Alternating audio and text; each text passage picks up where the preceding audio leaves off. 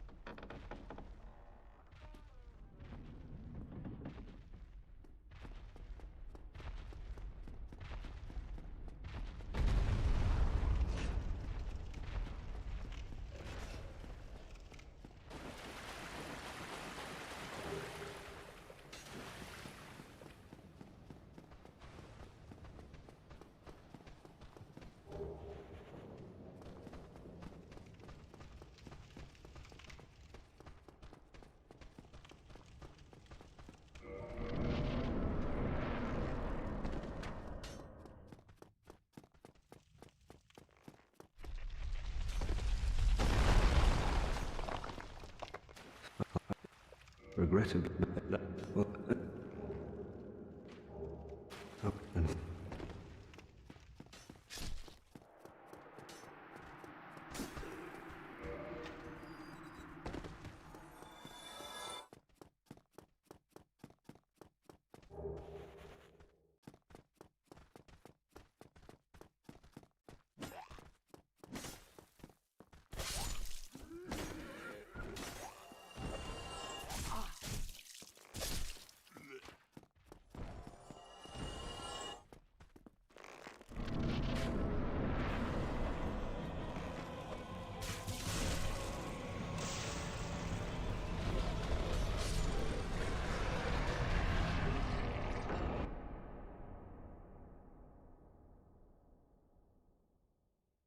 Mic track 2.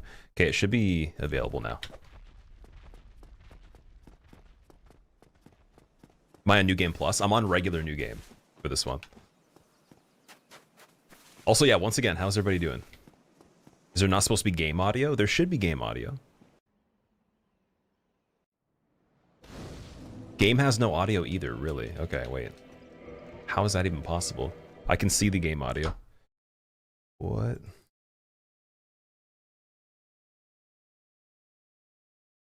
Okay, maybe that'll fix it. All right, we're going to restart. Let's do it again.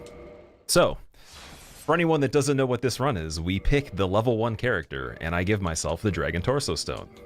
We're going to see how fast we can beat the game with the Dragon Torso Stone and level 1 Fist Only. This time, because we had some sound issues, we restarted, and now we're lowercase Dragon Boy. Amazing. Everything's perfect now. Awesome. One thing I got to do during this, though, I got to be quick here, is the timer is going to reset. Here we go. Perfect. The dark side.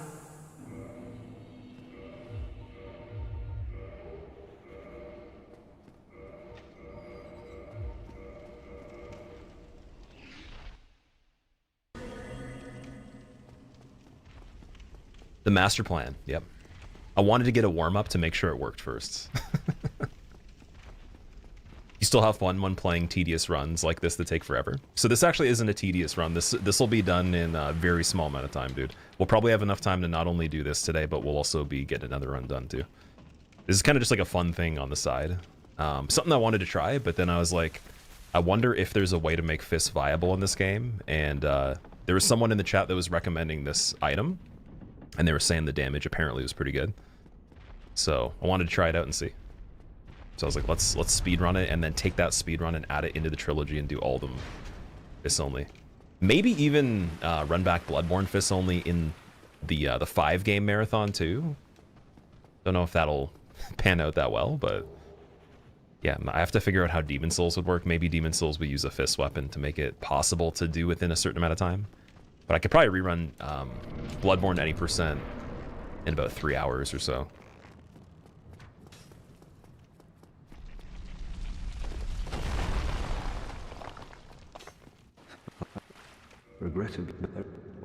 Regrettably, baba dee ba dee ba bee bee. That's this. You have to do Asylum Demon again? Oh yeah, dude, it was so hard. Asylum Demon, he took forever to die. Actually, I had to hit him, and then there was the whole uncertainty of not hitting him, and then his health not going to 0 immediately. Remember that.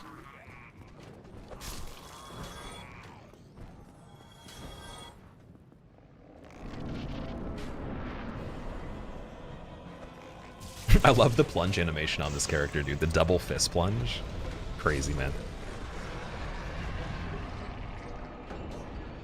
Holding a broken straight sword on purpose.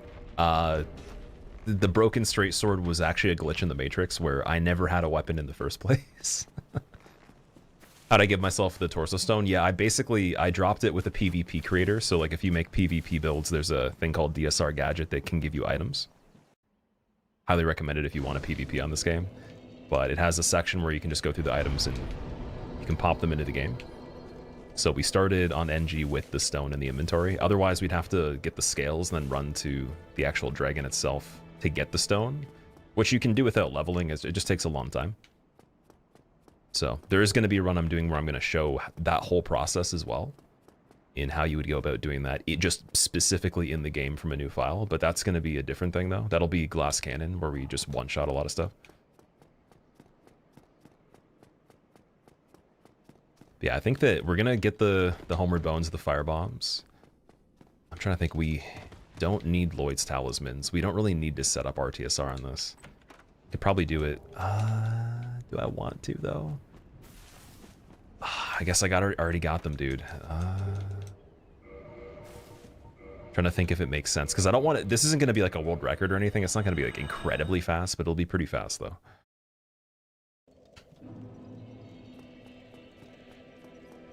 Since if we did Symbol of Avarice, we did Red Tear Stone, we can't afford to die on certain situations. But then it's good practice for hitless as well. You heard the strategy in this run is killing the boss and then avoiding getting hit by the boss. Yep, definitely do not take any damage from them if you don't have to.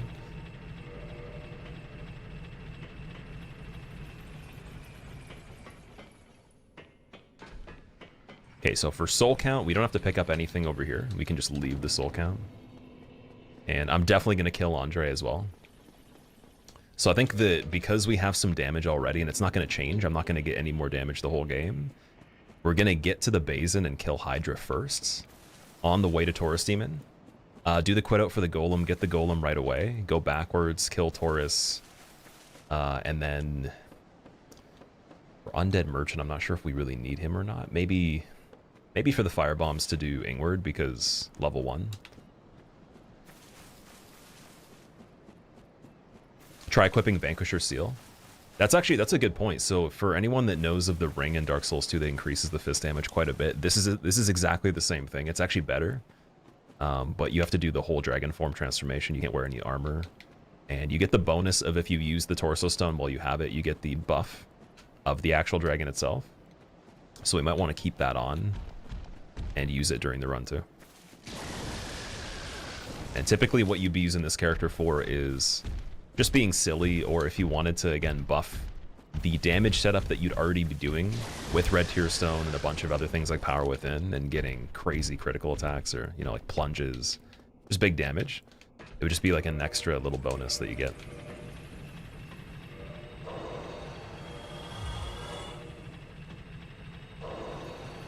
Do people still play PvP in this game? Definitely. People play PvP in all the games except for Bloodborne's kind of dead, from what I remember. And I'd imagine Elden Ring's probably the most populated game with the arena. Okay, so Donald we don't have to kill. We can just skip him.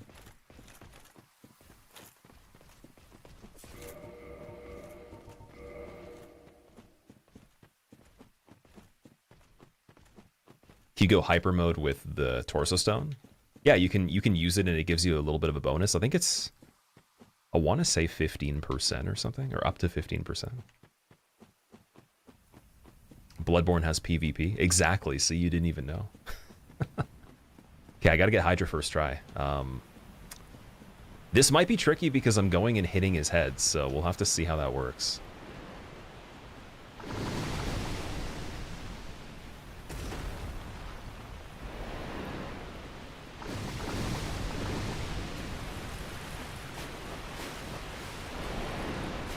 Like, it could be good to get hit by him if we have boosted defense, just for Red Tear Stone. But, we didn't grab it, though. Didn't get it yet. Okay, let's see how much this does. 269, that's not too bad. It's alright.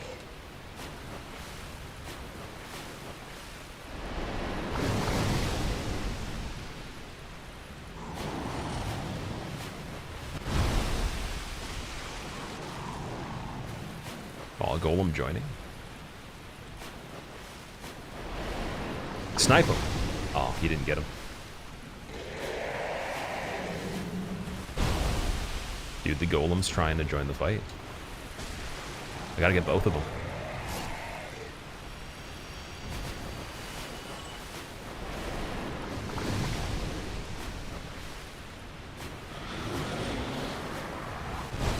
I had no idea where we were there. That was weird.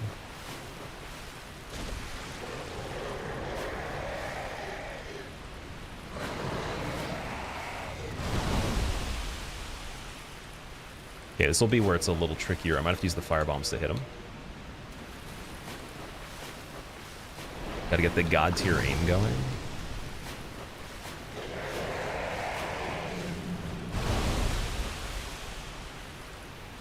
If I can see.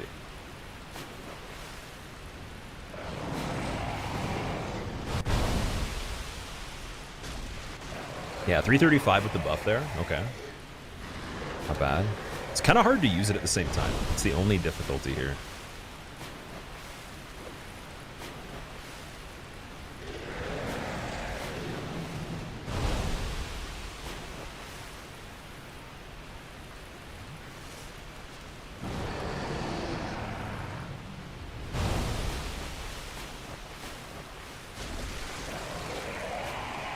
Okay, if we get the last head, we're in the business, dude.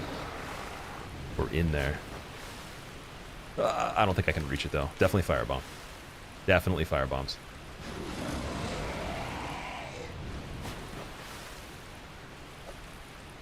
Oh, dude, imagine. Okay, his head dips right here. Maybe we can get it. It doesn't go the same spot every time. That's the only issue. Kind of changes a little bit. Yeah, that's one on him. Oh, I should have got it when it dipped. Okay, I can do this. I can do this. I gotta calm down a little bit. Dip head. Damn it. Okay, the edge is right here.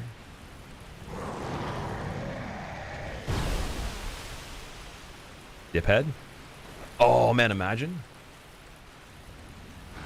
Could you even dream of imagining in a society?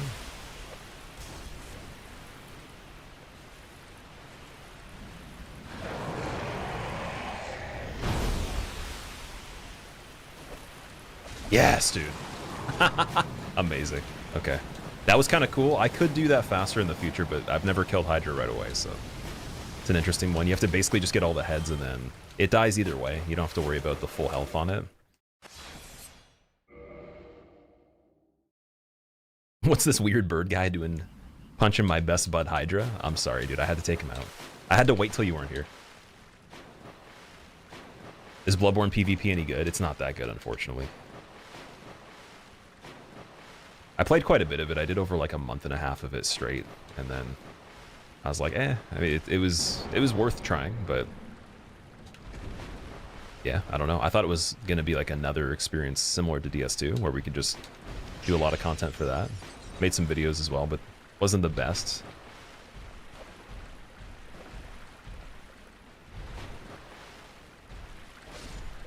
All right, there's Dusk. So we don't actually need Dusk. This is just for DLC. This is literally for DLC. I think once you do Golden Golem and you free her, you're good. But we're gonna keep going to Taurus Demon, and then technically is it gonna make us go Firelink because we didn't hit the cave? Because if we go all the way back around to Undead Merchant, we could do... Well, we're gonna be Firelink anyways. Then we could go Quailag from there right away. So yeah, that kind of works. Like Taurus Demon and then Quailag. And then we just run back. We don't have the shortcut though for Parish, so...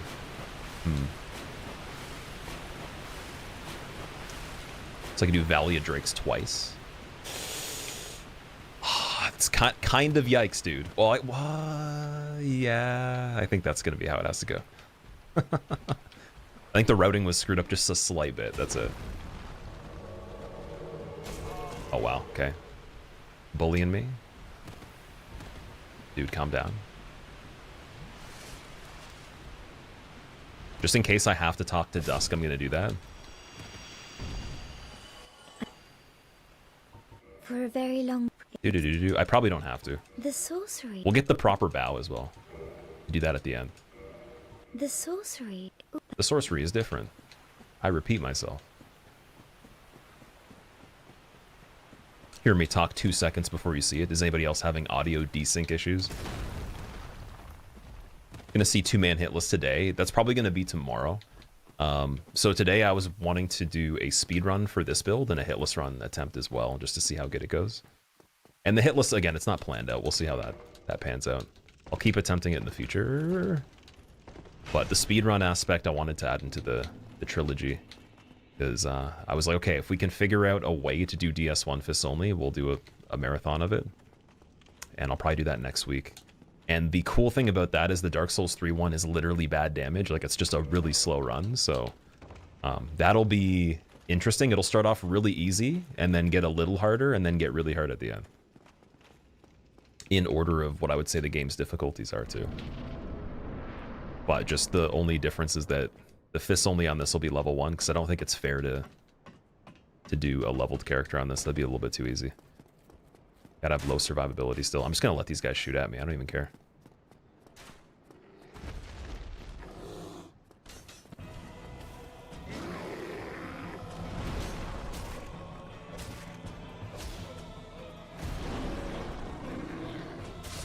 See ya. It was cool.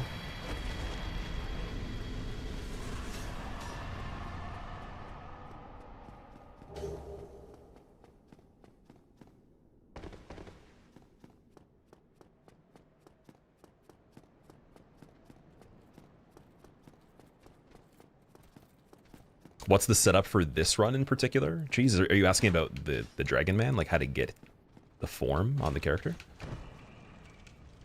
What's this damage? It's just the Dragon Torso Stone's damage. So if you are leveled or not leveled, that doesn't really matter. It gives you a flat bonus. It's pretty crazy.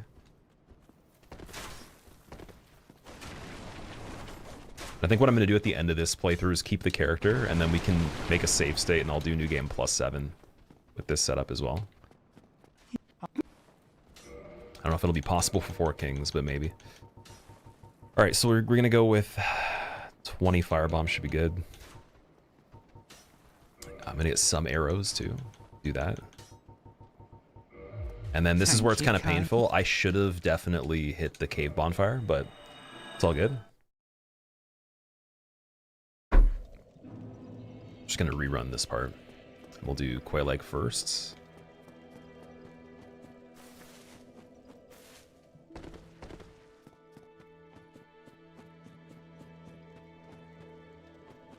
Teal shirt is actually teal this time. So this shirt actually, it isn't teal. It's straight up, like, it doesn't look the color in real life that it does on the screen there, man. I swear.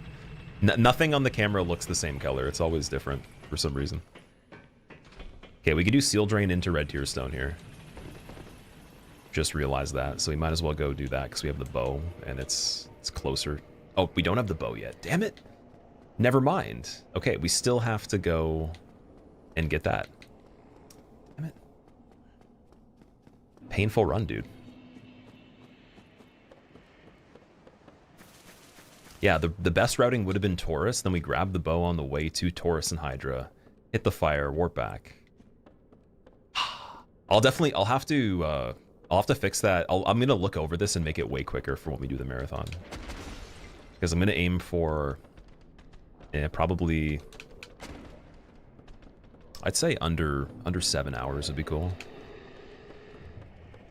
Does the camera add or take away 10 pounds? I've never noticed that personally. I think that when it comes to people perceiving what they look like, you never actually see what you look like ever because mirrors don't reflect, you know, like true perspective. It's just mirrored, right? And then on top of that, actual mirrors have different obscurity. So like mirrors in places where you buy clothing, typically they'll look different than, you know, maybe one you have at home, or like there's so many nuances with reflections in general. And then also angles of things greatly change stuff. So a lot of the things you see that are pretty glamorous, like there's definitely angles of that glamorous thing that look bad. So no matter what, nothing's perfect basically, and it's all nuanced. But camera adding 10 pounds, I don't know. I personally don't know how that would make any sense, but I've heard that.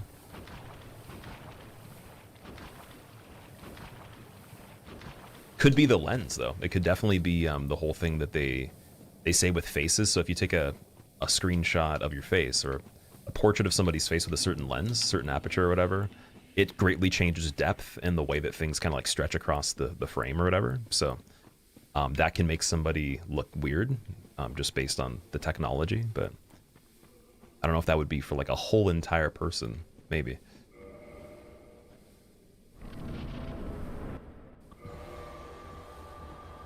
Let strength be granted so the world might be mended. So the world might be mended. Glad I could catch a stream. Toucan, thank you for the 28 months. Welcome back, man. How are you doing? I love how stupid the punch looks on him. It looks like he's trying to like maybe like shoo a fly away, like swat a bug out of the air. It's kind of weird. It's definitely not a mighty punch. Let me try the R2 and see. Oh, there we go. There's the haymaker, dude. Oh, that's like the hammer fist. Like, you're getting kind of like a little bit dirty, dude. It's like a street fight hammer fist with poor form.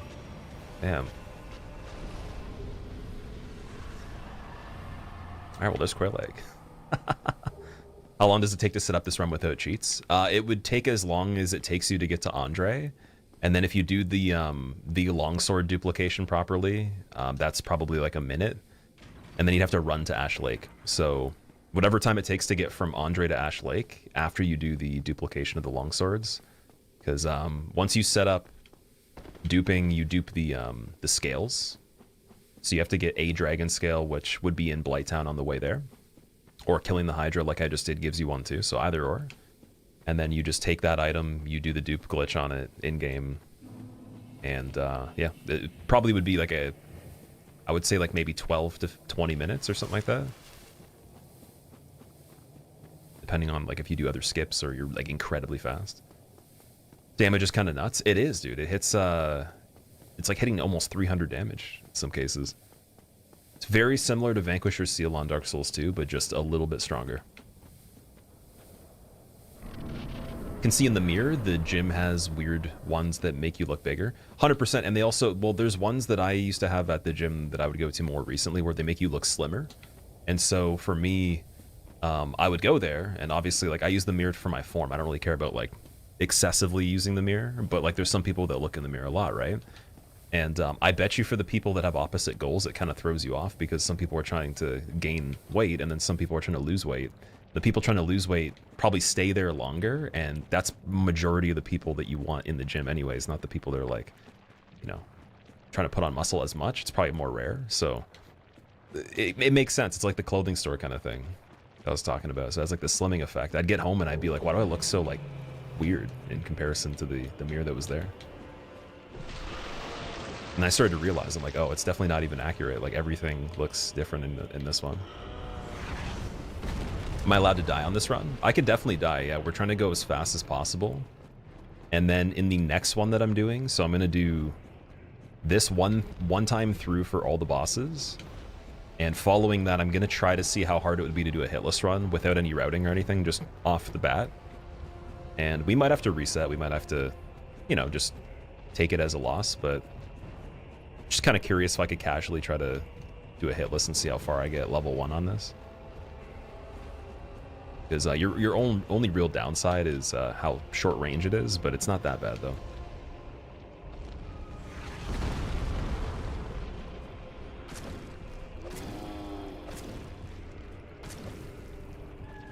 It's almost like a claw attack. Oh no. Use Soul Aquele. Use Homeward Bone. Too slow. Not too slow. Nate kinda too slow. It's all good.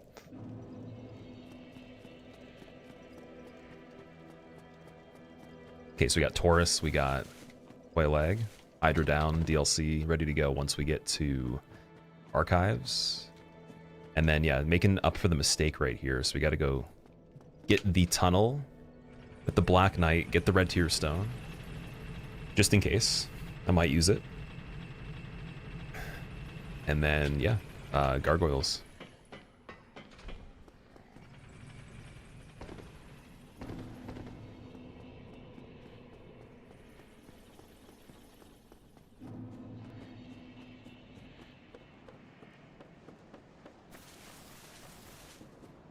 Already got Taurus. I did kill Taurus pretty quickly. I went right to the Hydra first, so we could just have the DLC section started. And then I just go back to it. It's the weirdest looking dragon you've ever seen. It's so funny, man. Compared to all the other dragon forms, I like this one the most because it just looks funny. But also the wings. It has like the little shit wings that are kind of like the Asylum Demon. And it has feathers too. Whereas the one that's in Dark Souls 3 it probably looks the coolest. If you wanted to just actually have like an accurate dragon form. One in DS2 is like a suit of armor.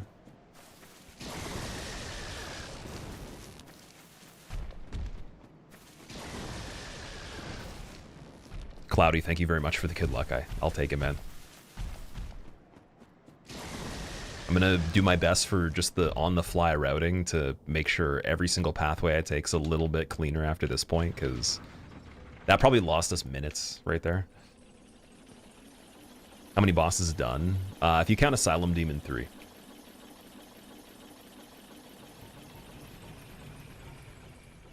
Should probably take off the humanities. I don't need those. I was gonna use them to heal, but yeah, I don't think I need that.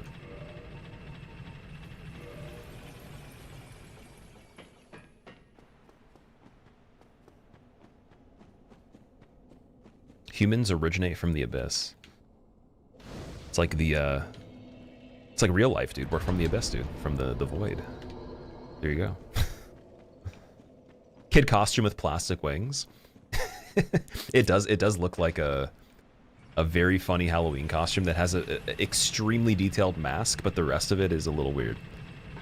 Like maybe the mask doesn't actually go with the rest of the costume. It's got a very tiny tail too.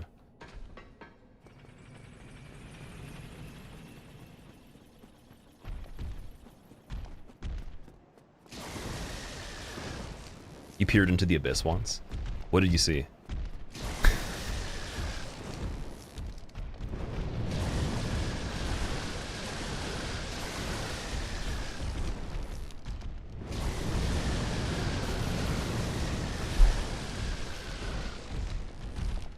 Yeah, just like in real life, man. That guy that was painting the picture, he just had a black canvas and they just started painting stuff. All the budget went to the mask, indeed, dude. See, that was the opposite for me when I was a kid. I feel like all the masks for the Halloween costumes were terrible that I had. I did Spider-Man one time, and the Spider-Man mask was just, dude, it was like fabric. It didn't look anything like Spider-Man. It was all crinkly, and it had a hole for the mouth, so you looked like you're, I don't even know, trying to breathe through it or something.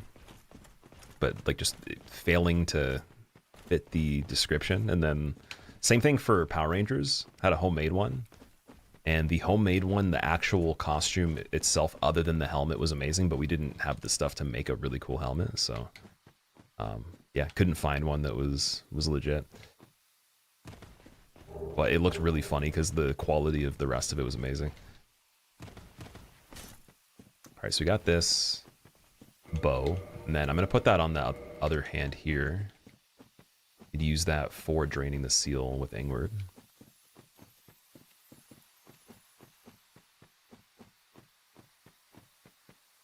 Phil, I highly recommend it, man. It's one of my favorite games. Favorite Souls-like, for sure. You go to Party City and look at the super expensive masks. Ask the attendant to take them down, knowing your parents would never buy you them. Oh, you were teasing yourself, dude. That's crazy. I remember I saw it was a collector that had the masks that were props from the movies of superheroes and different types of you know, fantasy, whatever. And some of them looked amazing, but I was like, okay, I bet you that would be kind of uncomfortable to wear though. Like some of them looked like they were really heavy. Like almost like you just use it as a like a mantelpiece or something, just like a display thing. But yeah, Andre, I'm gonna kill you. I'm sorry. Oh, before we do though, we might want to hit this. I can also wait. I could do that later with Red Tearstone already set up right after Gargoyles, maybe? Or, oh, it's gonna go back to full health though. Oh, yeah, I probably want Red Tearstone. Although, he's gonna trade with me though. He's gonna hit me and kill me pretty quick. So maybe fire bombs for Andre.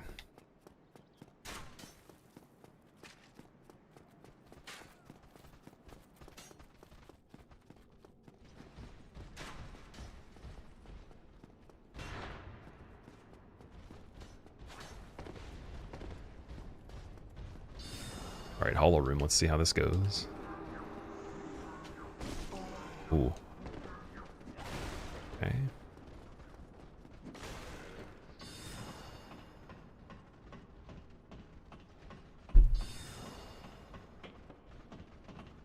Better hide the body for Andre. I don't have time to hide the body, but I don't think they're going to suspect that a dragon killed him, though. They'd be like, ha! A dragon inside Parish Tower? They'd be like, you can't simply fit a dragon in here. They didn't think of the mini dragon boy. They didn't think of baby dragon at all.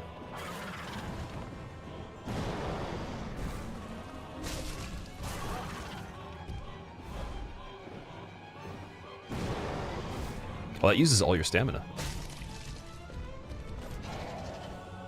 Scuffed Gargoyles, imagine. Imagine not being world record all-time champion, red carpet premiere, Lamborghini scissor door, 7-foot vertical leap. Ready on this one? Oh my god.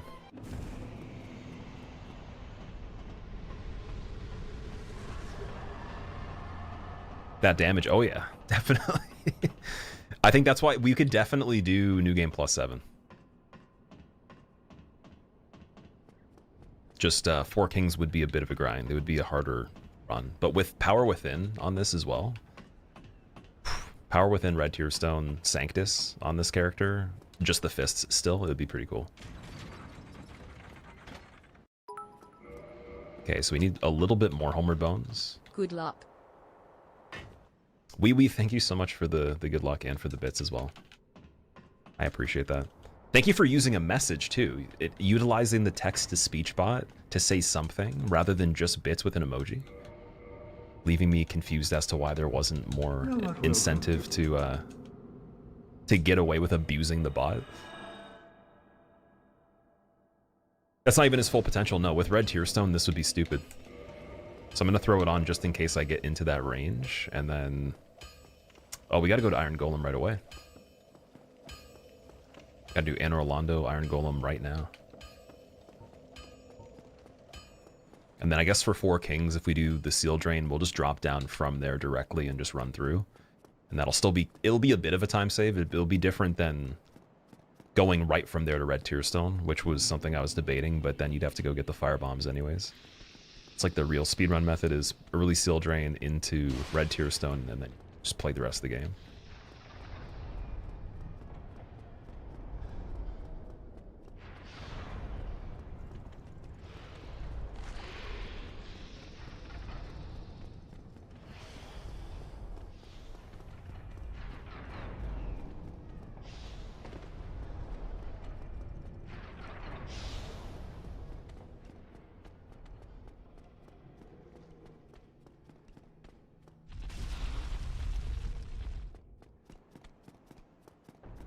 I'm trying to think, should I get Steel Protection? Nah, I can't do that. Can't get Steel Protection. It's a level 1 run. We can't do that. That's silly. That would be silly. Avarice, though. Yeah, we were going to get Avarice just in case. Or were we?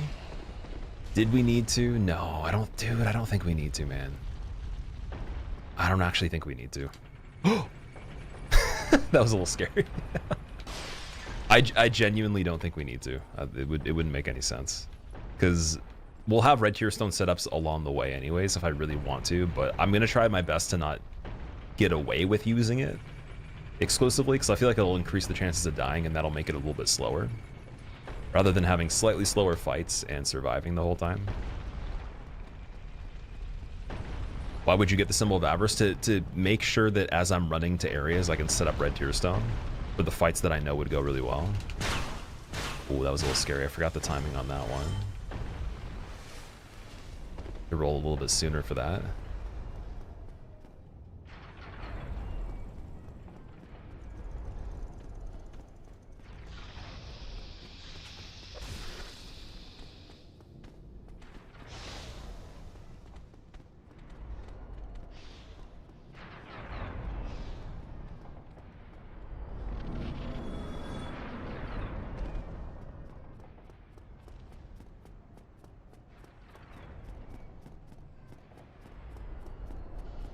He holds it, replacing his fist. Wait, holds, what are we holding? We're talking about the shield? Also, picking those up was not the greatest idea, too. Okay, cage key, I don't think we need. Black fire bombs, definitely don't need those. Because we're not killing the giant for anything. And then I'm gonna not do golem the actual way, where you just you kill him while you're having the other giant bomb you. Or sorry, yeah, golem without the fire from the giant bombing you is the typical method, but that would be insane, so we're not going to do that.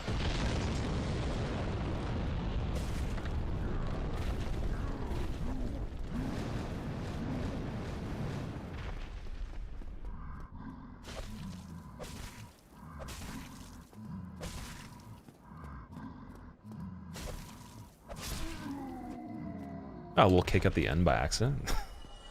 For the style? Okay. Can you two-hand your fists in Dark Souls Remastered? You can't, unfortunately.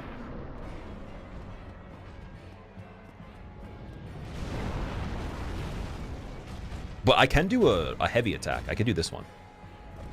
And it missed, okay. Oh, I just realized we're going to do so much damage that knocking Golem off right away will be a bit quicker. So I got to be careful here. Yeah, it's not too much damage on him. It's respectable still. Seems legit on this one.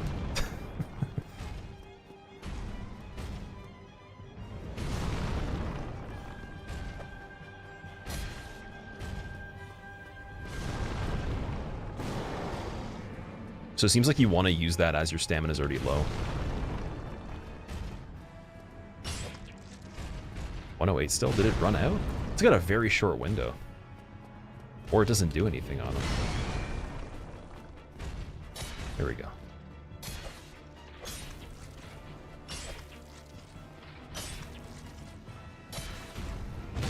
Goodbye.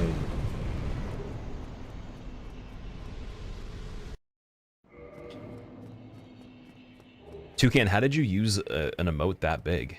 Or is that a glitch? Oh, dude, in chat, okay, I just saw the preview on the stream in the corner. The emote you used on my screen right now is taking up like a good third of the chat. It's a giant. And it's super blurry too. That's really scary. I wish I could show you right this second, but it probably looks normal for you. That is freaking me out. The motion capture of this game makes the game look not real. Does this one even use motion capture though? I was under the impression that this one didn't do it the same way that Dark Souls 2 implemented it with the main character. I was thinking more that they just based the animations off of like packages of things that existed already that were out there, but I heard that DS2 actually did the live motion capture for certain things. And it does feel really weird, so it makes a little bit of sense there. Okay, I kind of screwed this up a bit. Supposed to jump earlier there, damn it.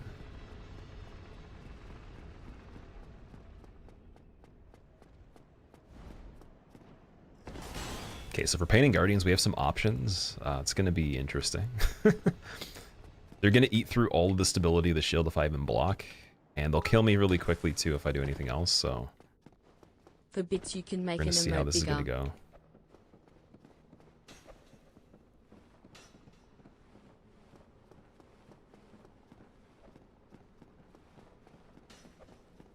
Where are we going? We're going... Oh. No particular direction on this one. Okay. Gonna fall off? Oh, okay, cool. Good RNG, dude. That's really lucky. Nice.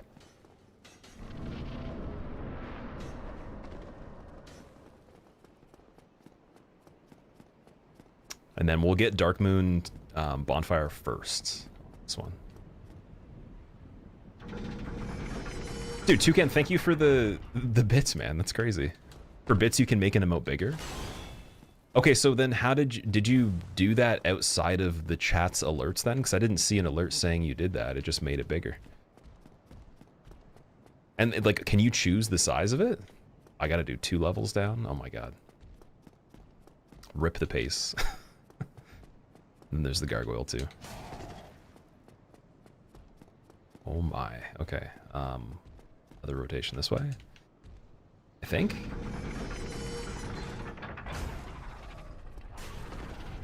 Yep. Oh, imagine that. Oh, we got red tear stone. Nice. Oh, gargoyle, don't even try. Don't even try. You're not making it down there yet. Painting Guardian's behaving impossible. That was so lucky, dude, because he can throw the throwing knife, and with the same type of timing that I had right there, he'll go from throwing the throwing knife to running, and then he'll do a jump, and the jump will warp him into your back, and he'll automatically just be backstabbing you out of nowhere from like 5 feet away, and you can't turn the corner. So like that's really lucky. I've rarely ever seen that before, trying to go quick through there. You have to set to 600 bits to make an emote giant. Okay, well, if you did that before and it didn't pop up, unless you just paid the bits to Twitch to do that, then I guess rip. Rip the bits, but if it was supposed to be to my chat, like I get to see it, then I didn't see it. But I thank you for making the emote giant, I guess. Dark Souls 2 is the most realistic of the trilogy. People don't recognize reality well. It's hard to recognize reality when you're in reality and you don't want reality to be real, so you're trying to, like, you know, trying to be two-dimensional and all that. Bro, it's like trying to be like anime, bro. It's like being 3D is just tiring, isn't it?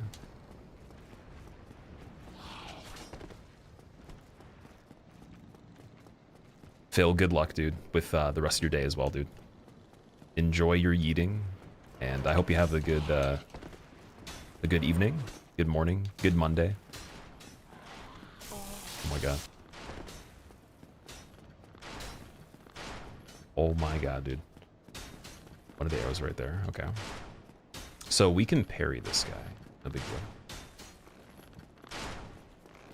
Just gonna have to heal right here, which is fine. It's super safe. I could probably just straight up hit him, but we'll see if we can get him to run off. Sweet, okay.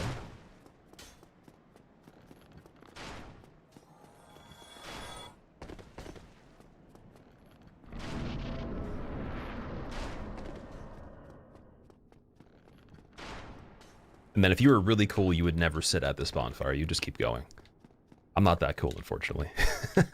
I'm not cool enough for a lot of the super cool things on this, but we'll do some of them.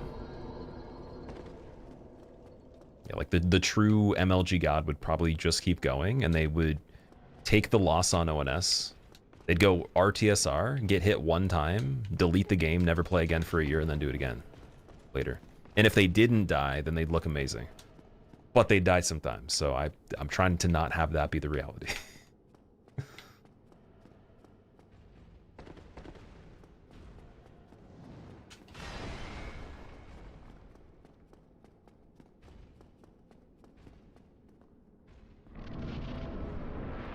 Alright, I don't know if we can stagger Ornstein on this. Might be a little bit tricky to do that. Let's see.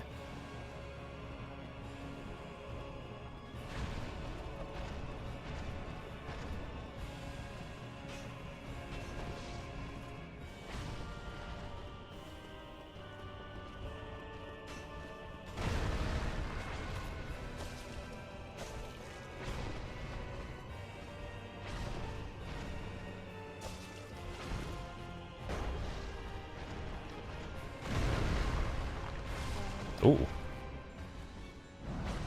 Oh. Oh. RTSR setup. Double chug. I don't even want it.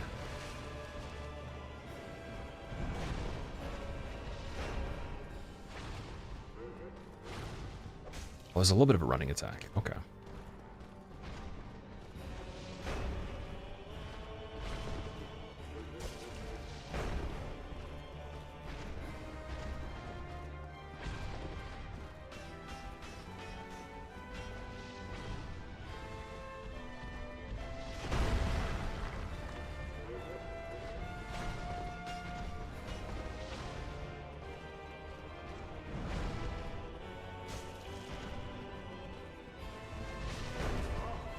Ouchie.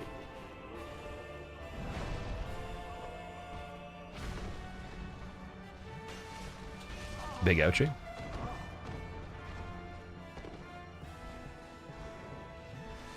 No ouchie.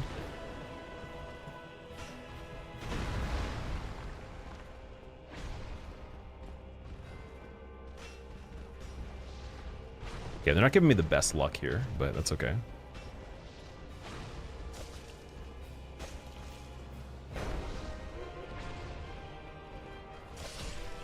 There we go.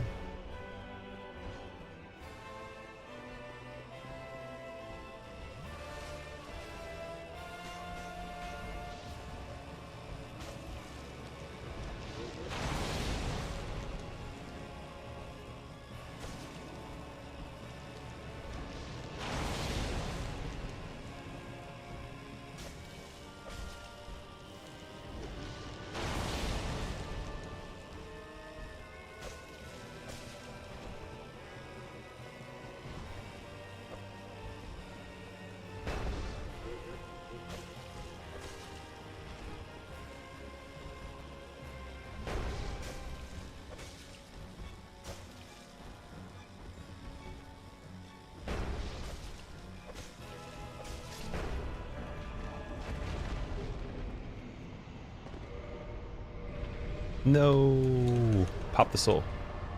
Ah, that was rough, dude. I screw up the soul pop. No, I do that casually. Damn, okay. Yeah, that was a little bit of like a medium length fight there for this kind of thing. Otto, how are you doing? Welcome. Is there a reason for not using flip ring? Just saving time? I'm gonna probably get the flip ring on the way to Sif, so I will pick it up. I just didn't want to go through there yet because just wasn't ready to do it early on. But we have to go there on the way to Sif, right? So it's perfect. Oh, I should have... No, don't talk to... Okay, fine, I let her live. I let her live, but we have to kill her right now. I was nice, and then we were not nice. Because we need Gwendolyn. And I think that's where we're going right now, too.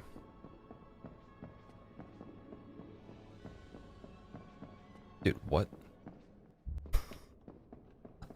It wasn't triggering.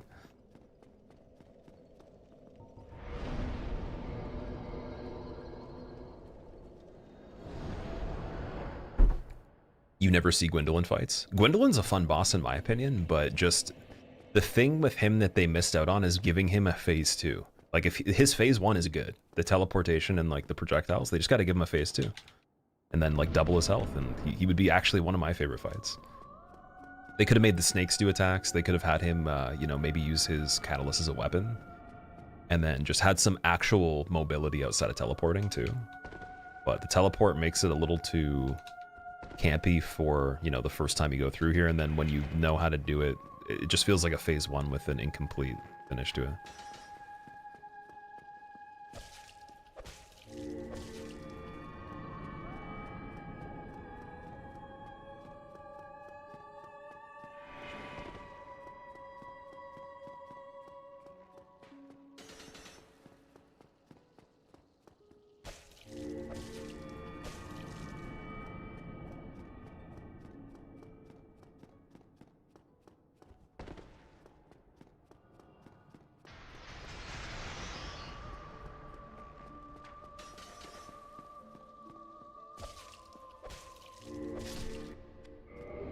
Goodbye.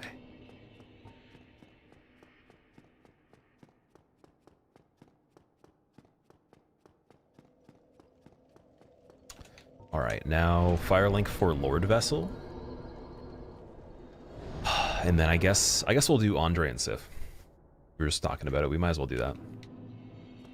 And also, because the order... Oh, dude, yeah, we don't have Firelink Bonfire active. Which is completely fine. There's no big deal with that.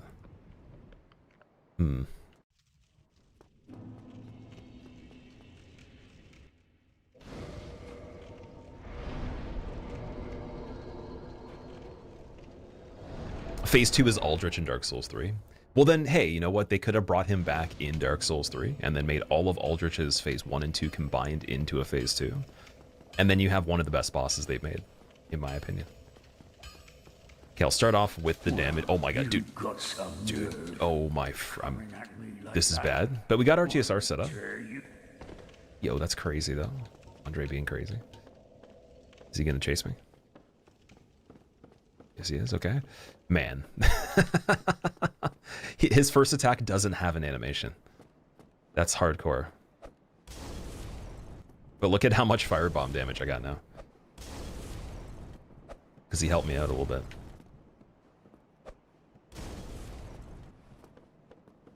Curses.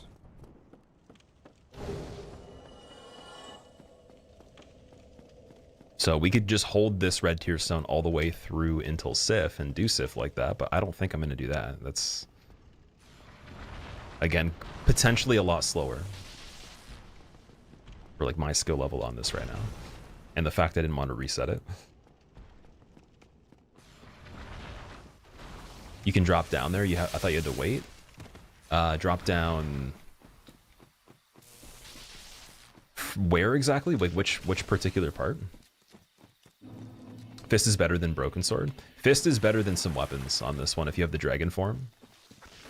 So this is a level 1 character, but Dragon Torso Stone in general has its own damage for the transformation. So it's kind of like Vanquisher's Seal as the ring that boosts the fist damage. It doesn't tell you the number on the character sheet though. So you have to basically transform, use it, and then you'll see it. And I don't know if it can actually go up or down no matter if you level the character or not, because it doesn't scale normally when you have bare fists on this one. This is mainly a feature of the item itself. Or I guess not the item, but its transformation that it gives you. And then the item itself does give you a bonus as well. Like it has the ability, which boosts your damage a little bit.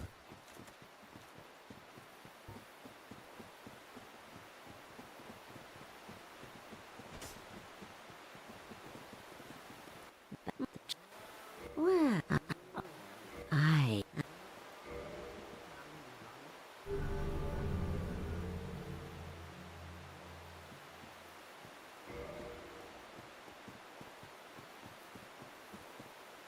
Okay, we gotta make sure we kick him, because if I hit him normally, he'll attack me.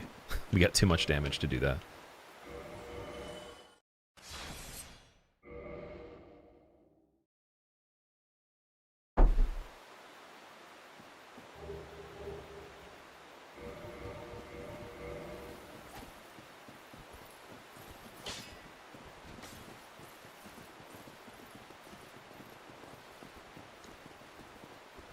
Oh no, the wall jump. Complete fraud, dude. Phony gameplay on this one. I didn't even do the wall jump. What's going on, man? Okay, that might mean that every single skip I've never done in my life that I'm not even aware of will happen automatically, and then everything that I do know how to do won't work. And we can kind of play the reverse Uno on Miyazaki on this one.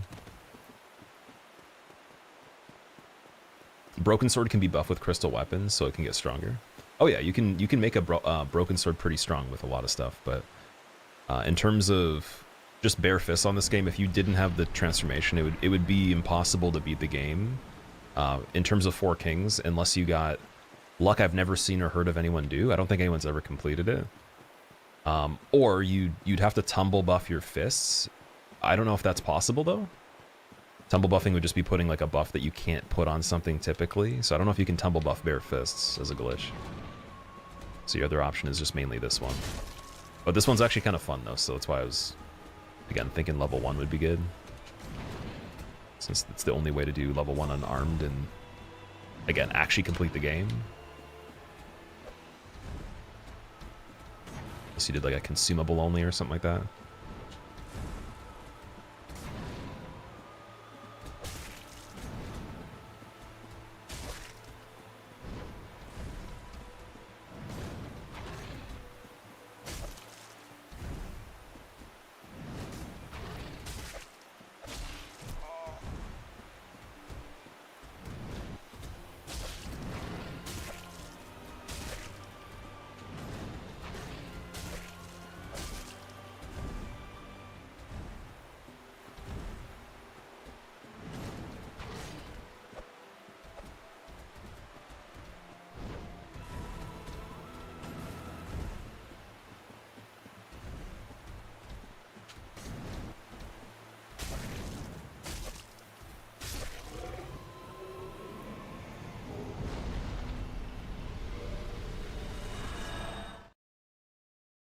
All right, there's Sif. And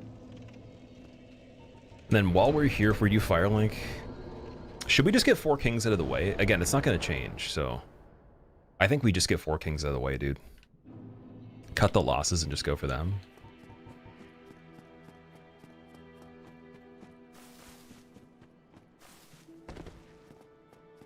And then technically from here, if we did 4 kings, we could homeward go Beta Chaos early and then do Nito and Seath a little bit later.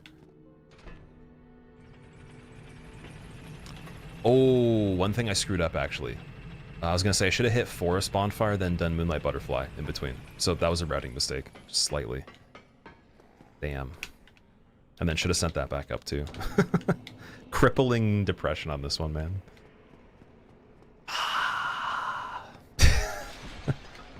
You realize the dragon form, Flinny? How many bosses in this run do you have to literally fist down with no gimmicks? Oh, like, you could consider this, again, like, it's definitely heavily assisted by the items, so you don't have to worry about any of that stuff. Ooh, also, in terms of Transient Curse, can I do a running attack on this ghost reliably? I wonder.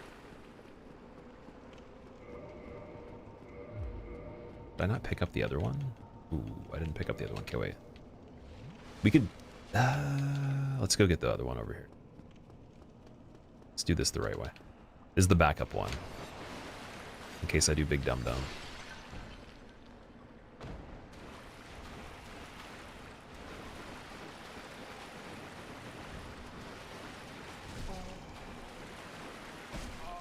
Ah.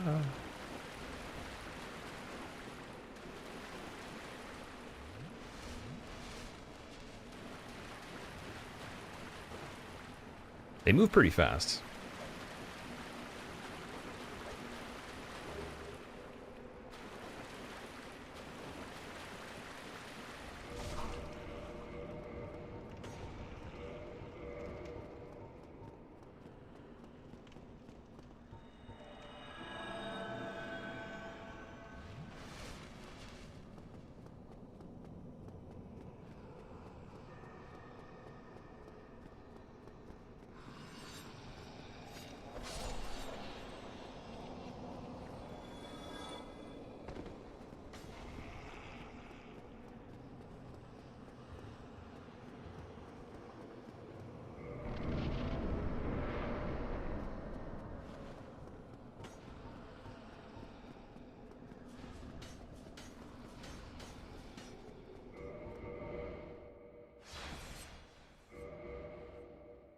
Do I know the disappointed meme? No, what is that exactly? The disappointed meme.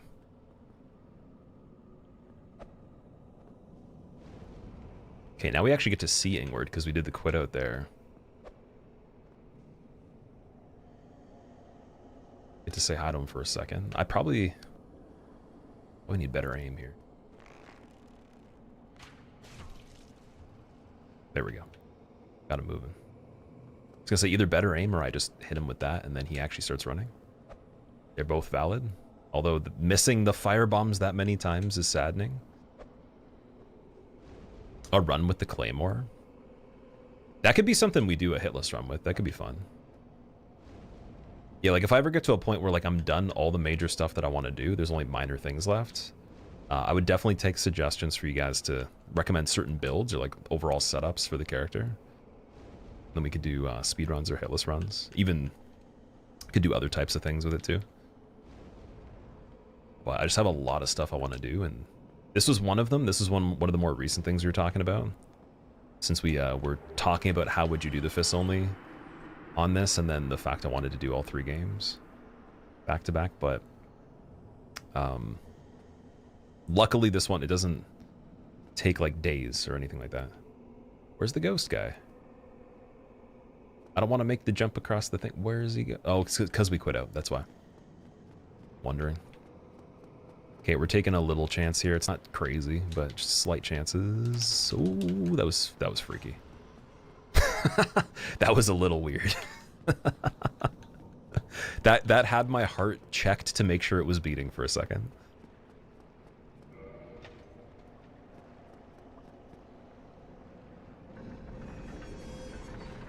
And then, yeah, typically you would have done this at the beginning if you were really fast, and then you would just go right around the corner, get Red Tear Stone backwards, and then start the game from here. But you would have, I think it's just 6 fire bombs and then the bow, and that's it. So, like, that's pretty hardcore. You can't really afford to miss anything.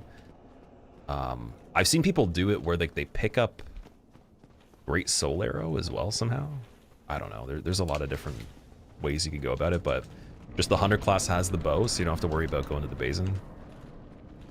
On level 1, I'm not sure, though. I think you might have to route it a little different.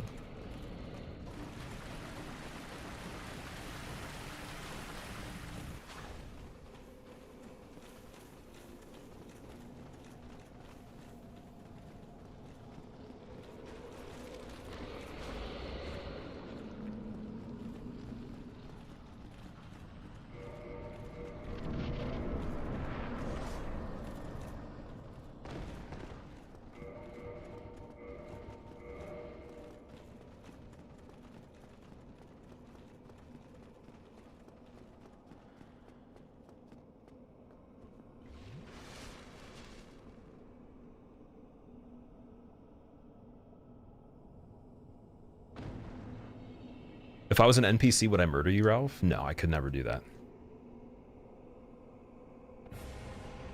Although you might be scared of my character, though. He looks a little scary. I know you get frightened by certain things, you were telling me.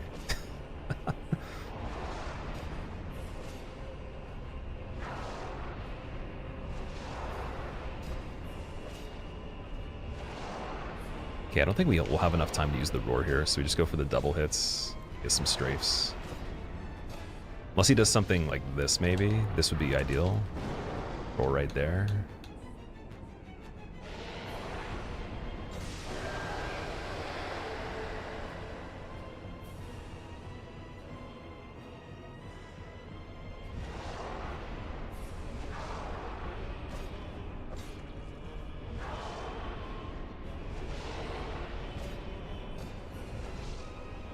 This would be ideal as well.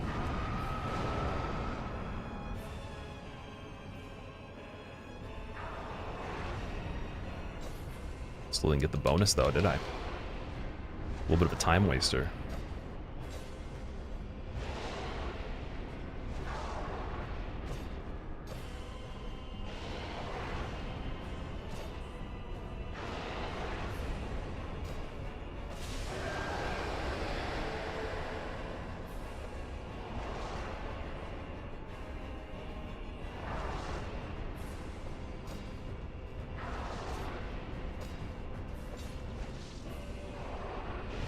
Ooh, we went back into the hand there. I turned back for a second.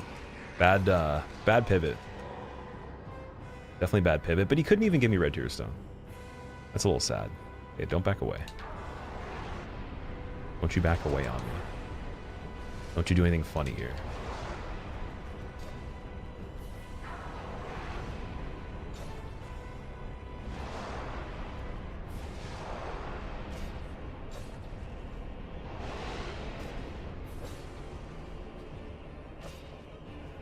That was pretty clutch right there, the rotations. Okay, other king is chilling. He's big chilling. He's John Cena Bing chilling.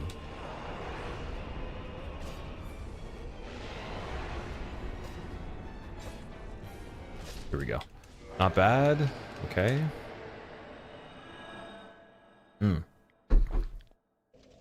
So now right to... It could be either Quail-Egg or Nido. It doesn't really matter. But we're gonna want... We want Fog Ring and Slumbering for Nido. Ooh, so Slumbering didn't get Griggs. I have to rerun Sens then. So I think we go... Oh, Beta Chaos also not enough Humanity. Ooh.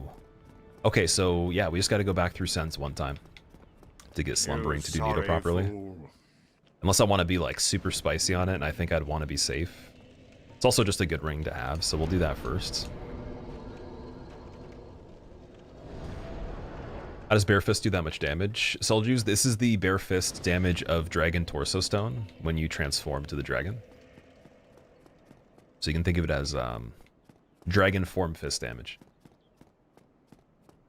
It's basically the only way to do this game Fist Only legit that's gonna let you beat the game. If you didn't, there's no one that I've ever seen complete this game Fist Only without that. I don't think it gives you enough damage to do it. But it is convenient that they had that in mind, though. It is really cool.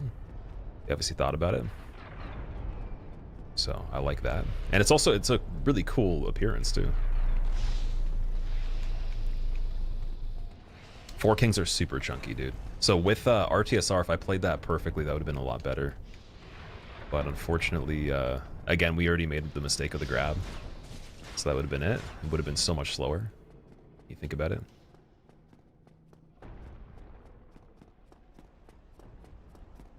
But yeah, there'll be a time, like once I do actual speedruns on this, the real glitchless ones, I'll feel a lot better resetting a run because of stuff like that.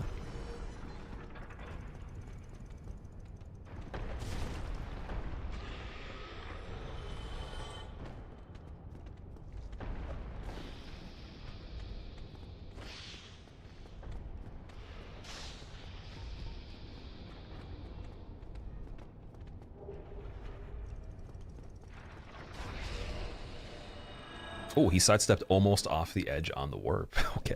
Alright, so that's acquired, and then we go Pinwheel.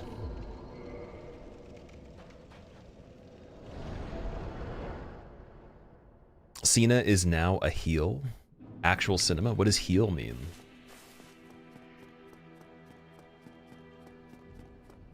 Zhao Sheng Hao Zonggu Xianzhe Wao Yu Bing Chillin. You don't know Pinyin, but you copied that. Is that exactly what he said in that video? I don't know why that particular him doing that promotion made my day. Like that it makes me happy seeing that one. It's funny. What's the stopper for real fist runs? You mentioned something about Four Kings. So there's not enough damage to be able to beat the game typically. So Four Kings has a time-based element where you get about 16 spawns of them in total throughout the fight, I think. Or maybe, sorry, it might be 12. It might be 12. It's an absurd amount, so you wouldn't be able to survive long enough with the maximum amount of heals and any type of setup to be able to do the damage if it's like 1 or 2 points per swing for the total health pool. So there's no example online of anybody doing it that I could ever find or anybody had mentioned existed. Probably because, again, it's just not likely. Likely meaning like 99.9 to the million decimal impossible. But if you look at something like DS2 or 3, like it's very low damage, but you can get up to like maybe 50 points a swing or something over time. And even though the health pools are bigger on those games, for certain things, it's like, it actually makes it possible if you play really good. Even in a fight like Deacons too, you can get more creative. It's not too bad. Let strength be granted so the world might be mended. So the world Okay, we'll do our little quit out right here. And then I think, so I might have wanted to take off Darkwood Grain right here. And I think if that makes sense. I gotta take it off anyways. Should be good.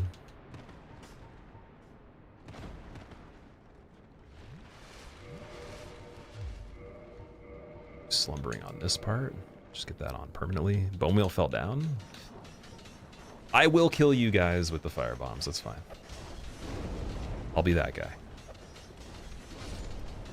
And I'll kill the skeleton. Oh, I kicked him off? That's rude. Oh my god. I feel so bad. 2 fire bombs left in a dream. Let's go. No black fire bombs. Just Beta Chaos with Ultra Instinct here.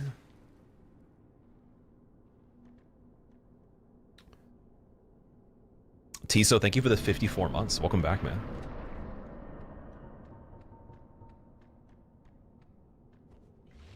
How have you been doing? Anyone tried it with tool assistance? So I don't know if task runs work on this game because of the variability of it.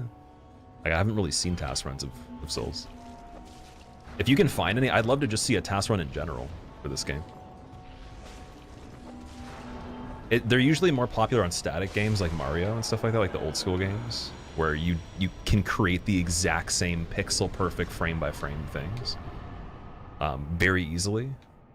It's like just a matter of literally frames itself for the records and stuff. But in terms of this, like what you end up coming across, excuse me, like there's even some skips that exist for this with like the more 3D games that are pretty RNG heavy, where you wouldn't humanly be able to perform it in a run, really. Like, you might be able to get it 1 out of 100 times, but the likelihood of doing certain no clips or whatever in real time is like almost 0%. So like you wouldn't even be able to see that skip. And there's things similar in the 2D games, but with this, like tassing something that's not even a skip but just purely playing better, it would be a mathematical improbability, because you'd be taking about 4 or 5 attacks sometimes. Like, let's say there's 2 purple projectiles in the air and at least 2 or 3 swings from a sword of 4 kings all at the same time. 2 at least off screen that you can't see, that you wouldn't be able to hear, amongst also trying to pay attention to the other things. It's really tricky to say a robot could do that still, because it's just an improbability or inputs to the outcome, right? It's kind of the way I look at it. So I don't know how that would work. Like, you wouldn't be able to make up new things that you can't duplicate yourself and, you know, do twice the amount of animations, right? So it's not so much that, like, playing a fight really long, like let's say you had Gwyn. Gwyn, you could hit 1 damage on Gwyn even though he's really hard and just survive, but 4 kings would multiply and multiply, and then it would be a time related problem. And then deacons, even let's say you had deacons with 1 damage on DS3, you're just dead once they do curse. So there's a indefinite timer. Oh, we didn't get the shortcut there for Asylum? No way. No way, man. That's incredible. Okay. Gotta go back down here again. Wow. Should probably just homeward.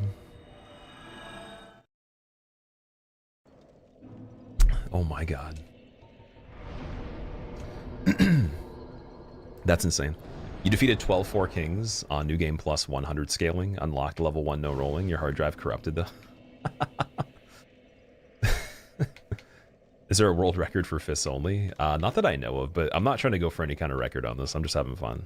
And what we're mainly doing this for is just practice, so I can see if I was to try to beat the game like this, how it would feel to play, how the numbers are, and how, you know, like what we're skipping, how we're ordering stuff.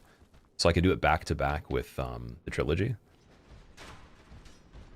Since I did say I wanted to do a trilogy speedrun fists only.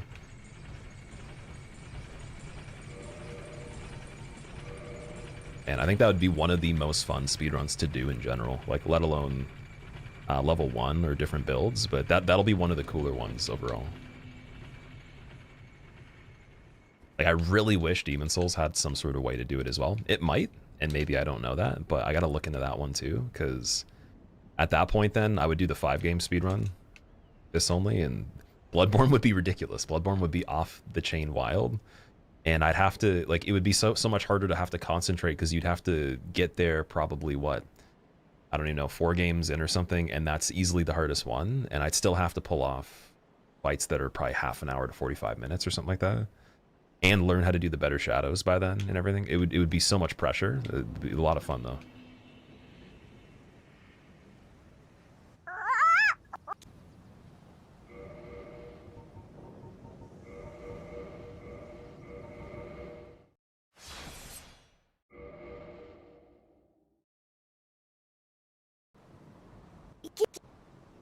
Alright, Fog Ring obtained, Nido time.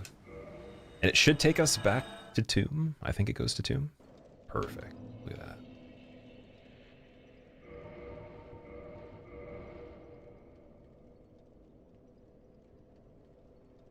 Okay, not gonna repeat the mishap of what happened on the Seamless Co-op yesterday. I tried to take Cheese's route through the Tomb of Giants. He goes a little bit farther left. And we were playing together, so I'm like, okay, I'm going to try to go left, because he was following me through here, and I had the Skull Lantern active, and I goofed pretty big, so we're going to go this way.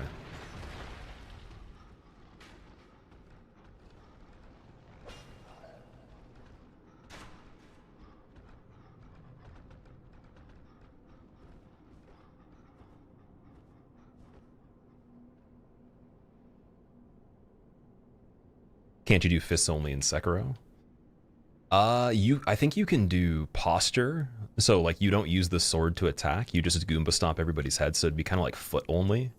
And then you crit with each like little indicator that comes up after you've maxed out their posture meter. So yeah, you can definitely do that. That would be the closest thing on that game. Never tried that one, but I've seen people do it where they just Goomba stomp over and over again until the posture's full. That would be very fun though too, because you'd have to get so good at knowing the jump timing and how to like kick them in the head and stuff. And also just a lot of the things you'd want to deflect, you can't, so the extended combos literally have to be handled in a way you'd never see, because you wouldn't be able to end them. And it would just change all the stuff going on. It would be very different. At least for me, that'd screw me up a lot.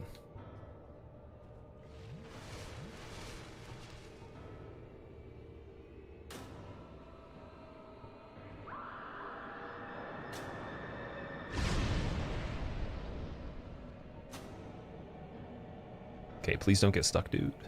Don't get stuck. Nice, nice.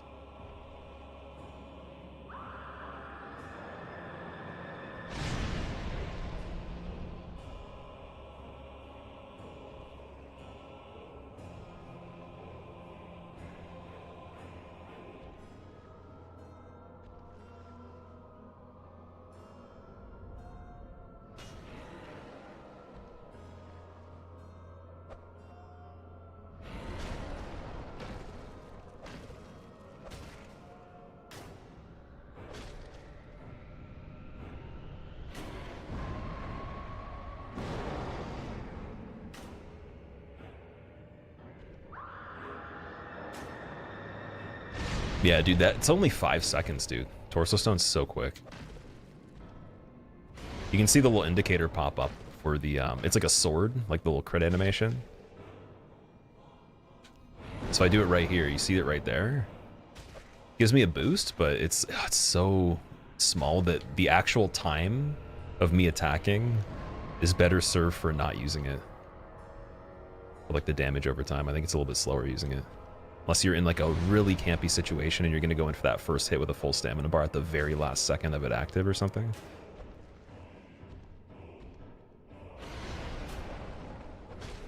I can't hit his leg that easily. It's missing those, wow.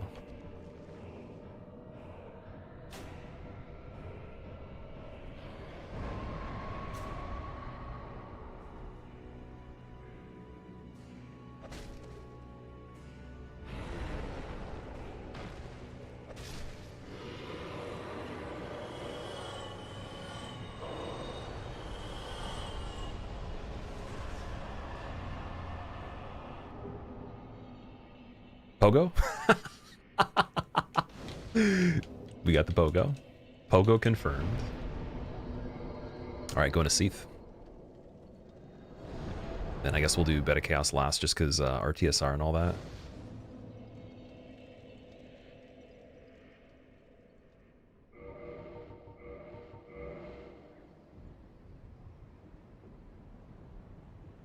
You can not attack, wait for enemies to get bored in seppuku. There you go.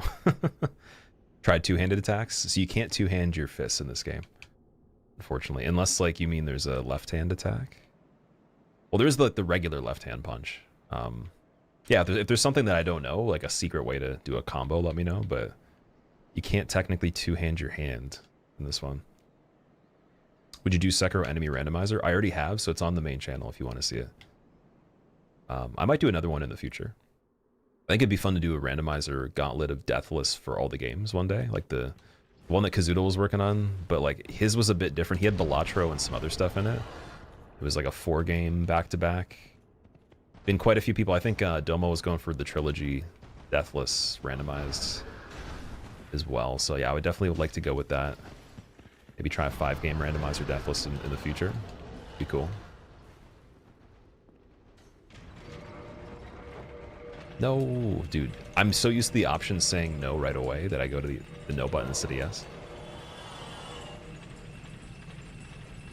Alright, YOLO no foggering here. Just going crazy.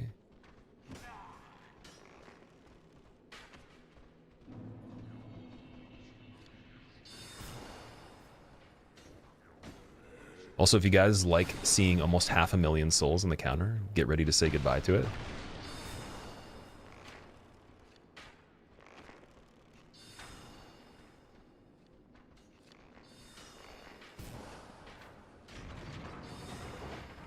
Like, unless we go for Duke Skip, I don't know if I'd be able to... Could try it again. I didn't prepare for doing it on this one. We should probably just go with the regular route right here. We'll do it the normal way. Oh man. Wooting gonna set up RTSR for BOC. Red Tearstone for Bed of Chaos. Is that what you're asking about? So what would I need Red Tearstone for on that one? Have I done Duskblood's level 1 hitless yet? Yes, definitely. Twice. At the same time, it was on Switch, and then I got the extended edition on PS5 after the grace period of exclusivity ended, and then I time traveled, came back, played both of them with each foot, and then I ate 10 live chickens that were actually learned to be robots at the end of the day, that were just robots with chicken breasts in a costume to not scare the vegans. Oh, see, I didn't die quick enough on that. Oh, don't get cursed, build. I'm cursed, that's fine. I think.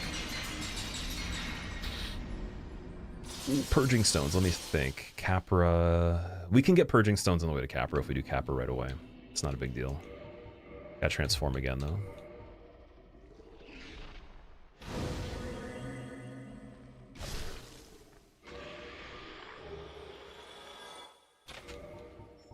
Yeah, you get the Beyond the Grave curse, unfortunately.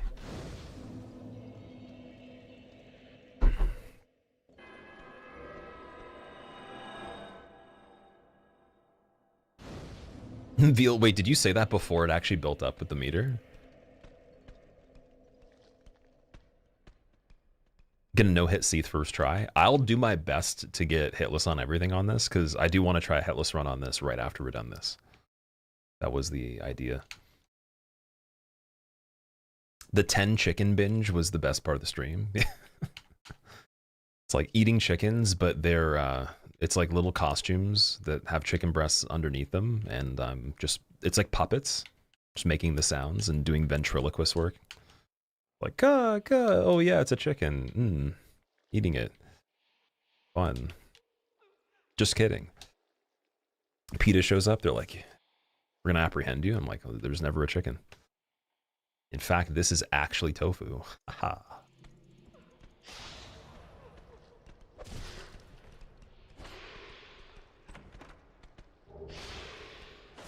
There we go. Okay, you saved some time for me. Thank you. I was wondering if they were going to get me on the first swing or not.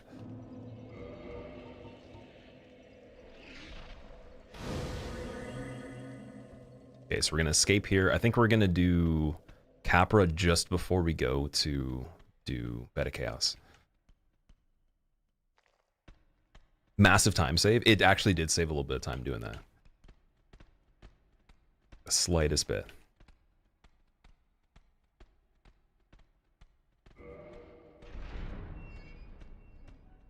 But streamer, why aren't you quitting out on every single door?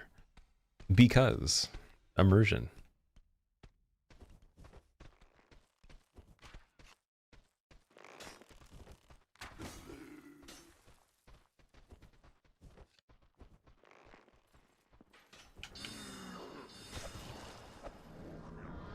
Wait, teleports. Okay. Okay. Let's see. He's doing the dance. That's fine. Buff dance is good. Very good. Thank you. Keep doing buff dance.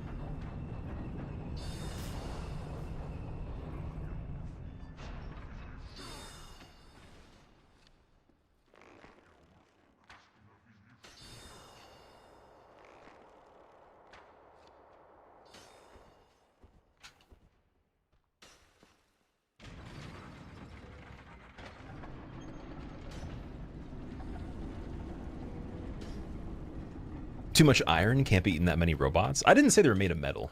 Just like biodegradable, earth-friendly, vitamin-based, protein-synthesized, lab-grown polymers. You've never seen that Chandler teleport? For me, like at least half the time he does if you don't kill him right away. And then he does that just to block off the other hallway there. I don't think the other one does, though. It's just the one that's right there. So technically it's a little harder, but because he did the buff dance, that made it super easy.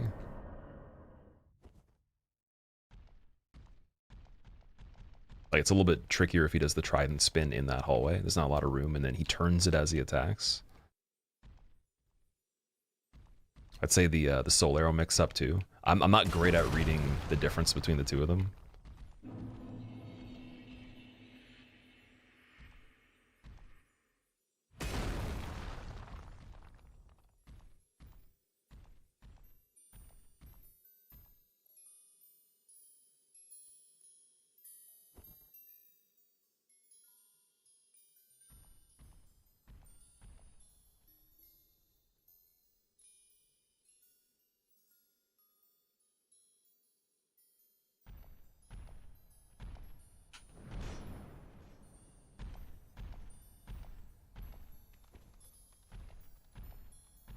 They always teleport away from you, Stout.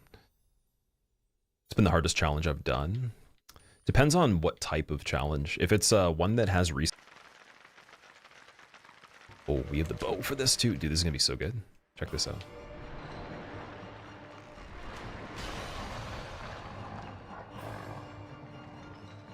Oh, clammy guy. I'm gonna quit out on that actually. We'll do that again. We'll just start from the other side of the arena, because we don't want clams to deal with there. They might be kind of hard to hit. That's a pretty typical thing, but like with a lot of other setups, it wouldn't be a big deal.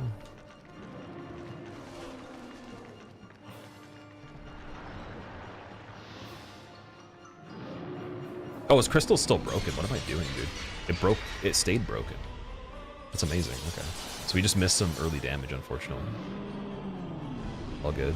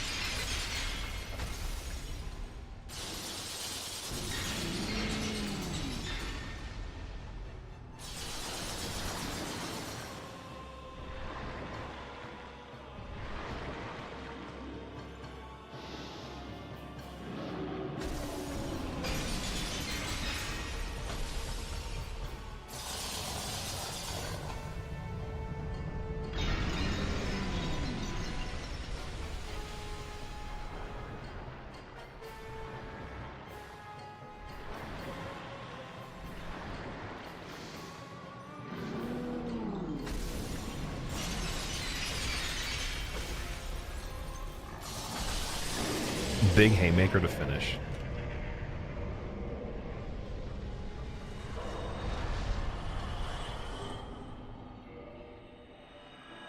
Okay, so from here, we're gonna do Capra. We're gonna go do Capra. So lower Undead Berg skip. Ooh, that'd be kind of sketchy. Do I do that? Do I even try that, dude? I kind of have to. I definitely kind of have to. Because we're not getting basement key on this, so yeah, we'll do the skip.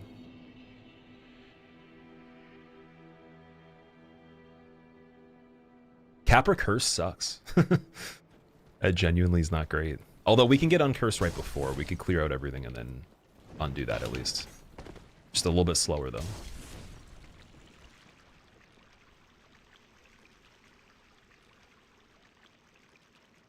How does the fist deal 256 damage? Light vision. So it's the dragon torso stone that does that. When you go dragon form in this, the fist damage gets boosted. Okay, I don't know if I'll get this first try, but hey, let's see if it works. Would be amazing, but unfortunate.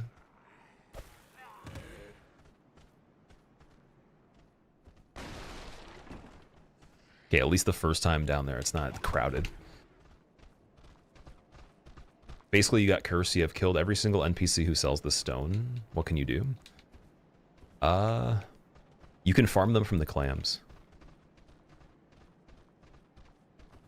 There we go. Beautiful. No! Yo, that's fucked, dude. That's actually fucked. Hard land. Yo. That's crazy, man. What? That's ridiculous, dude. That's absolutely silly. Come on. What even is going on there? What? Are you serious, man?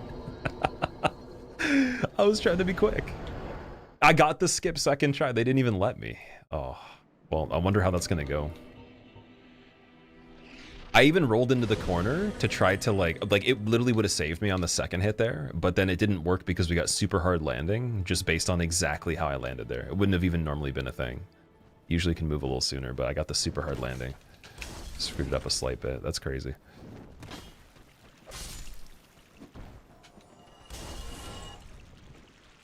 I wonder if it's because I did such a good jump that I jumped a little too far into the corner there.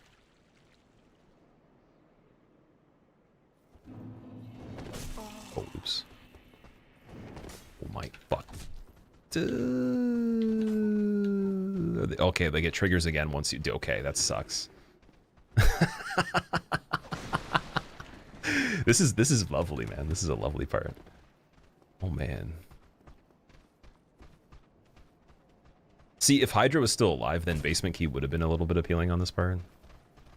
There's the unfortunate side of things. Dead? Not dead? Not dead.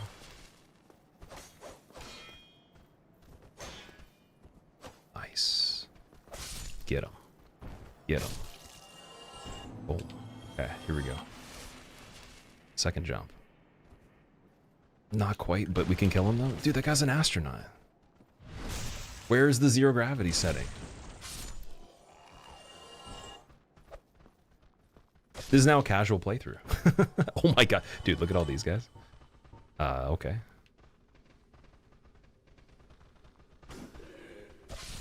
It's Gargoyle Church, number 2.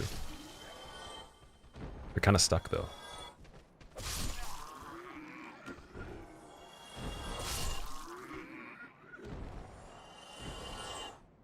Is this on new game or did you engine in the stones? I used DSR Gadget for the stone drop at the beginning. So you can just use it to make PvP builds and do other cool things. Stats that boost the fist attacks? I don't believe there is in this one. Jump was bad now, okay. I have a lot of Estus left. So the humanities to heal thing could be coming into play now, which is completely fine, but trying to remember if like your humanity counter doesn't show the total, but I'm pretty sure it doesn't just eat the humanities and not count them. I think you still get them. And since we can kind of route in all the optional stuff for extra humanities, it doesn't matter if we lose some anyways. There we go. Okay, now I can chill for a second. I'll use 1 humanity to heal here. Get a bit more defense, and then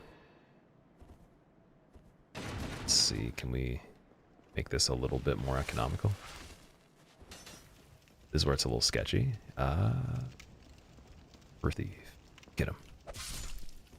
Okay, second one. Get him. Gotta reset that up again. Second one. Get both. Yeah, there we go. Dog. Dodge it. Get him. Get in there. Okay, wait. Zigzag. Unpredictability. Random semicircle. Look at the thief armor. Go. Dodge the fuck. All good. Heal in the corner. No one saw anything.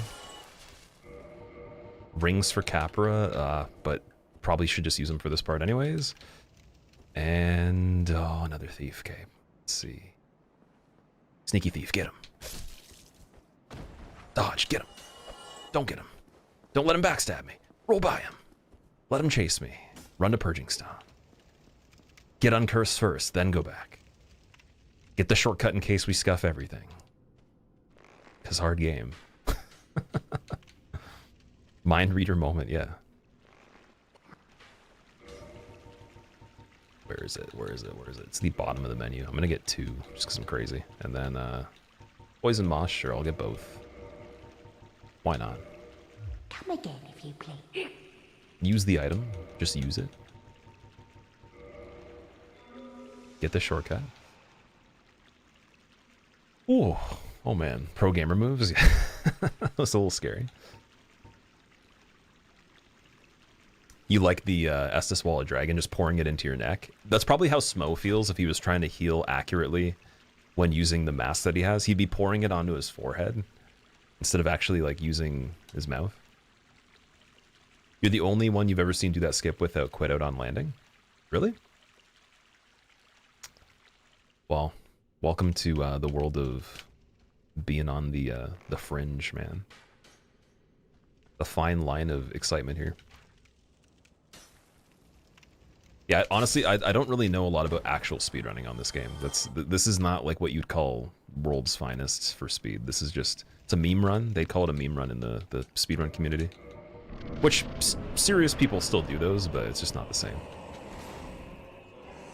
Even the category is kind of a meme, but it's fun though. So yeah, I would imagine if you're really cool, you probably would do the quit out all the time. You do like 1,000,000 quit outs. You barely see gameplay. It would just be the title screen the whole time. Okay, there's Capra. Streamer, how were you able to do the fight with Capra Demon without the dogs spawning in, streamer? Well, you see, the dogs did spawn in, but it's the same as the Nito fight, where if you have Fog Ring and the ring of the Slumbering Dragon Crest, your footstep sounds and your visibility are very low, so therefore you go into the very, very rightmost corner of the arena, and there's a small square where you can chill, and Capra Demon will fight you solo. Wow, that's really cool. Thank you for the tips and tricks. Follow for more tips and tricks. Yeah, you can go a little bit more free with that part. I can actually walk out in the arena a little bit, but I like to chill in the corner and just dodge against the wall for that. It looks really funny. Ooh. Robin taught me that, actually. If you ever see Robin in chat, she was the one that showed me that one. Oh, fuck. One more. There we go. Got it. Rat plunge. Big rat plunge.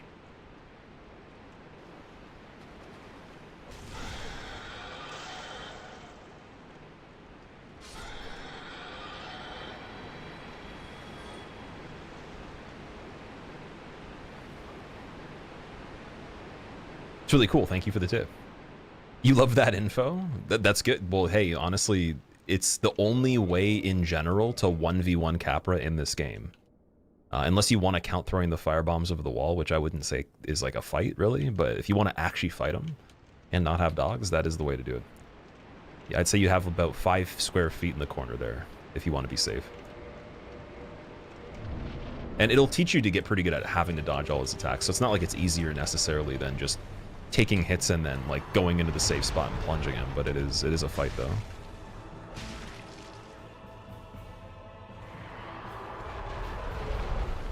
Okay, can I get the tail cut on this?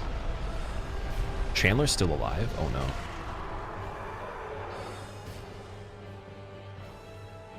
Dude, Gaping Dragon took some time.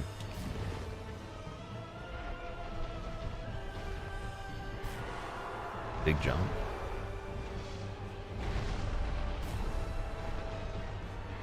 Big jump a second time. How close are we getting here? Pillar? Safety pillar? Big jump a third time? Dude, what is this dragon doing? I don't understand.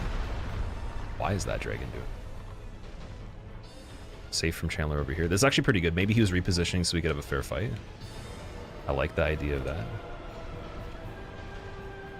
Dude, he's just perpetually jumping. This is cheating. This is where I draw the line, man. I don't know about that. Absolutely absurd, man.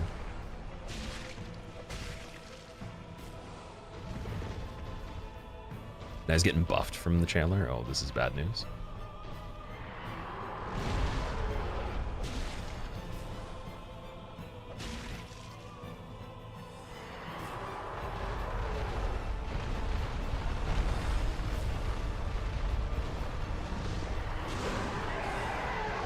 Tail cut. No stump hit. No stumpy. All good. Go for one more attack. Greedy, greedy, greedy. Get away.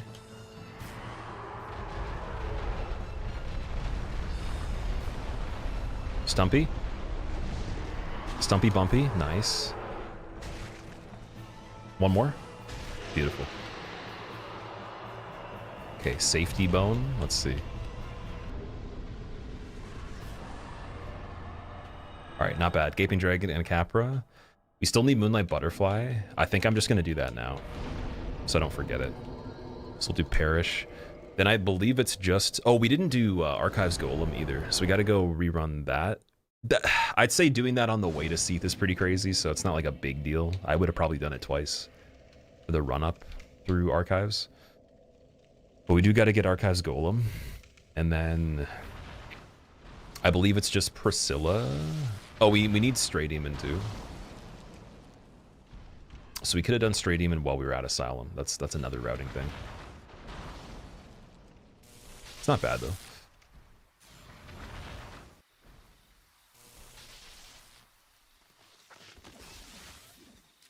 Ring of Fog is greater than Favor and Protection. You think so? If you had to pick one or the other, you're picking Ring of Fog, really? I would personally say Ring of Favor and Protection is one of the best in the game, but just because of the boost it gives you early, it's less relevant later on, but when you actually acquire it, even if you were to do Lautrec's questline and get it later in Orlando, it's still pretty good at that point. Did I do the Hydra? Yes. The Straight Demon.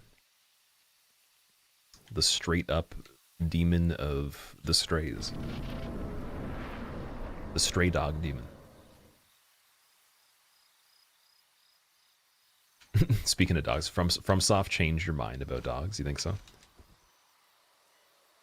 I've seen some dogs that actually kind of look like the ones in this game, and they're a little bit freaky. Just waiting for them to either do a biting animation that doesn't do anything, like you don't see it, it still hurts, or teleport. Okay, I don't know if we can get this in one cycle. We'll have to see if that works.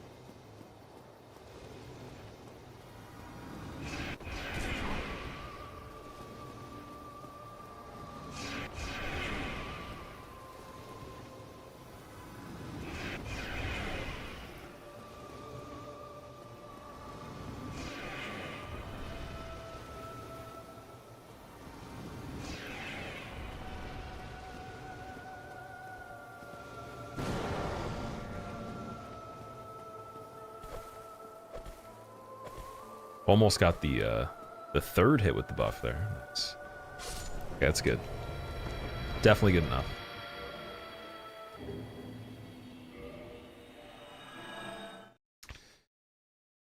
Okay, so Stray Demon.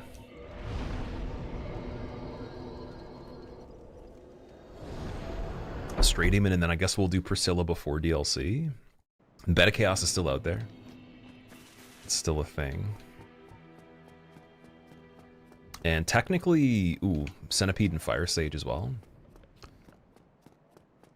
So, yeah, like, could do those before DLC. We could finish with DLC and then do Gwyn.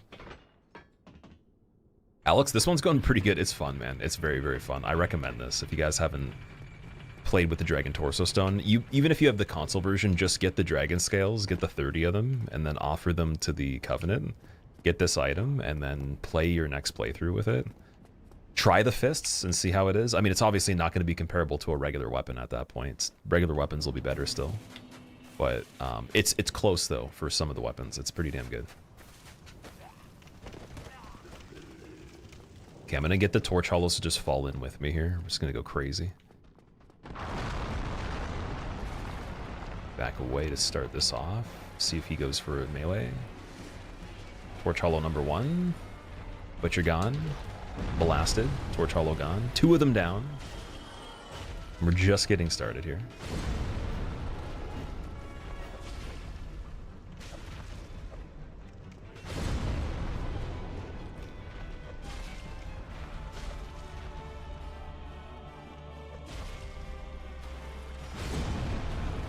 Haymaker on the tail. What? 353, nice, dude.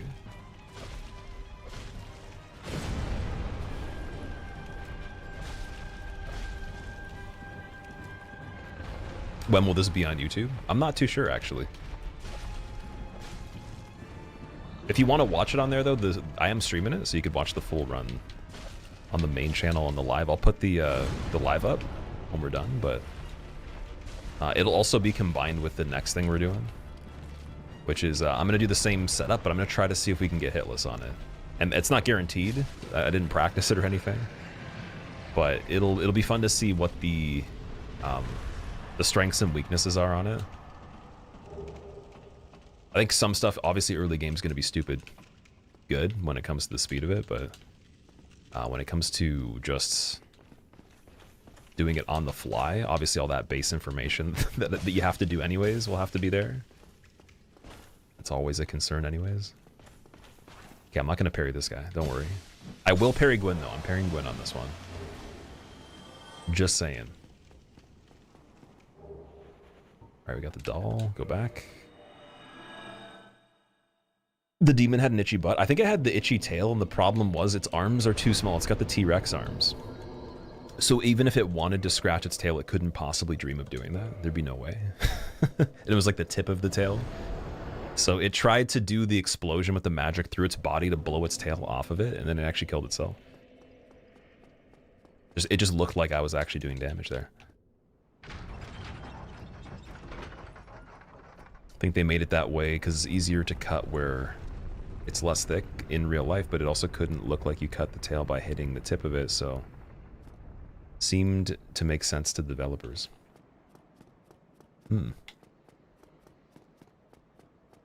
Okay. You're gonna go to sleep? Thanathos, I hope you have a good sleep. And also good luck with your exams too. I'm wishing you the best with them. Let me know how they go. And yeah. Get some good sleep, man.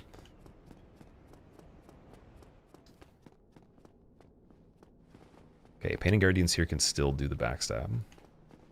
That jumpy one that I was freed of earlier, I got really lucky.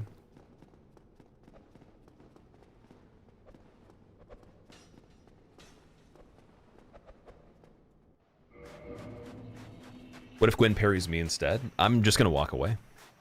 I won't come back until maybe like tomorrow or something like that if Gwyn parries me. Oh man. Okay, so for Painted World, there is a skip for the bridge that's interesting. I don't know if I want to do it. Like I could, it's just a little tricky to guarantee. Like I could die on it pretty easily and then have to run back to this part. So I'm wondering if I want to take that chance on this one. Should probably have Slumbering on after this part.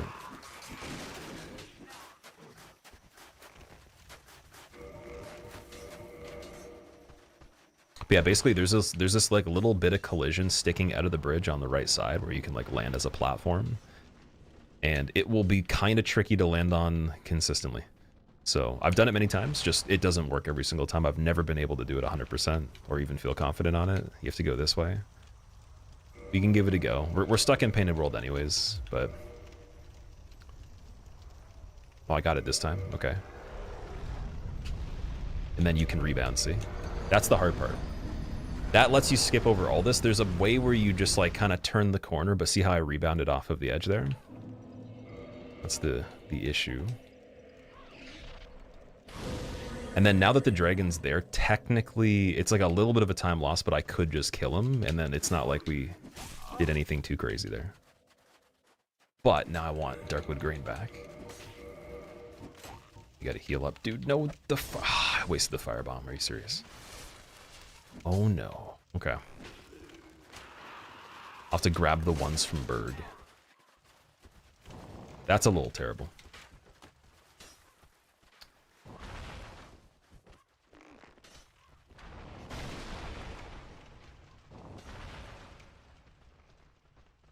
This is a hard skip. I've always found it tricky, but I don't know if there's like a way to do it 100% of the time. Oh, dragon didn't activate there. Okay, let's try again. Let's see, I actually got in the position for it.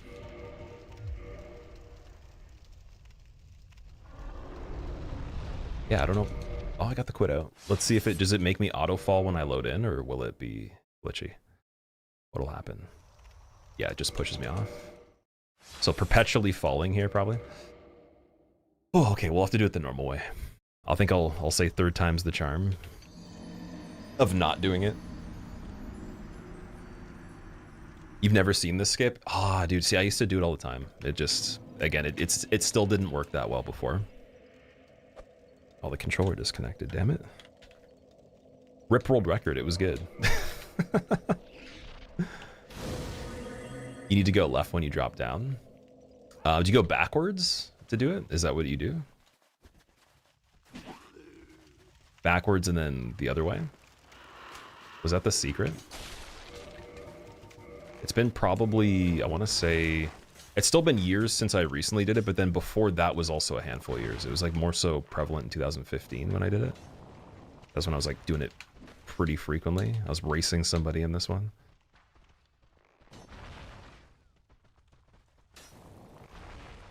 You remember you go left? Okay, I'll try one more time to go left then. Just to make sure we're not crazy here. Oh, and then of course, dude, of course that time I landed the wrong way. Are you serious? Oh boy. So we were really good at getting into the position there. Okay, there we go. So you're supposed to go left. No flip ring. Yeah, you're supposed to go left. Dude, I could have got it first try. It's not that bad. It's just like, so I failed it the fourth time. I technically failed it the fourth time. That's kind of funny. We're way better than we think. But still bad though. Still isn't enough. Ooh. That's good news for next time though, for sure. See, this is where I wish that all content fists only on DS3 and 2 were quicker, so we could make the marathon all of them, but I would literally be here for like 20 hours. We could make it like a multi-day thing, but I don't know if you guys would prefer that. Maybe we'll do that like 2 different versions. All right. Tail cut right away. Then don't get dummied on Priscilla, maybe. Why does thee hurry toward thine death? Footsteps, check in. Where are you? I see.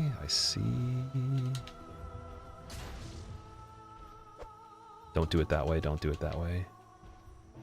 Okay, see, we just gotta do the flyby. Then roll. Old school methods, man.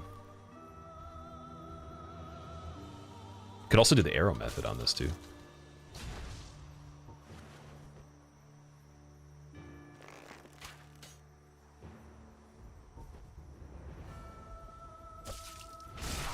Oh my god, dude, the blood loss. Spooky.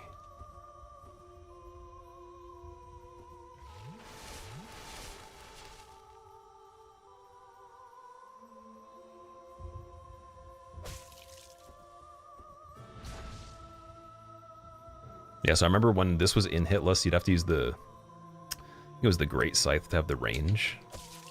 Is what I did for it. So that you could recover at a distance where she can't get you with the more instantaneous attack. It's like a really particular run up for it too. This is kind of impossible to hit her from far enough away where it's still chancing the blood loss there. That was pretty scary too.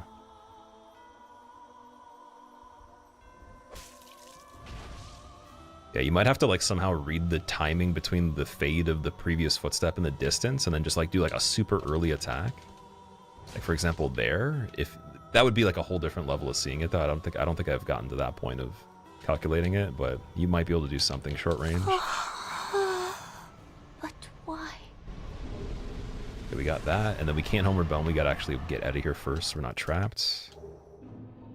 Painting Guardians are still chilling. So from here, Firebomb. So I'm gonna go back to Berg. If I go from Parish, I'm trying to think if that'd be quicker. Backwards down Hellkite Bridge? I don't think so. Yeah, we'll do Firelink all the way through there. This kind of sucks. This isn't like a normal thing I would do, but just gotta buy firebombs. Does the undead merchant in the sewer here sell them? She might. The perfect RTSR setup, yeah.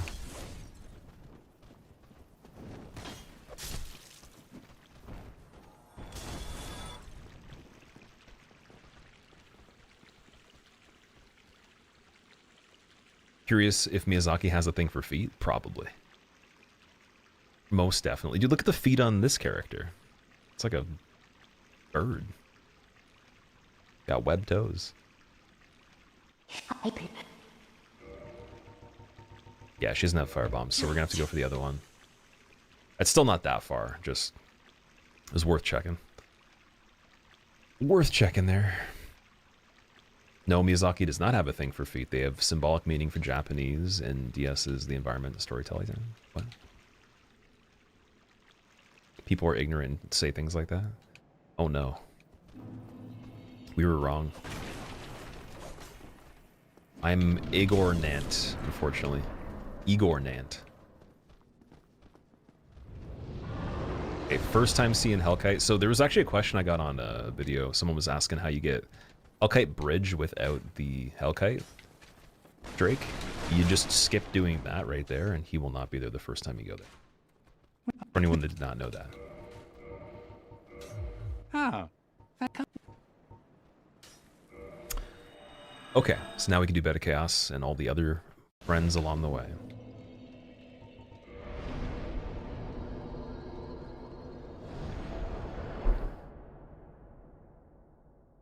He could be closeted and in defeat.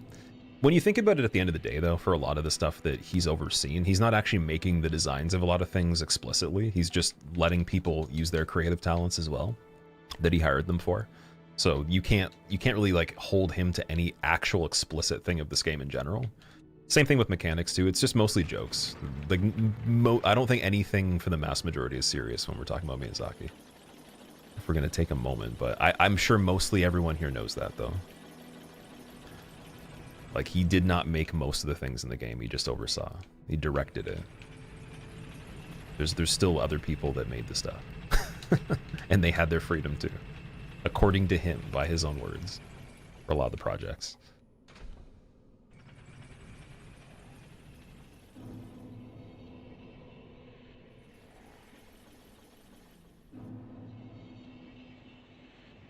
Imagine how funny it would be if you could put clothes on as the dragon. Just... Just put a button-up shirt on and just like run around with the wings poking out of the back.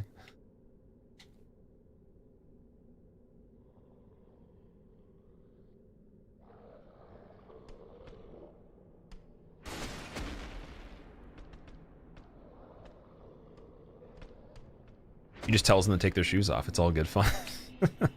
You know what? He actually might have a distinct fear of bowling alleys, and he just doesn't want to ever imagine bowling shoes. So he got such a phobia of that shoes in general to him are just like a disgrace. And he went to the extreme end of footwear by being pro bearskin on the feet. Probably had a bad experience or something like that.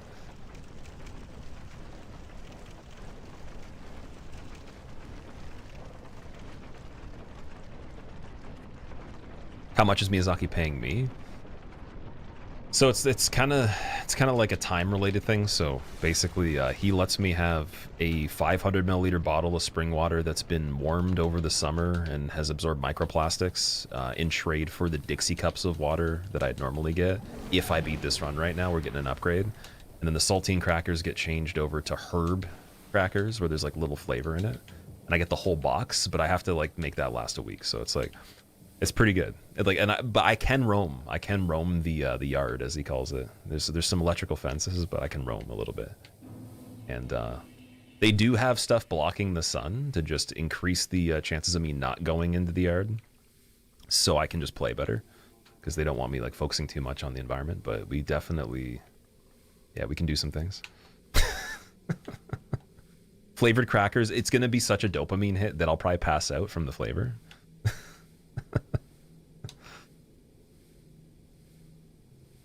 What's your favorite and least favorite areas in Souls games? Favorite area would be Anor Londo for sure, for this one, and for the trilogy overall.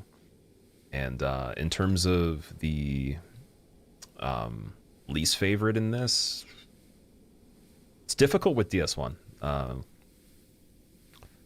don't know if I'd have a least favorite specifically. Probably Tomb of Giants, just because of the way it plays. But the way it plays is what actually makes it good too. Like it's really well made. It's just it's not as fun. Or actually, Izalith also is unfinished, so it's like it's a toss up between those two. Because when you get to Demon Ruins, the first bit of this is amazing, and the viewpoints of it from Tomb is cool.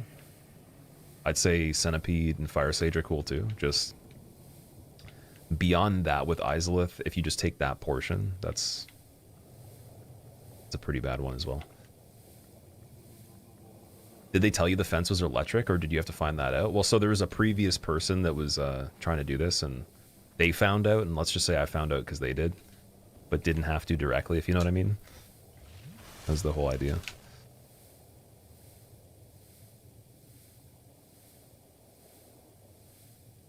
If you're any more gullible, you'd be so confused right now. There actually is quite a few people. I've said that kind of stuff in person to like random people I've just met before. And it like I had to stop after a while and start to like kind of pull back because some people don't understand like that kind of joking. So I usually do that kind of stuff with people I know that do those kind of jokes themselves, but they get the same thing too, where like it just makes people uncomfortable and all that. One of my favorite things is just going into like a store and saying something wild, like where it's like you just you don't tell them you're joking, but you also say something that no one would actually say, and then it like glitches out the system and stuff like that. But then people do get kind of upset, you know, because people don't like people saying things that aren't like scripted in certain environments, right? So there's that aspect. Then there's the shock of like, what if you actually are serious? Or like, what if the response from the person that's working their job isn't small talk enough or surface level enough for them to handle? And then they have to think a bit, and then it like throws them off and shocks them. And then you'll know if it's a person that can handle it or not. But like when it's not, though, I felt bad enough where I was like, I gotta stop doing that. But it's always funny when someone else does and I'm like there and I can catch it. I do that a lot less now.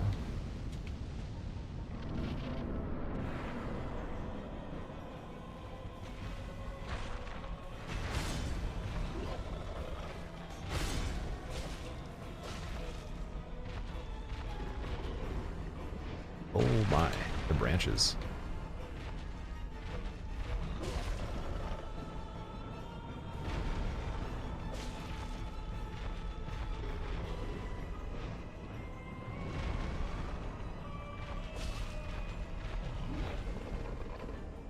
Imagine Fire Sage only jumping.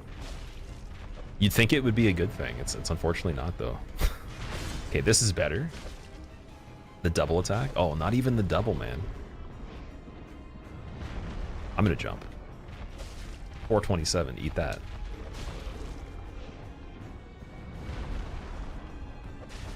The jump on this looks so funny, man. It reminds me of a flying squirrel for some reason. Almost like I got like a little bit of a wingsuit set up here. Like, whoa.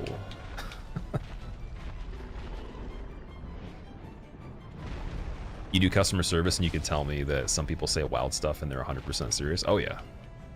I've had my fair share of those when I worked all the jobs I've had with people involved in it. Oh my god. There's some stories that are kind of sad too, where it's like people just want attention, they just want to talk to somebody, so they'll like try to use you as the person to talk to, and it technically makes your job hard because you can't talk to them for too long, but like you also don't want to be rude either because you understand and you just feel bad. And then there's just like, yeah, there's this crazy stuff, rambunctious stuff that happens.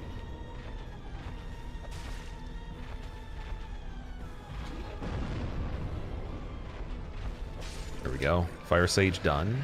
Straight to Centipede. Chris Goes Wolf. Thank you very much for the brand new sub, dude. Enjoy your emotes. Welcome.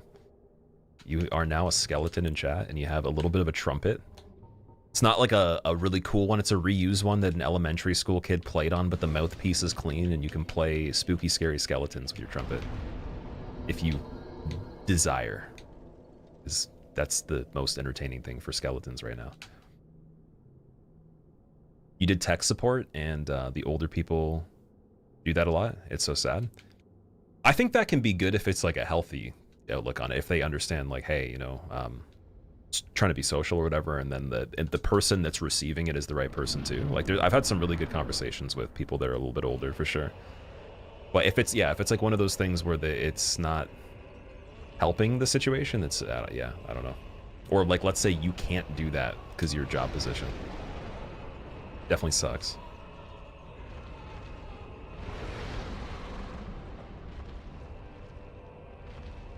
By the way, so you guys see how there's like rocks in the lava?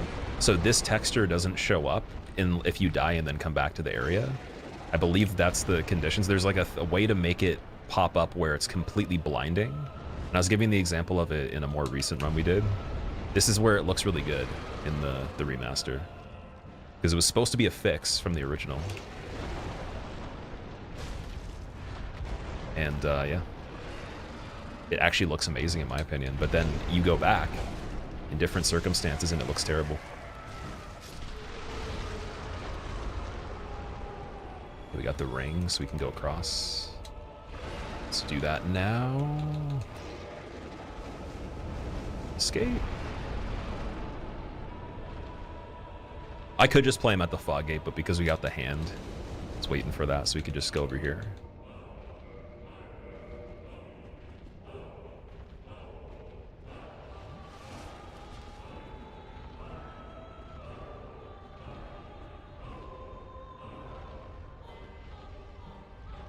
The bone trumpet.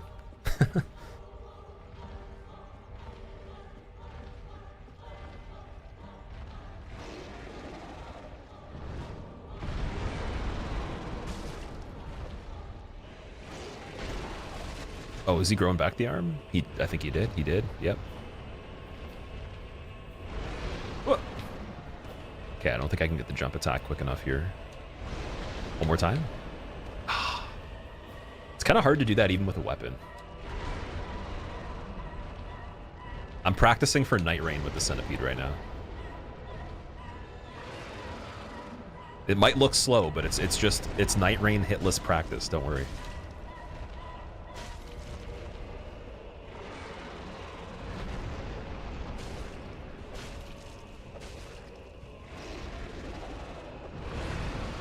Oh, okay, what the hell's going on there? I can't see. Don't you stomp. Don't you dare stompy. Don't you do anything, dude. Okay, thank you.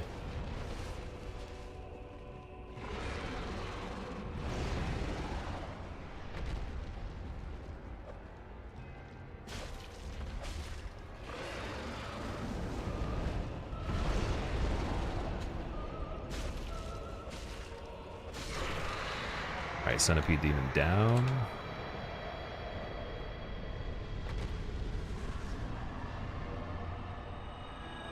And then we just go Beta Chaos, DLC, and Gwyn. The jump attack is goofy looking. It's so hard to tell what's going on with him, so it's mainly just like the feel of the fight. The sound effects and the feel of it once you do it enough. Because not only are his hitboxes pretty bad, but it just doesn't give you enough visibility with the way the camera adjusts and everything. I feel like they should have made it where when you fight Centipede, it's more zoomed out. Like, some fights do that. Sanctuary Guardian in the arena, I was mentioning how the camera zooms out pretty far. Gives you a lot of visibility. Curious how Night Rain is going to turn out. The beta was alright. Beat the Cerberus in a few times, but you got wrecked as well. It was so fun, man. Oh, we didn't do the shortcut for offering the stuff. Ooh. Okay, I'm going to use another Homeward Bone. We can technically warp back. Did we skip Daughters of... Oh, shit, man. If we skip Daughters of Chaos? I think we did. We did, dude. No way. Oh, that's actually pretty bad. I'll try to run backwards through here. That's really bad. Optimize run. Oh, but you know what though? Wait, dude, I'm kind of being silly. We can just run to Bed of Chaos this way too. It's really not a big deal. We could have just ran from the Centipede Arena. It's slower, but it's not slower than going all the way back, possibly dying and etc. Right? So we'll try this and see. There's the other bonfire too. Because I technically got the ring.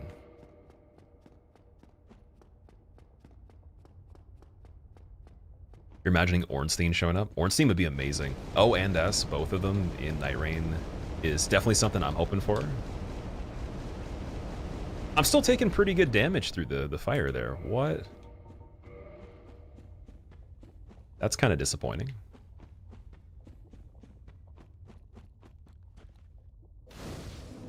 So yeah, look how bad the lava looks now. It's like completely blinding.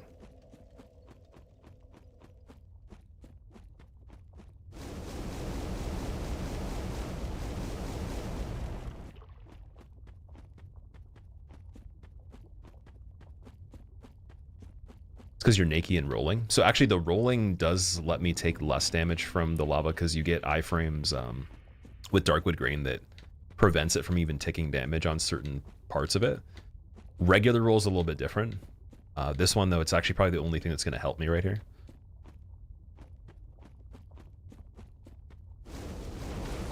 And then like the recovery of the jump, you might notice there's no calculation there either. The bottom end of it.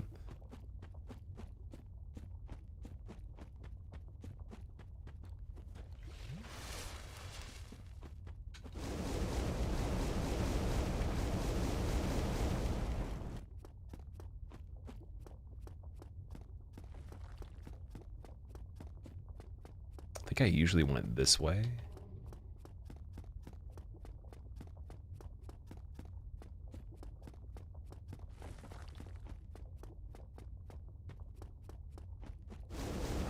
Props to the trees growing in lava with no issues. I know, right? Changes your defense values. Oh, do you think it like makes it worse for fire? Kind of music do I listen to? I listen to everything. I just don't like pop country and trap music specifically. Those are the only two subgenres I've ever heard that I can explicitly say there's just nothing that's for me with those. But every major genre that exists, there's multiple subgenres from it that I like. Probably majority, and then out of like the major genres that are preferred, there's a lot that are equal. But my favorite type of music overall would be a fusion of different things. So it'd be like someone taking a major genre and then adding styles of other ones into it. Specifically, like jazz fusion's really cool. It's a really good one. Especially like if people do alternative rock music that have elements of electronic music in it or hip hop or something like that. It's very cool. Yeah, jazz fusion's really cool, dude. It's a good one. Super auto-tuned. Auto-tune's not really a problem in my opinion. It's more so just like the music that is written like by the machine for the demonic purposes, we'll just say. And you can do your whole research into like how that works and everything. Like, the lyricism's pretty straightforward, you could definitely tell. And then when it comes to the pop country, it's still a little bit depressing to me. I don't think the lyrics are bad. I like country music overall for some of it, but pop country particularly is a little too cookie cutter. Regular pop, modern stuff, it's on the cusp of being too much in my opinion. Like classic pop, Michael Jackson, Prince, all that stuff. And then like early 2000s radio is pretty good.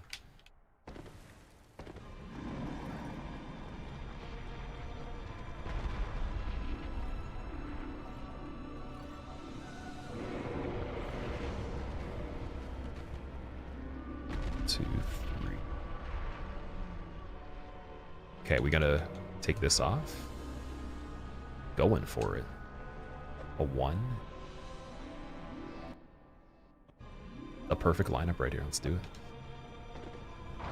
Oh, well, dude, I gotta go right away.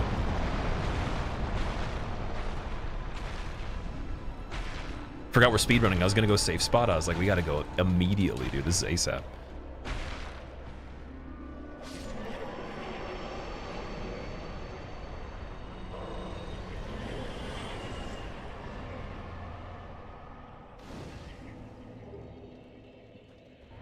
So back to archives just to get the pendant so we can go into the DLC. And then everything optional in the main game is done, which is good. Everything in the main game is done other than going.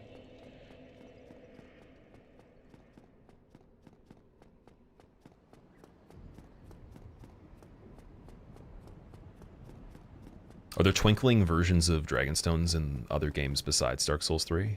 There actually isn't. That was the first one that incorporated that one. Big chunky 8-string caveman breakdowns, baby. The caveman breakdowns. That was so there's a dude that sometimes hangs out in chat that's in a band called Farsight. He mentioned caveman breakdown to me. That was the first time I ever heard that term. And he did some critiquing and a little bit of tweaking on one of the songs that I'd recorded. Gave me some good feedback because he's an engineer as well, and he mentioned caveman breakdown when we were talking about the stuff, and I was like, that's so funny, man. I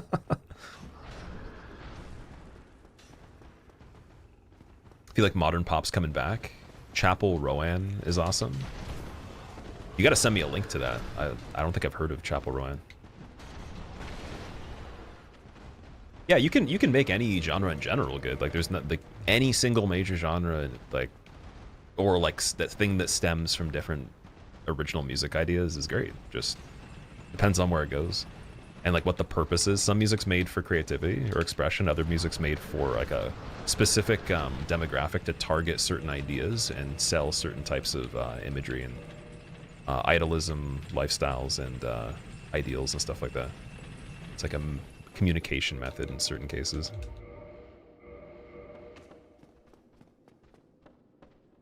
Okay, we're gonna have to do some interesting stuff here because we don't have the bow for this guy.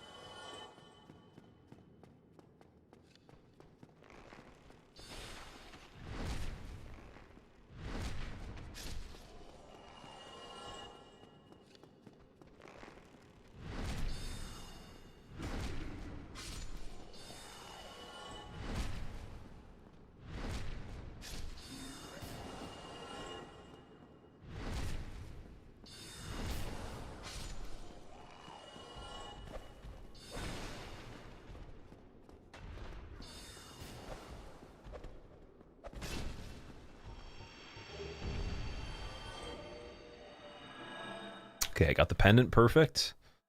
Definitely slower than normal on that. And then perish, and we can go right to DLC. About jazz slash klezmer. What does klezmer mean? Excuse me. Klezmer. Might have heard of Pinky Pony Club. Or Red Wine Supernova. Pop a few in the Discord. Yeah, go for it. Tag my name too. If you can tag my name in it, or even just send me it in a DM. 100% then I can see it. Even if it's a direct Discord DM too. I'll be able to just click it from there. It's the easiest. High-pitched buzzing wind instruments. I might have heard them before, but yeah, I've definitely heard a lot of alternative instruments or like, you know, very rare ones, but I don't know all the names for everything.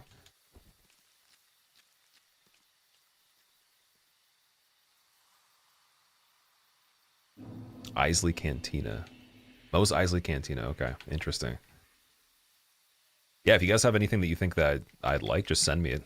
Just DM me it, and maybe if it's on Spotify as well, it'll just make it on the major playlist as well for the well, I don't play all the music on it on the stream. Now it's just been like video game soundtracks and stuff, but once in a while, definitely it'll be there, and I'll listen to it myself. The Doom 2016 soundtrack. The Mick Gordon tunes. Yeah, Doom has a pretty good soundtrack. I should actually be doing some stuff off of that. There's a missed opportunity to not do that music. I was making so many jabs at the fact that the guy was running around the stage playing on a guitar, but I should do some of the drums for it though. It'd be cool. And if I get an 8-string, which I'm sure I will at some point, then yeah. Gotta do some Mick Gordon. It'll be the way. It'll be like the way to break in the 8 string. You swear you saw me not pick up the pendant? Pendant's auto drop.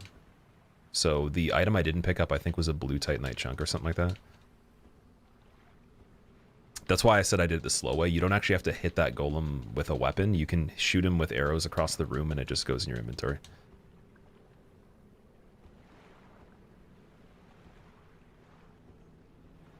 Okay, Dust Crown probably doesn't matter, but I'm just going to pick it up. Why not?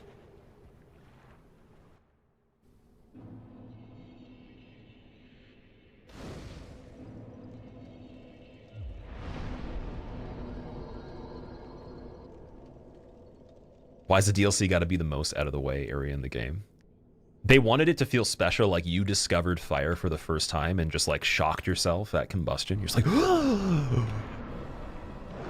and you're like, wait, there's a cave. I start off in a cave and you're like, oh my god, it's a griffin manticore demon thing. What's going on?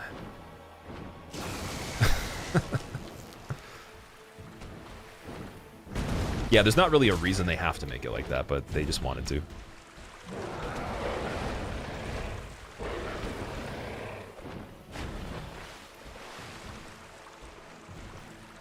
So we got the Gaping Dragon tail cut. I wonder if we can get the tail cut on this one. Just gotta get him to fly.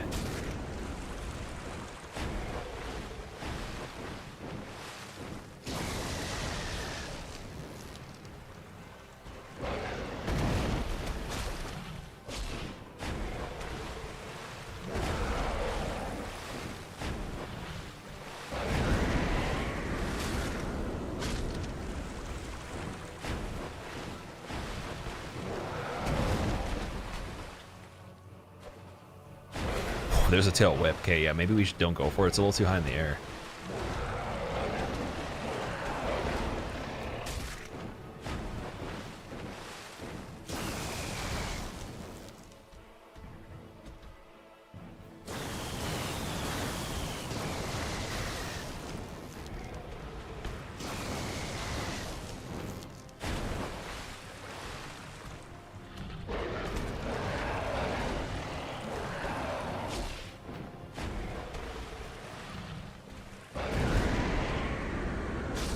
Boom, haymaker.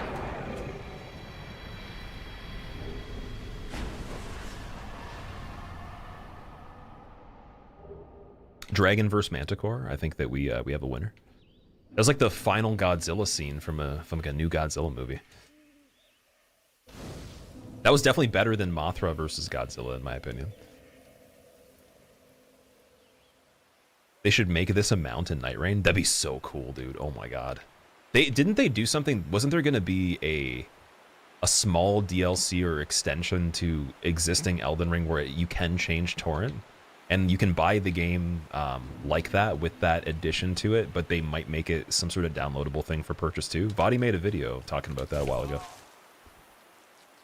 And like people were saying for a long time, including me, I was like, I wish you could change torrent's appearance, but that was supposed to be a thing before Night Rain.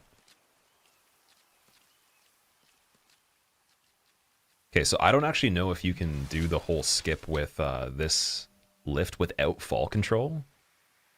You might just have to fall down. I guess you wouldn't need fall control, would you? I think you let me try it and see. This could be really bad. Oh, I couldn't get the quit out in time. Damn it. You can essentially do a skip there that skips the area if you do the quit out right on the bottom of the thing. Now we're running back. I didn't sit at the other one, so it's not on the list, dude. Are you kidding me? Wait, no, it should be warpable still. Am I tripping out? No, it's not. That's crazy. Okay. You have to roll against the wall while falling. There might be a couple different ways to do it, but there was like a quit out version of it that I'm pretty sure I've done before a long time ago. Vadi made a video. He did. He was just like, well, it seems that some of the people had expectations of Night Rain having a DLC, but one thing I really enjoyed was they decided to make a extension where Torrent has customizable skins, and I quite like that. So you guys might want to enter my art contest and subscribe to my Patreon. Thank you so much for watching the video.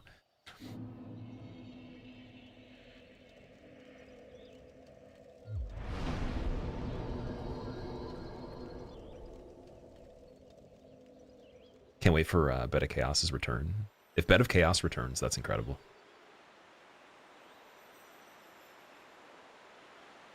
It releases with the Switch 2. So the Switch 2 is this coming month, right? June. Update your torrent to a Bugatti Chiron. I'm sure somebody would do that too. And then there'd be a video being like, how fast can I go in my Bugatti torrent? Could I beat the game in Mach speed or something like that? Or it's like, is Bugatti torrent enough to beat Elden Beasts in under an hour?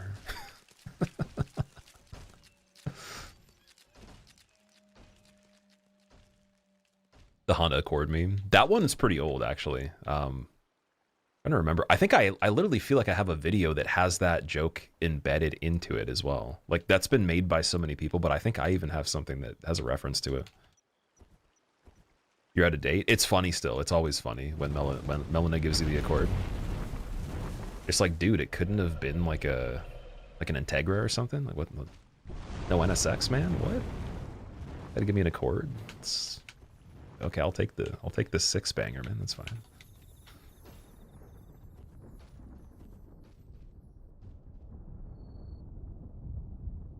Walnir would be cool in Night Rain.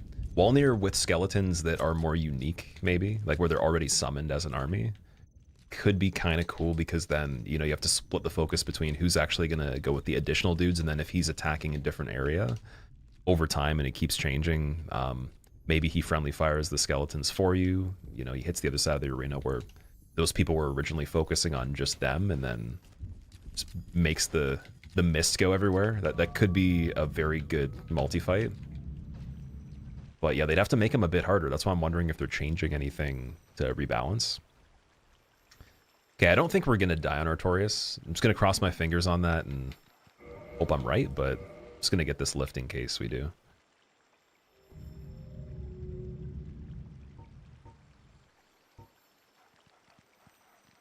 Tarnished, I offer you a Toyota Corolla. There you go.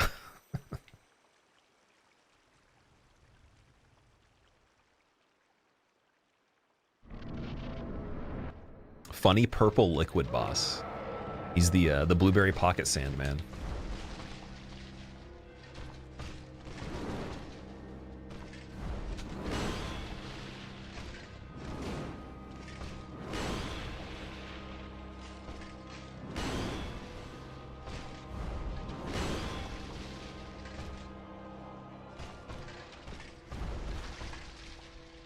$119K. Here's where the damage really falls off.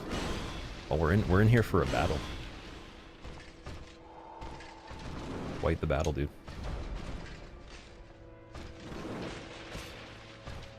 Oh, the roll attack is pretty fast on this. It's not too bad. I don't mind that.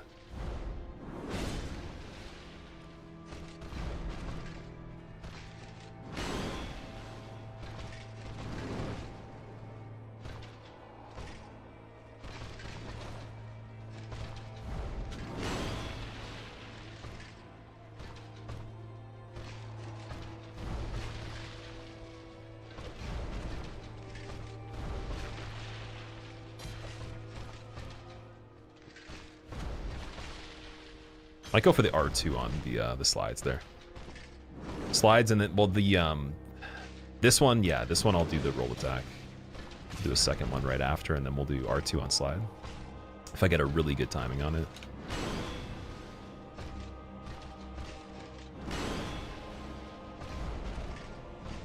And then I don't know if I can break his stance with the fists. We haven't got a stagger on this yet. So I don't trust doing that. I think I'm going to go with one hit and then just let him buff. Because it might not even work properly.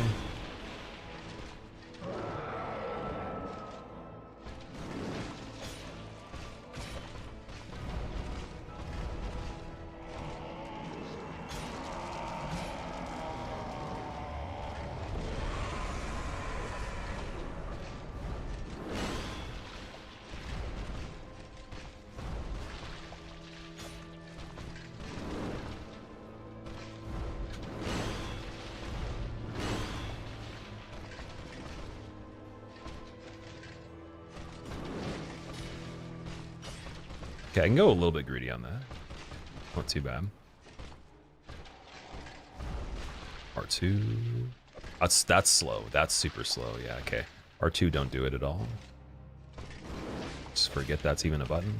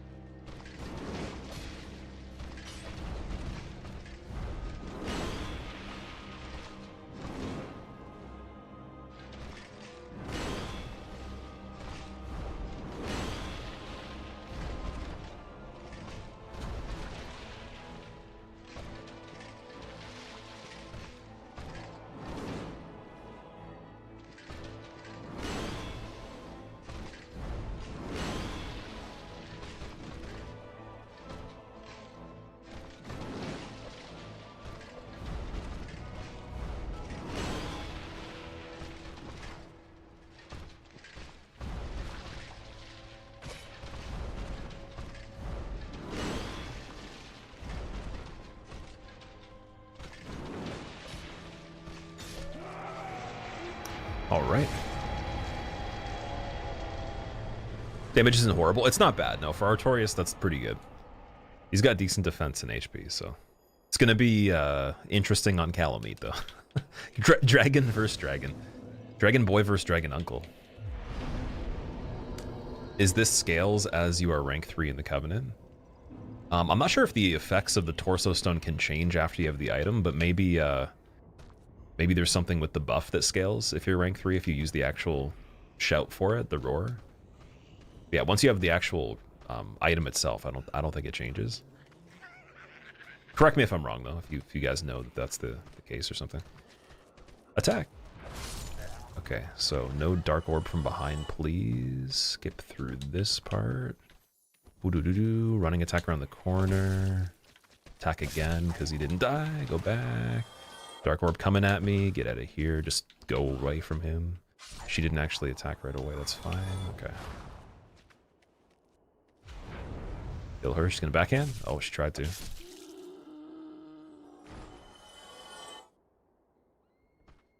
Ooh. And then crest key we do need for the mimics. We got to do the jump for the upper part here.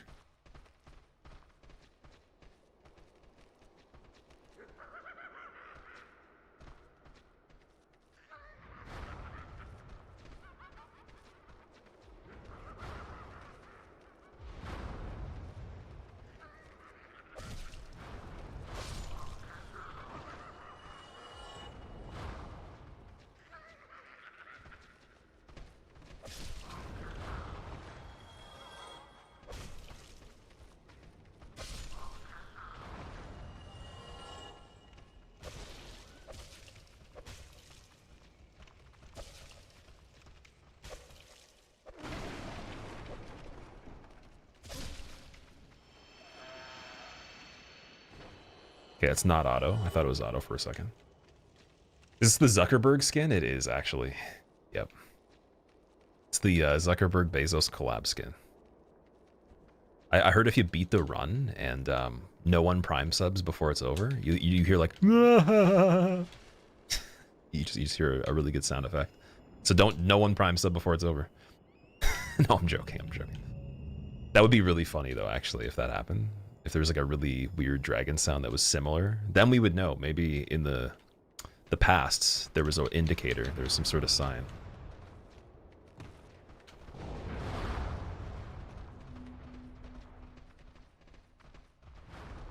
Okay, we got prisoner here, so he might scoot us off the ledge. I don't know if the sorcerers are gonna chase it. Other dude is boom. Get away from there. You can do a quit out here though. It's not a big deal. It's just gonna take a second. See if I can plunge the platform. Oh, I made it anyways. No need for the quit out, thank God.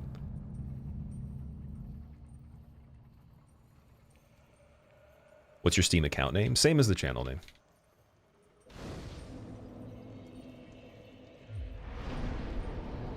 You thinking of doing a Fist Only Run too, Bear? I highly recommend, if you are going to do it on New Game, try the Dragon Torso Stone on this one. Definitely. A sign of lizard people and Zuck being one. That's, yeah, exactly. Well, we can't say quite lizard. It might be a more sophisticated species that's lost to time. That is known as, you know, part of the lizard genus. The type. Oh, God. Ugh. Got a caster up here, right? So she'll fall off in a second. We could just run. I just want to kill her, though.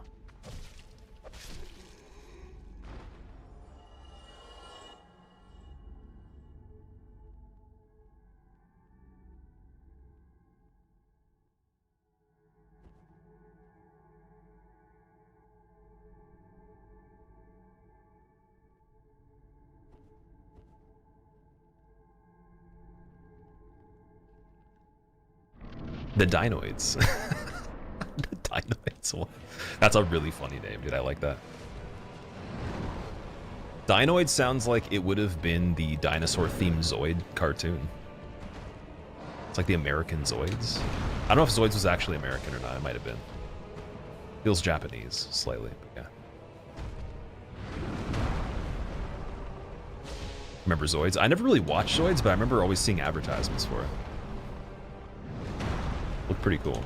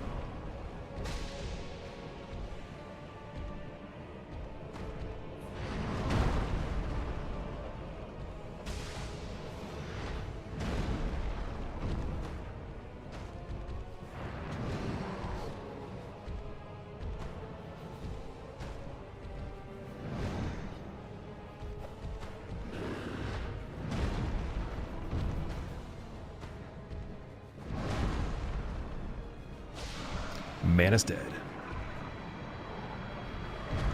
Is there a better way to figure out parry timing than just trying over and being hit?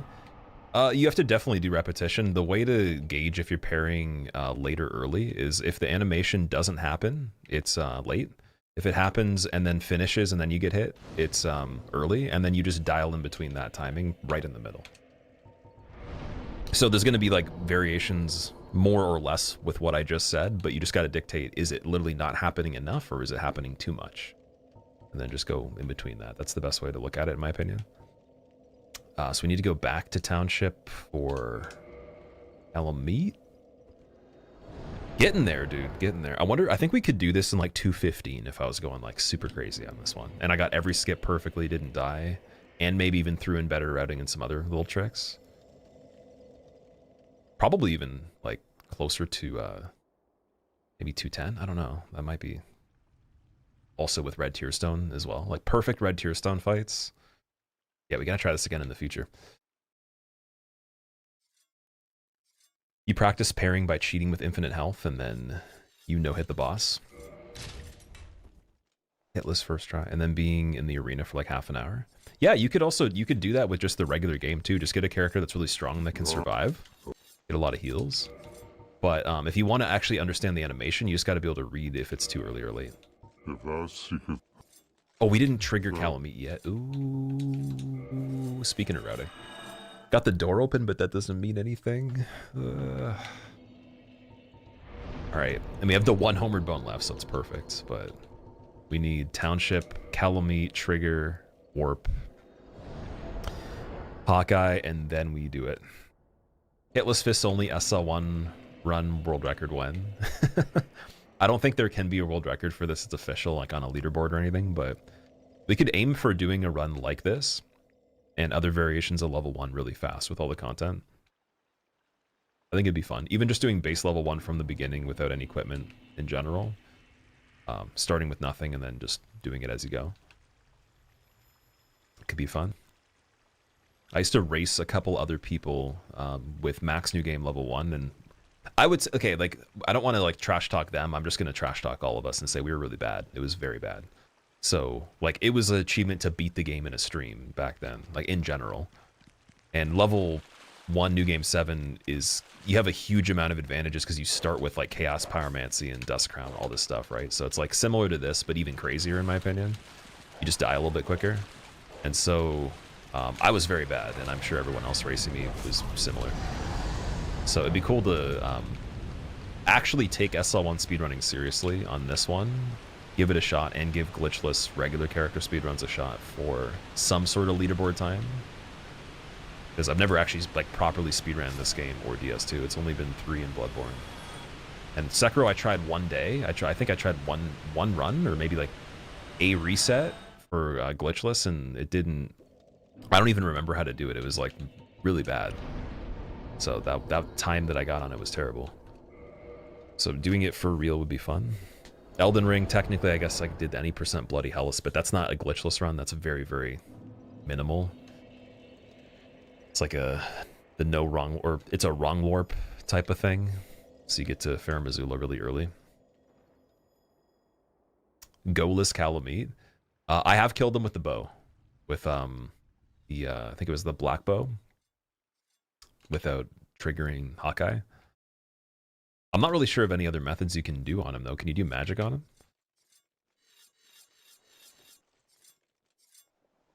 Oh, dude, controller disconnected again. That would be... Okay, we gotta fix that port on the computer, dude. I should take a picture and show you guys. It's kind of like sideways. It's pretty bad. Strange. Oh my god. Dragons. Okay, so we're gonna talk to him, and then he does that dialogue. We quit out. It's disconnecting again. Are you fucking... This is so annoying. I'm moving too much. Moving the hands too much. I play very still usually. Like I'll move this seat, but my hands are pretty planted. The cable's getting jittered too much. Well, that's the black dragon. Yeah. No cutscene, I'm sorry guys. It's tragic, and I'm gonna dark sign right here and lose all the souls again. Absolutely terrifying, the amount of souls I just lost. Beat the world record of the normal speedrun is impossible. It wouldn't be impossible. I wouldn't put the time into it though. I'm not really, I'm not keen to get a world record for any single category in any of these games at this point. It's just a lot of work, right? Like, so you basically I'd be just doing that for months.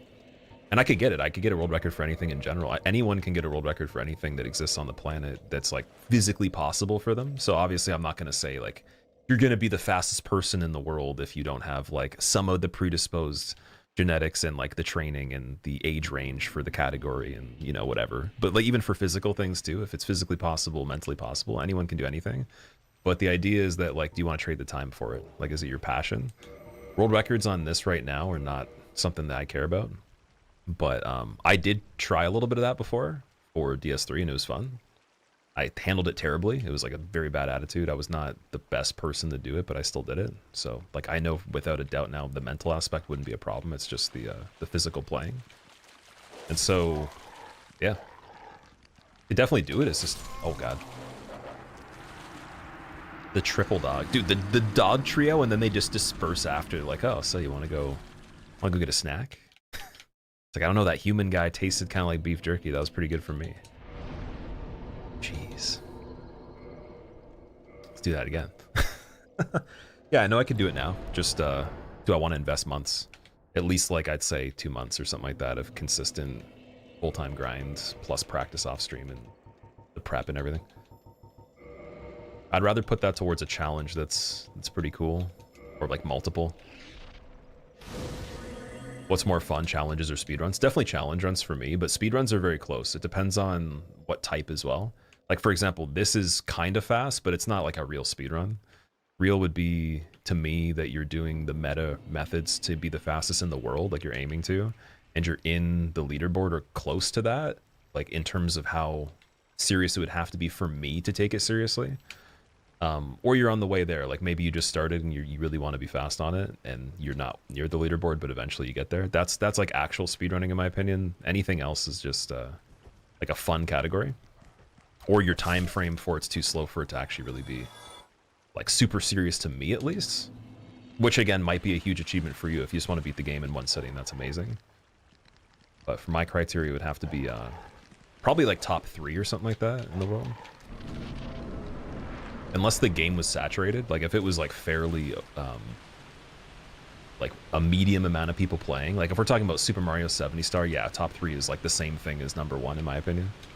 Or even original Super Mario, like top 10 to 20 to 100 is probably the exact same thing. It's not really that different, but with these games, I think top 3 would be pretty respectable for some of the categories.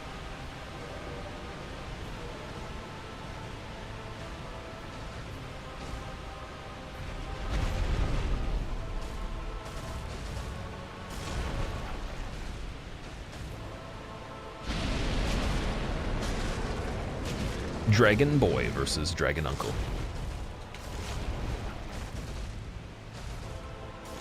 In a world where the younger dragon learned to walk on 2 legs, he decided to defame his lineage by challenging Black Dragon Calamite, the granddaddy uncle of dragons.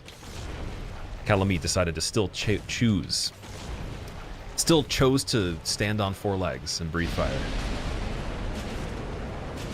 This was modern evolution before humans were discovered to be previously dragons. And that's when I died, because I didn't get enough distance on that.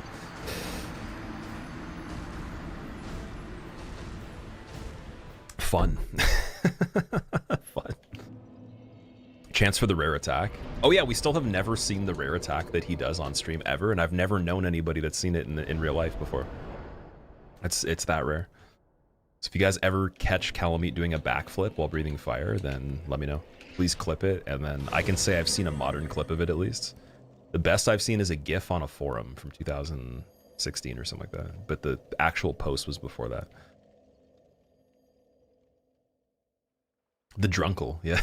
That's how you do Portal speedy runs where you're sub 20 minutes, but your stipulation is not using glitches, console only. There's so many fun variations of things. Yeah, it could still be a ton of fun. So like I'll definitely be doing speedruns and stuff, just not conventional ones all the time for the mass majority, and definitely not like impressive paces for people that are like super serious about that. Because when you trade the time, it's kind of like if you did the some of the god runs, like if you were doing like 7 games hitless SL1, like in the amount of time you would be doing that, you could probably achieve 100 different things at least, or more easily. And like some of those things could actually be pretty impressive, and like only marginally different in terms of the enjoyment in some cases, but it just depends on what you care about. So for some people that might not be the case. That might be the only thing they care about. For me, I like all of it, but just I have to kind of be time friendly with certain things. So like we're going to be attempting the 5-game run because you guys did unlock that as an incentive that I put as a silly goal when we did a marathon for subs. We did a subathon, and I'm going to honor that. I'm going to do it, but like I'm not going to attempt that every day though. It wouldn't be possible to do that exclusively, but I definitely will put a really good effort into it and get a good PB, and I'll probably end up wanting to complete it and just do it. But yeah, definitely not like I would have approached it though if it was like the early times of those kind of things. Even though I'm sure it'll still be impressive though. It'll still be good.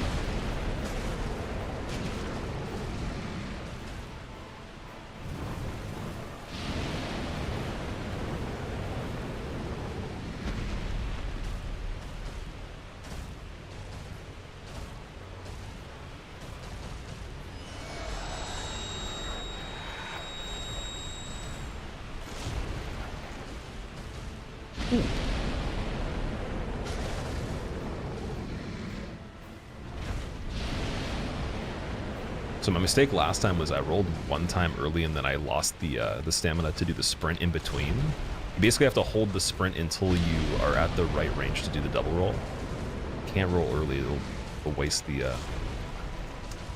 the amount of distance you need in reserve right there. That one's usually the wire, unless you react like super fast on it.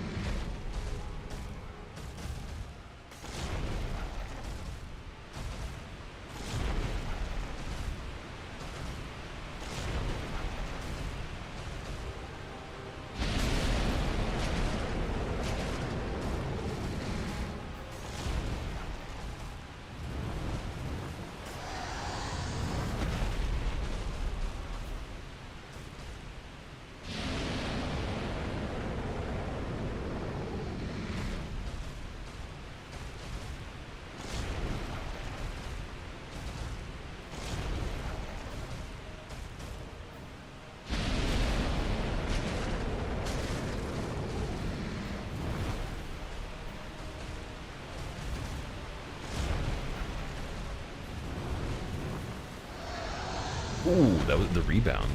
That's scary.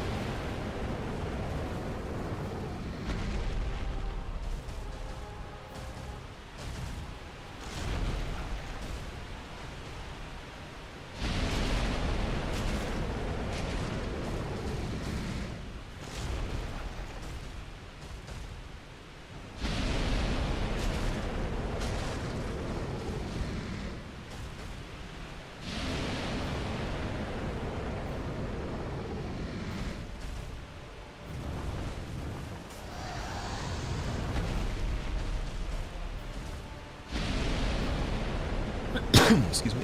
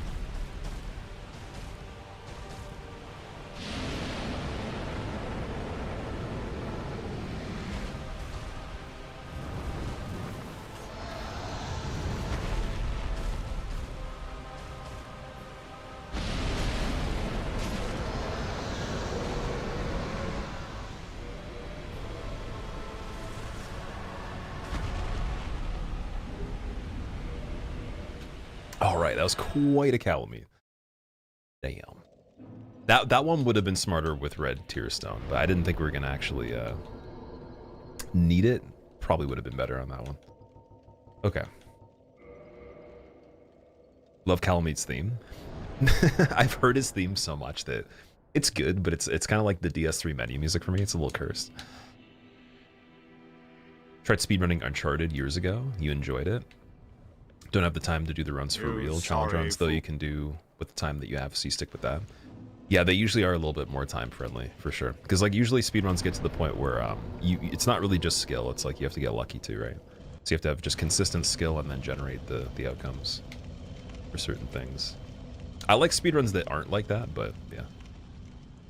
Do I respond to Discord messages? It depends what the message is, to be fair, but yeah, it just depends. I mean, there's some people that have messaged me endlessly that just want to talk, and it's like I can't technically do that. I don't have the time to like message people forever, but if you have questions about certain things or it's relevant to like what's going on, then 100%, yeah. Just as like anybody would, like if it was just more of a, you know, like their community Discord.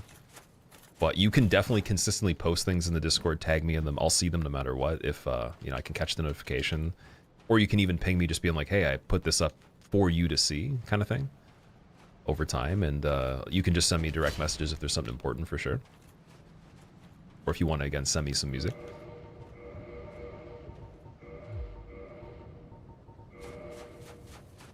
How do you even learn this fight? You can't get around his moveset well.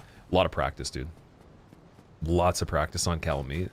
I've done it with the Knight without leveling with Fat Roll, where you have to actually jump and do the roll recovery of the jump and the spacing to even deal with him. So like that's like the most extreme level I've gone to on him. And then we've done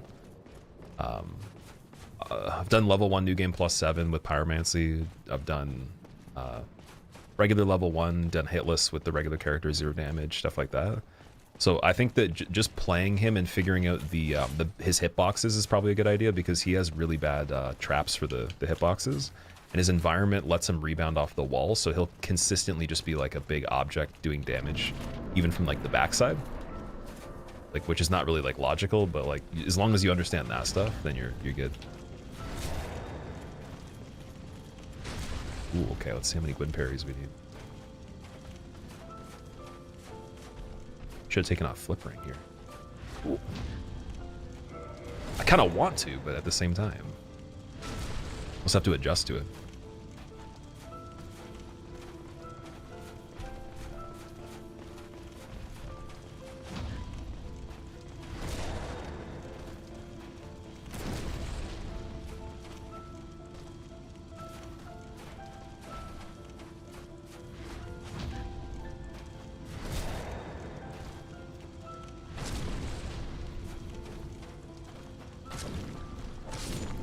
Nice, dude.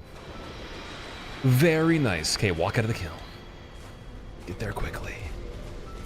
All the stuff taken off the character. Don't die to the Black Knight. All right, let's see what the time is on that one. So again, we were running real time the whole time. I did some quit outs and everything. We got 253. So, I mean, not bad for all content for level 1 with Dragon Fist first time. It's pretty good.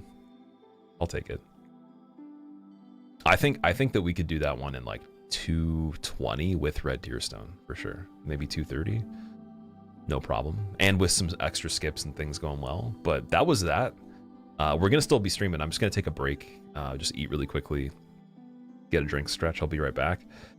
But hopefully you guys enjoyed that. That was really fun. That was really weird too. It's a weird character. I've never actually used the dragon form for an entire playthrough, and I've never used the fists on him before. I didn't know they even did good damage. I was always just using the buff for weapons, very rarely, so it's pretty cool. And I've used the headstone for the fire for PvP, where you can just like lock people in the fire.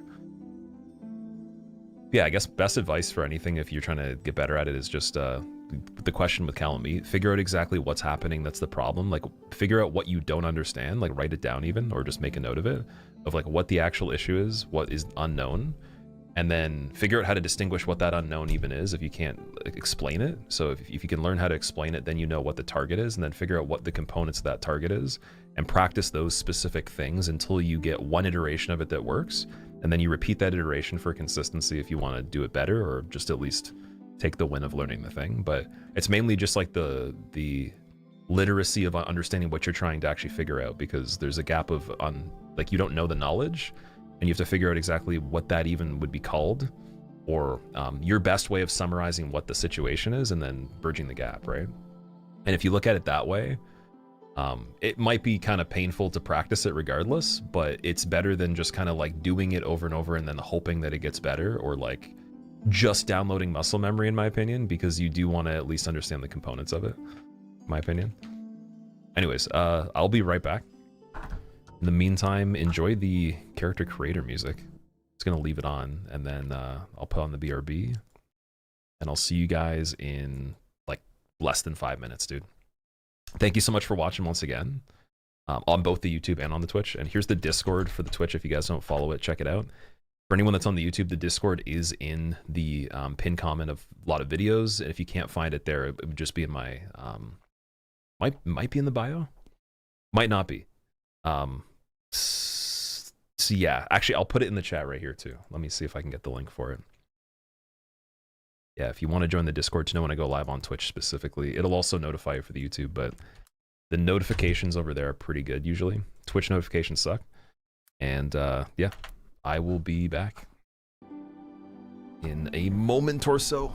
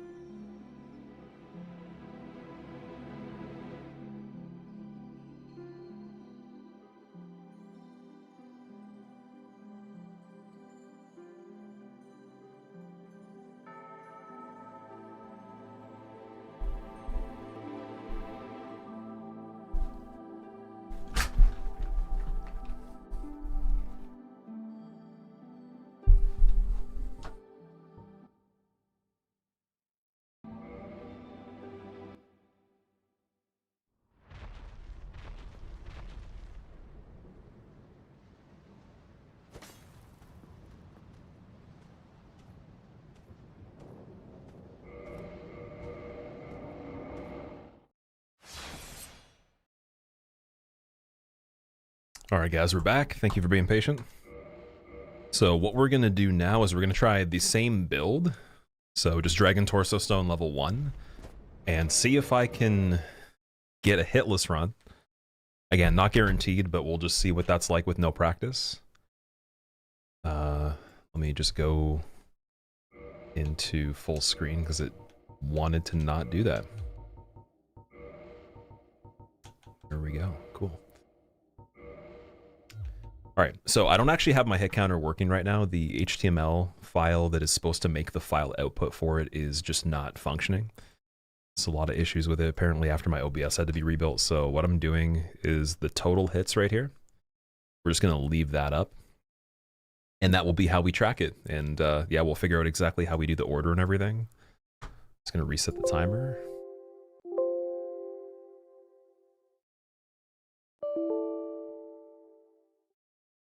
Go, cool.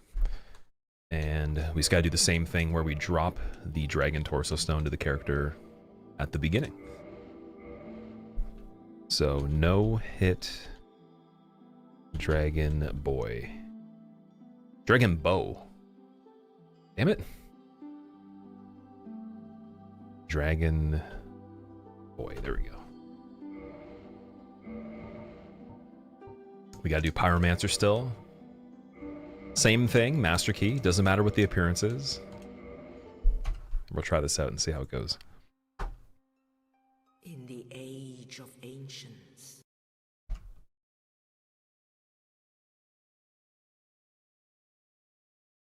Did you miss it, Adamantite? So I did a speed run of the Dragon Torso Stone at level 1, or the quickest I could play the game at the time to get through all the content.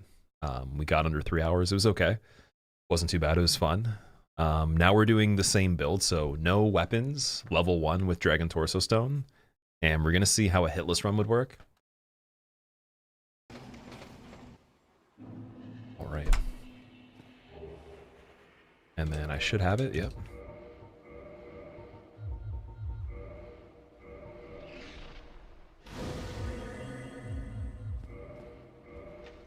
Okay, so we'll see how far we can make it with this. I'm assuming, again, the early game will be pretty simple. Gwyn seems like he was an extended version of the regular character, or similar to like a level 1 fight with the parries and everything, so... just gonna have to be fairly dialed on that if we actually make it there.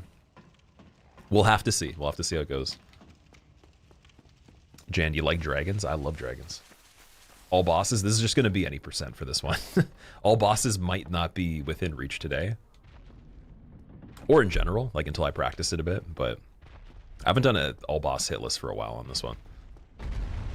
So we'll see if we can get an any percent going, or at least a good attempt at it.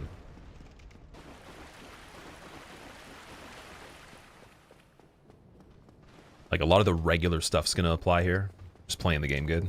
I don't think I was in that mindset for the last one. It was more so play the game fast, which is not always a good idea on hit lists. So slight modifications.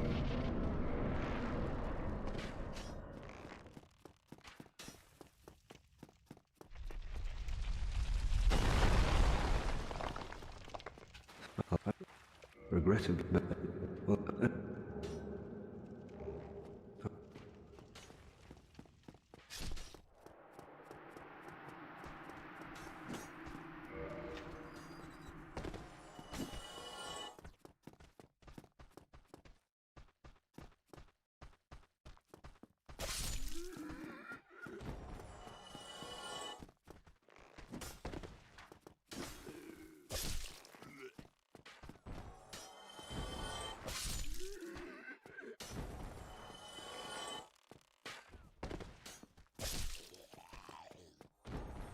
Alright, this is gonna be a really hard Asylum Demon fight. Oh no. Oh no, guys, look, it was so close. He almost hit. Oh my god, that was scaring me. So close, dude.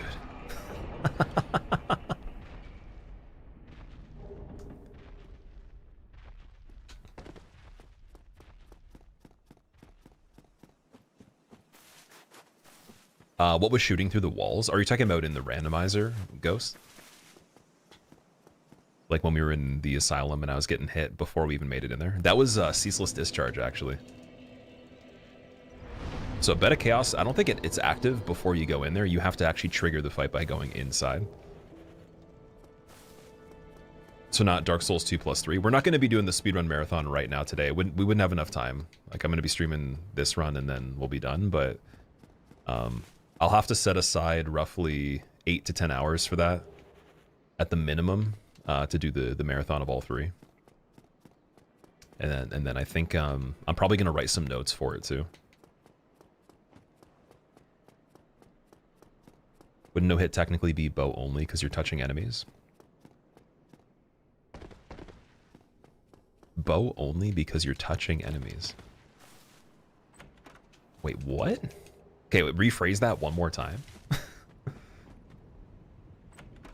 Am I out of the loop, or was that hard to understand for other people here? Can we have like a unanimous debate on if that one was hard to understand? Physical touch. No hit isn't no touch. Wait, but the bow, it's the bow only part that I'm trying to understand though. Oh, wait. So you're saying if we were going to do this on this particular character, it'd be bow only. Wait, I'm still kind of concerned about that one. Yeah, I'm very confused too. I don't know. Yeah, you're physically touching with hands too, right? You mean like if you had a weapon, wouldn't a no-hit run be the weapon actually doing the character's work, right? Not the person using it. It's like how to beat the game without a character using only weapons. There you go. Yeah, one thing again that's pretty convenient in this one, we really don't need to worry about having any souls popped for anything. So I think I'll still wait on Quelaag. We'll still do it a little bit later. I'll go for Gargoyles first. And Taurus isn't relevant in this one at all. And Hydra wouldn't be relevant either, which is good.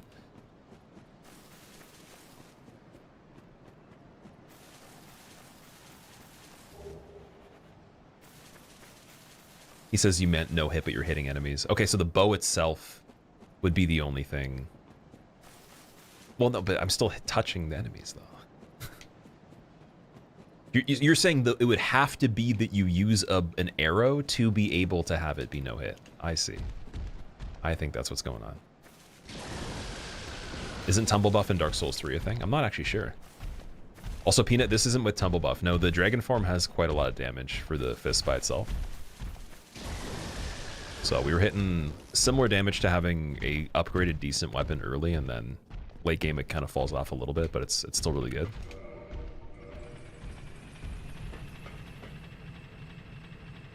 I finally got it. There we go. Yeah, the IQ got upgraded to 5. A whole 5 points. Like, oh, I can breathe now, guys. I wasn't breathing for my whole life until right that moment because I got upgraded on the IQ right there. Oh, dude, I can actually remember my name too. It's amazing.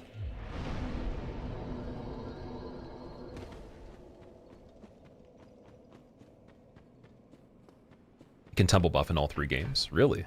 That's cool. I haven't seen what a tumble buff would look like in 3, but that could be very strong though. I might have to actually try a tumble buff weapon setup as part of the one-shot character, or the really strong build that I was going to do on this. I've had the video for that all planned out and written for a long time, but I got to do the playthroughs for some of the games, and for this one I was thinking of doing the Demon Great Axe and the Machete for melee. But if we did a tumble buff weapon, that'd be insane. Like, that would be more damage. You'd have both just to compare and see.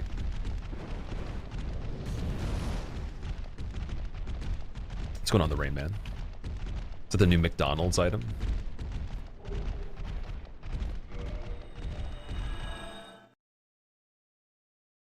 They can feel how to patch the tumble buff 3 games in a row. They probably didn't really care about it, because like the level of challenge of actually performing it probably is not relevant to the player base. But I mean, if someone did get pretty keen on that for PvP and destroyed everyone, then they didn't have high skill in PvP. I could see it being a problem. It's probably just not that common though. Okay, we don't actually need Donald either. But I do need the shield. I also need to be careful when he runs up here.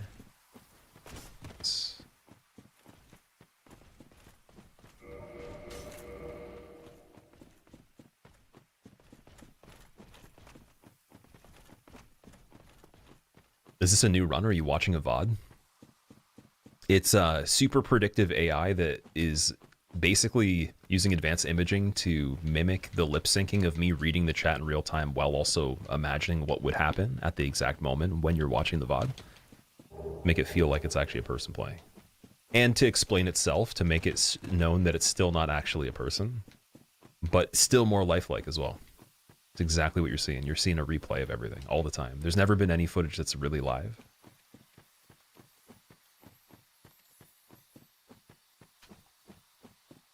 Also, Moonpie, dude, it says first time chat for you, but you... Oh, dude, is it because you never wrote a normal message, you only use bits? Is that what it was? So if you guys use a sub alert or bits and then you don't type anything, it still counts as you saved the first time message. You've never used it before.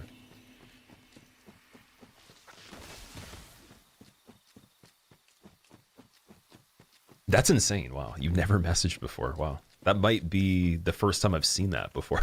I've seen people gift subs and then never sub themselves, which is just ridiculous in my opinion, but never seen the every alert but the actual message being sent.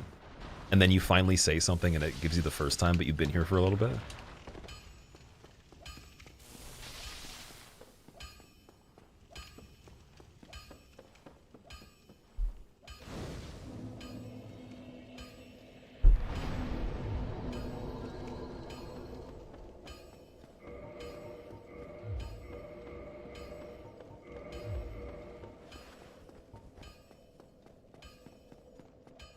Time is convoluted, yep. In the Age of Ancients, one dragon boy splits through time and space to be able to create a parallel amongst all different clones and versions of yourself in different world lines, slapping hollows in the face with his claws along the way, creating even more ripples. At 352 damage per velocity of the hertz of a laden swallow, the impact on the hyper-geometric distribution of thermodynamics is unprecedented in 3D space.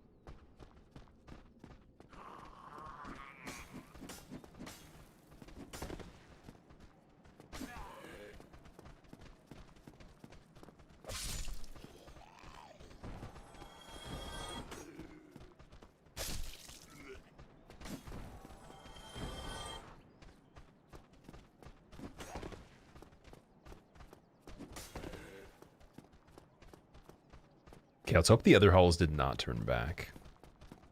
Going on a field trip.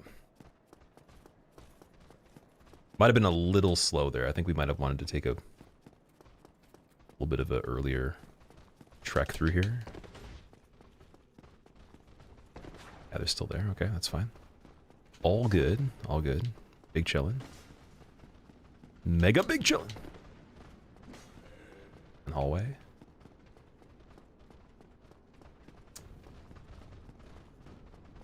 Yeah, so I just wanted to make sure I didn't take as long on that courtyard part. Could have rushed the front of the church sooner.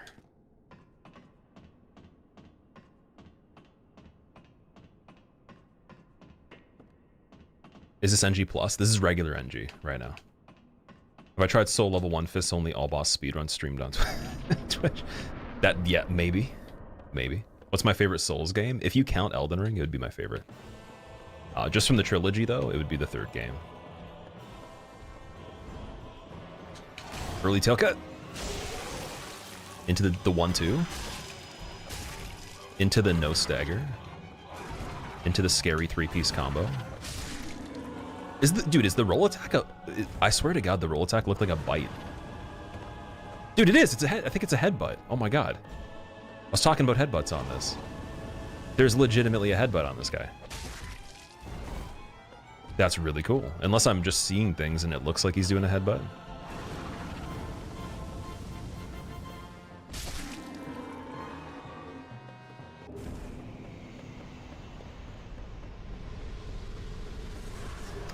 Okay, gargoyles down. How many hollows does it take to change a light bulb? Precisely 10. All the hollows before gargoyles, the light bulb. Think of it this way, like once you get through all of those hollows, Solare's summon sign pops up and he's technically the most grossly incandescent, so. You know, it's... I don't want to tell the whole riddle there just by spoiling the quest line and the details, but it makes sense, right? Only then do you see a summon sign. Imagine punching so hard the enemy just loses a body part. That would be pretty satisfying, actually. Like I've seen arm wrestling go wrong, where you know broken arms happen, or just people like blunt impact doing funny things. But dude, honestly, a limb flying off from a punch could be a first time ever kind of thing. That's pretty insane. We're just gonna get a ton of Homer bones here because again, it doesn't matter for the soul count right now. Oh, he has Ring of Sacrifice though for 5,000. So instead of us having to worry about going across the bridge here, we're gonna pop Proud Knight Soul and buy it. Just gonna grab that ahead of time. Usually that'd be a little silly to get at this point, because you can get it for free. But we'll grab that one. And then it's a quail egg.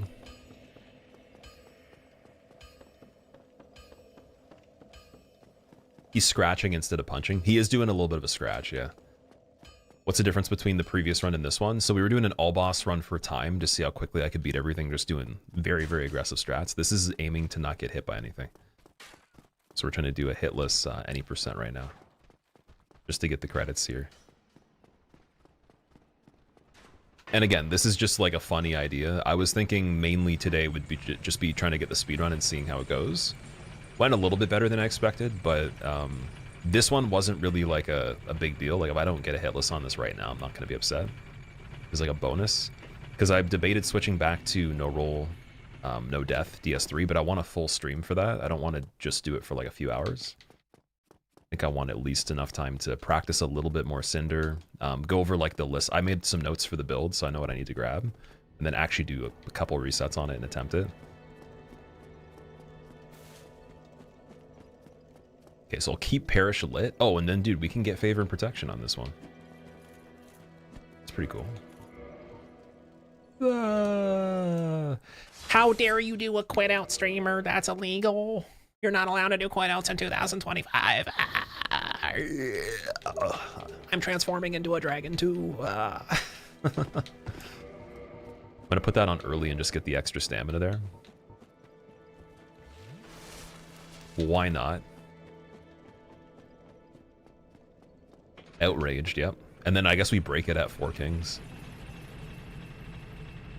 Is this with Duke Skip? This is going to be without Duke Skip. I'm going to be doing the classic hitless rules. Still, technically, you can submit a run like this for hitless if you don't do the Duke Skip, but I think it might be a little harder without it. It's just I haven't done it for a while, so I didn't want to go into this and not have the practice on it. Since my save states aren't working right now, they're not loading. So I could definitely do it again in the future, all content with Duke Skip for sure. But we're going to be doing no leveling, no damage, all content anyways, which will have that. And that is definitely, that's way harder than this. That's like it's a run I don't think has ever been done before. So that should be coming up in the future. I'm not sure exactly when we're going to start that, but probably after the seamless run is done. And then after the marathon with the fists.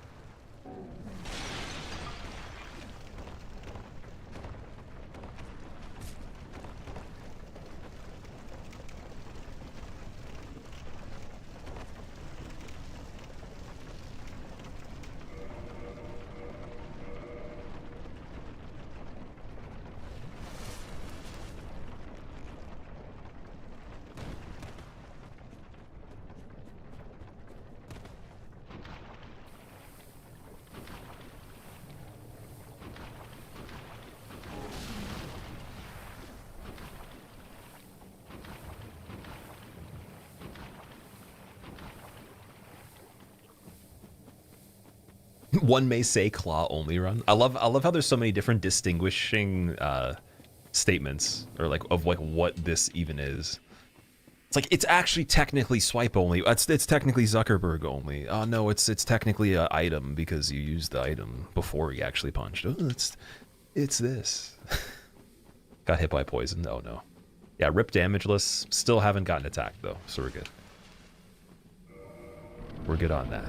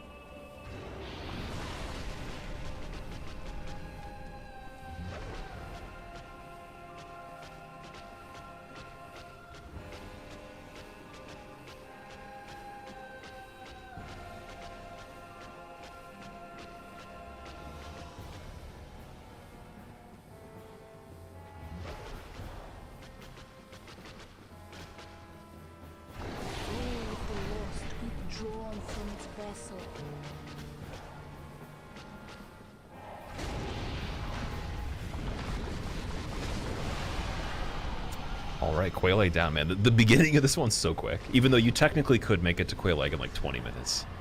Anyways. Gatlin, dude, thank you so much for the Prime sub. I appreciate that. Enjoy your emotes. Enjoy the skeleton badge. Dude. Am I trying hitless fists only? Hitless dragon form. Or like hitless, but I'm level 1 dragon and I don't have a weapon.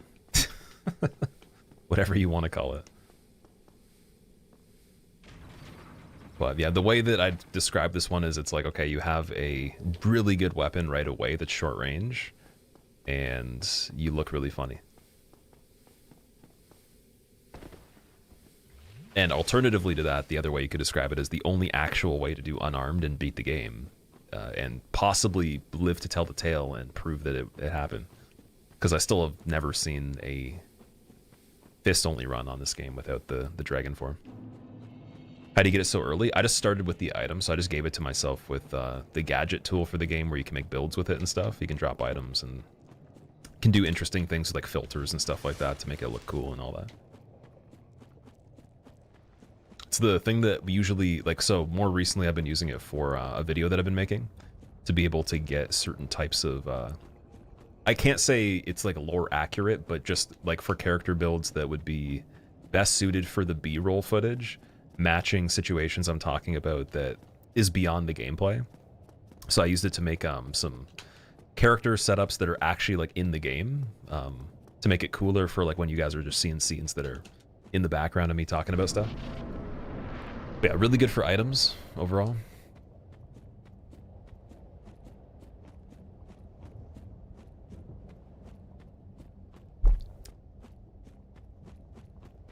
Jude James? Wait, what?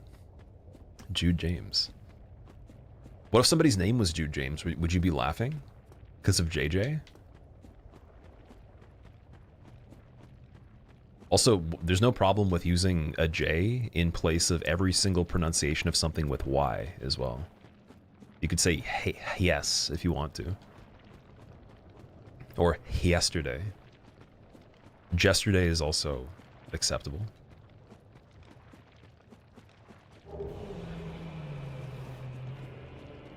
It gets confusing when you say jello instead of yellow though. So I draw the line there.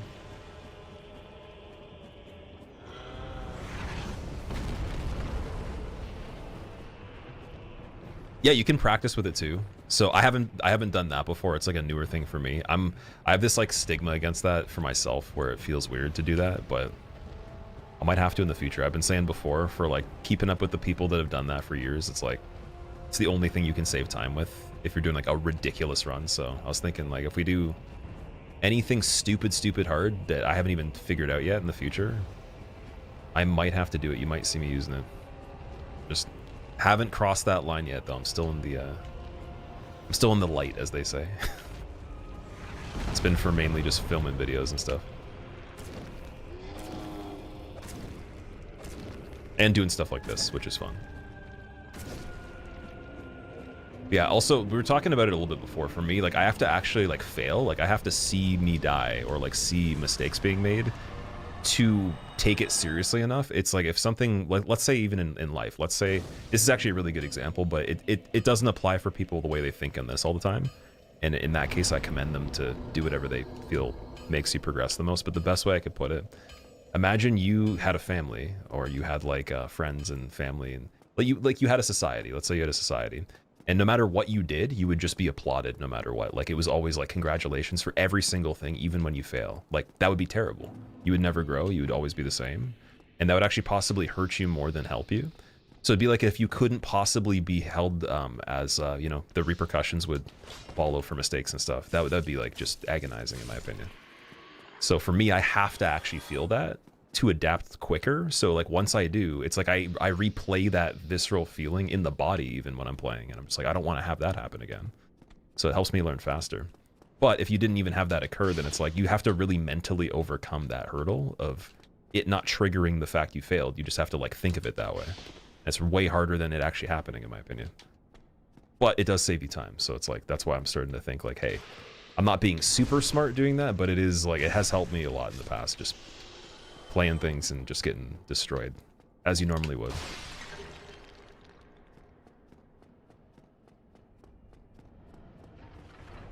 Okay, we can finally get this guy off the thing now. That's cool.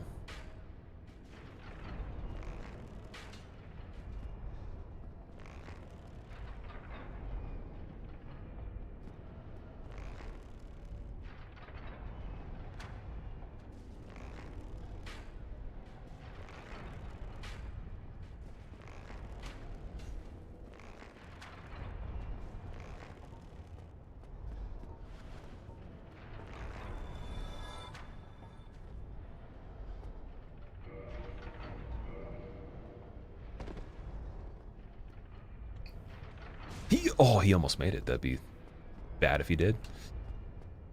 I thought he was gonna make it, maybe. Did you struggle teaching yourself guitar? Oh yeah, definitely. But like, struggle is kind of relative to your awareness, right? So like for me, I don't know a lot of people in real life that I've seen with my eyes in front of me play guitar at a level where like I could compare myself quickly to that and then feel the gap, right? So for me, in the first moment of like big progression with that in person was a friend in high school, because he had classical training for 5 years and he played better than me. But at my school, there wasn't any better guitarists, really. It was just me and him, that's it.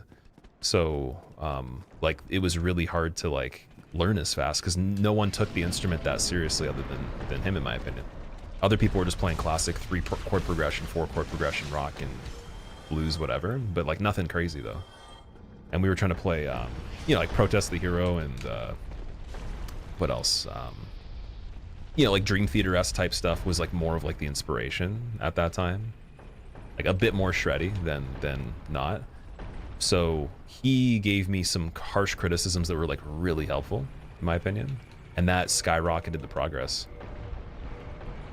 It helped a lot. But it took a year of feeling like really stupid, undoing the problems.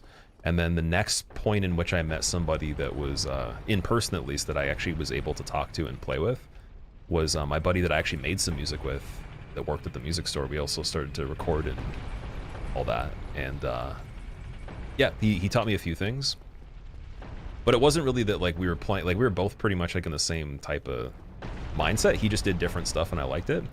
So I didn't get exposed to too many things. There was a time where a vocalist that I had for one of my bands, he told me that I sucked, and then like that, and then he's like, you need to sound more like this band, in quotations. And then I checked out that band and it became a really good chain reaction of music that I kind of rabbit holed on. And then it actually did make me better, but he was just really arrogant and like not really that talented. So his shitty comment from being a shitty person actually did spark me being better, which is good. So that's why I take criticism from anything. It's all relevant, but that helped a lot too. So it was like those three major things: classical guitar trained guy, buddy that jammed with me that we made some cool stuff with, and that guy were the three bigger things. And yeah, this is pretty important.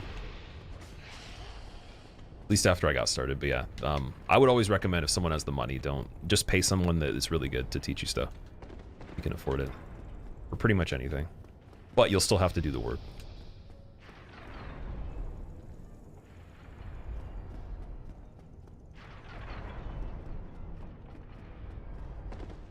So yeah, struggle's kind of relative to, I guess, what the what the scale or the criteria is of the perception of the person, right? So I had fun. I've definitely had fun the whole time I played music, but I'd imagine a lot of people do. Because there's usually that point where you don't quit. You're just like, okay, I'm never going to quit, so unless I physically can't play. Then usually it can't be that bad because you're continuously doing it.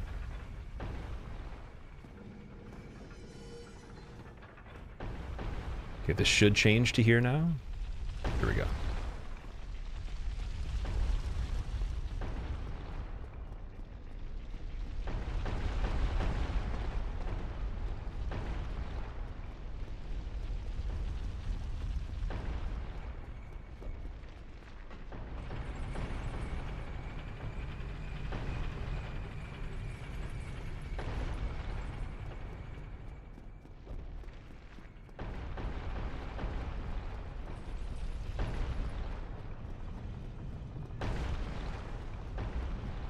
Why is using the bow acceptable? Why would it be unacceptable? Because you're not touching the enemies? Oh, I guess because like the original run we did, we didn't shoot anybody in it, did we? Yeah, this one's just the hitless variation, so I wouldn't say this is the. I should have changed the title. I forgot to change the title on Twitch, unfortunately. So, unfortunately, we use gravity to launch the dude. And furthermore, there will be firebombs killing Andre as well. Which, it's not a weapon, but I should just say, in fine print, yeah, we use the bow to knock the guy off the ledge. I didn't even have to, too. We could have ran through, but again, I forgot to change the title. Okay, so speaking of which, 4 firebombs. Let's go buy some.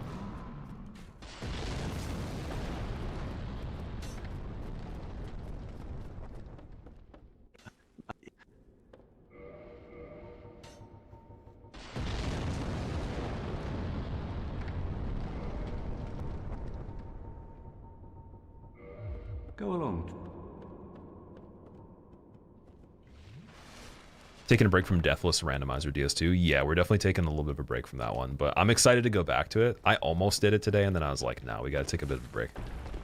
Because it's just it's a long journey. Like I said, I got to attempt it once in a while and just make some progress each time. Try to get a good PB within like a few days of it. I think we learned a lot though for the early game. It's now we got to make it to like the midpoint and figure out what the problems are for the late game any percent, because we're going to be on like a straight shot through any percent once we find certain keys. So it's like after that point's the next wall when it comes to searching for stuff. If we didn't just get lucky with the keys. And then figuring out what parts it forces you to have to go to at that stage is important as well. Because I can't really predict that, it's just based on the seed, obviously.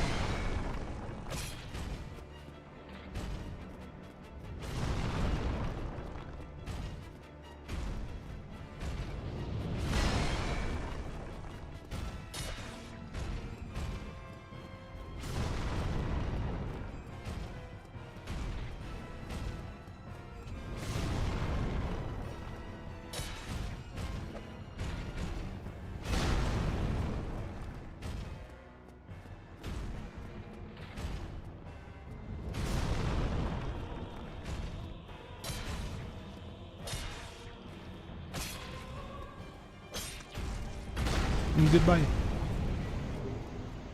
Okay, so I'm debating if I want to get cage key on this or not. Because there's still some stuff we can grab. Depends on if I want to do RTSR on ONS. I kind of want to. It's just hard to do the running section without it. Yeah, we might as well go get Darkwood Grain. And we could do Sif on the way there and then just come back and do this part after. Let us do that. I should have grabbed it when we were over there, but now the giant is gone.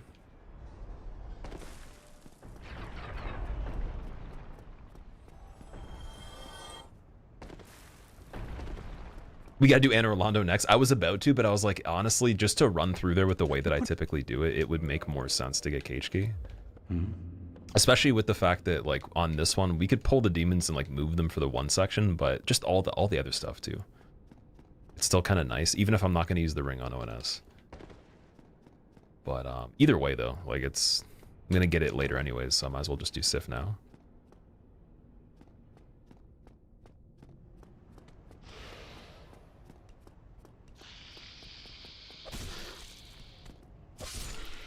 Belly button scratch.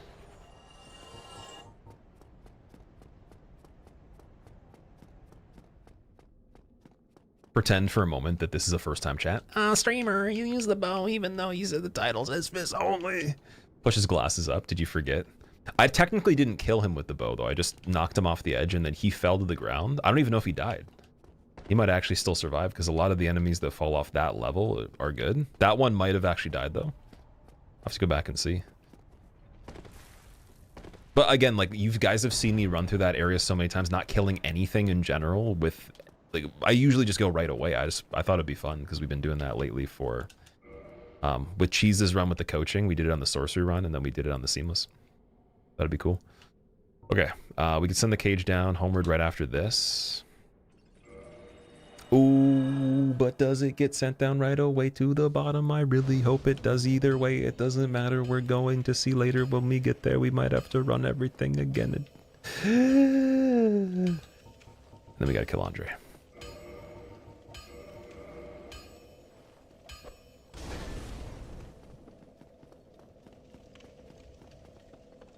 The Skinwalker fit going hard. A little bit of an alien, yeah. Challenge runs you'd recommend for someone who wants to try challenge runs? Usually level 1 or Deathless would be pretty good ones. Just depends on if you want a challenge that you don't want to reset. That's just hard throughout the whole thing, more so than, you know, more of the mindset type of stuff. And then if you are okay with restarting, then maybe start with limited deaths, count the deaths, and then just get it down to 0. Those are the two major ones that are actually, like, you will 100% get better at the game from doing either of those. A lot of other challenges that exist are out there, but they won't give you like a real increase in skill, in my opinion, that's significant. And then if you also, depending on which game it is, factor in the ranging difficulty of both of those for the different games. Like, some of them will force you to get incredibly good at some of the fights. I think Deathless will probably help you find good setups for builds and stuff, and then some decent knowledge on enemies. At level 1 on certain games, you'll have to actually become good. Like, no chance you won't take some of that with you.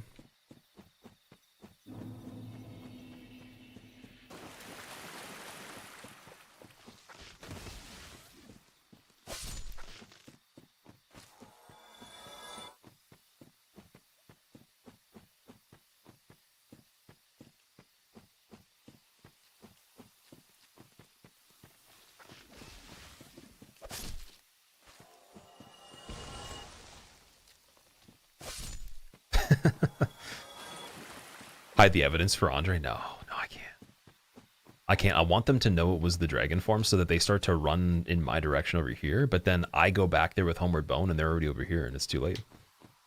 It's a cartoon at that point. It's a little chase. It'd be like a clown car. It was almost like 20, how did 20 people come out of there? Or even, I guess, Scooby-Doo, the first scene of Scooby-Doo.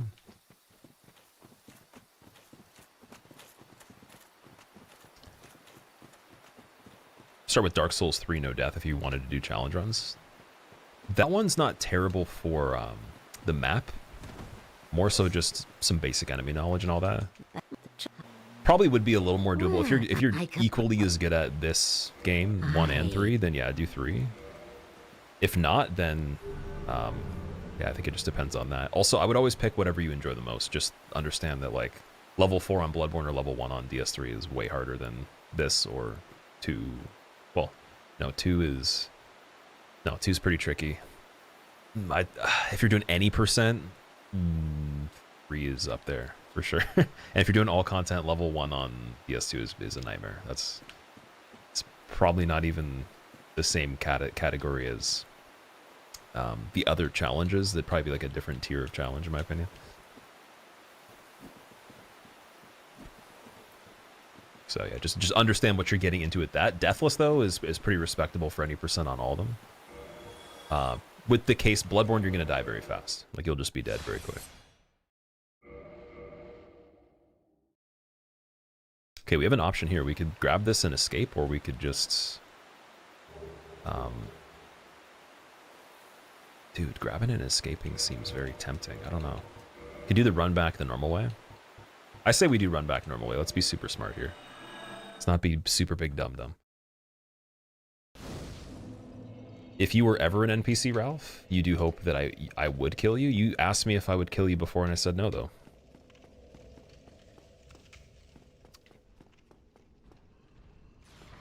Dark Souls 2 doesn't exist.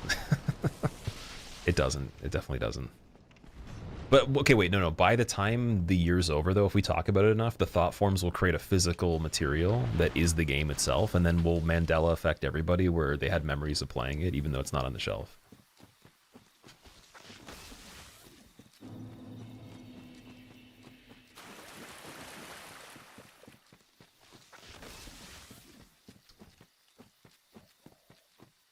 Also, Kiroy, welcome, dude. Thank you very much for saying that. That's very nice of you. How was your day going? You should suffer for being made an NPC. Ralph, who made you into one, though? You don't remember Dark Souls 2 existing? What are you talking about? Yeah, I distinctly remember it was like 2014 or something, and there just wasn't that title that came out that was a sequel to this one, and they kind of just skipped to the number 3 without doing a second game. And Miyazaki didn't comment on it, but we're still trying to figure it out. I do distinctly remember that gap in time, yeah. But for some reason, there was just that time where I ended up PvPing on a blank screen for a long time. That was, and I think I'd made a channel too. It was pretty interesting. But there was oh, you know what it was? It was Redacted Noir. That's what it was. Not Available Noir. We were playing with, it was one-dimensional graphics. It was pretty retro, but like people really liked the simplicity of it.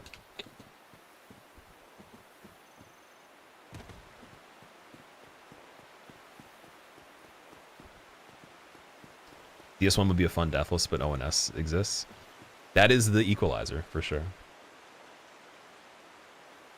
But as you guys saw when we were doing the seamless yesterday, there was the one run, technically the second attempt, or the first one where we were counting the hits. Cheese went and he just obliterated Ornstein before I could get in the fog gate, and you'll have deathless attempts no matter what you're using where they just go quicker than other ones from how lucky you get on ONS. So by no means will they be easy, but they can be easier, which is always nice, right?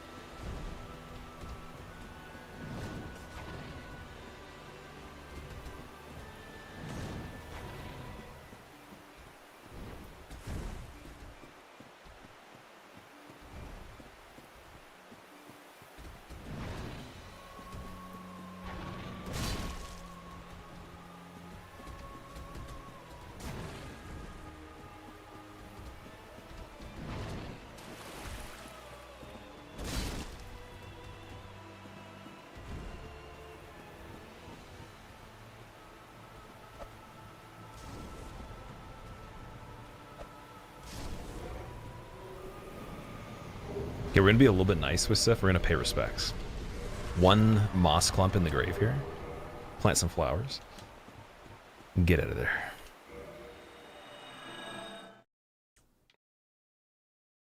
And then we have to see if the cage key actually worked here. I really hope it did. Sif looks like he's been blow dried. He actually does look like he had the, or she, sorry. Canonically, I don't even know if we have a person that wants to argue that one, but yeah, it looks like they gave her a bath. Didn't put Sif's soul down, dude. I could actually on this one, and I still didn't. That is kind of rude. I just realized that. Probably should have. Also, I would have preferred a backstab on this. Okay, I think we're gonna despawn this guy. We'll make him go back. So I want to fight him a little sooner.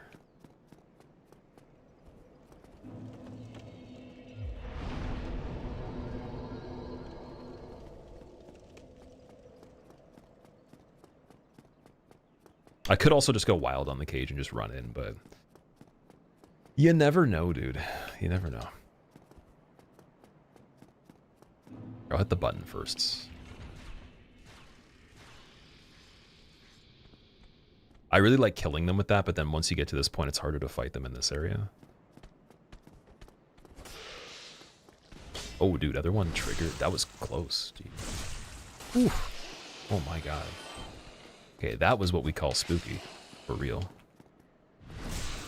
So I must have triggered that one without hearing the sound right away, and then he activated when I went here, but he didn't do the sound effect right away. So it was like a delay, like maybe turned after. Jesus, man. That was really lucky.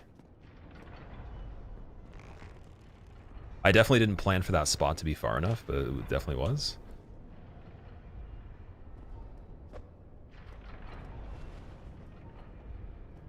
Streamer, why are you using the bow? You're cheating, streamer. How dare you even use the bow and the cobra and not even kill him, streamer? 7 arrows, that's crazy.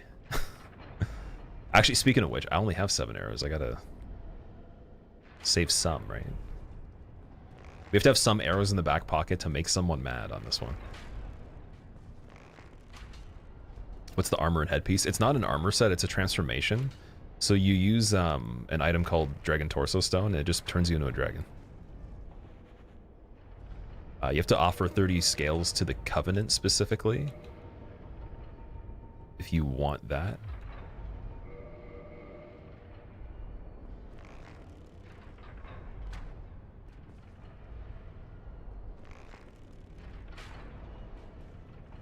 Okay, I want the headshot, dude. Speaking of the outcomes here, what we want to happen, can you please fall?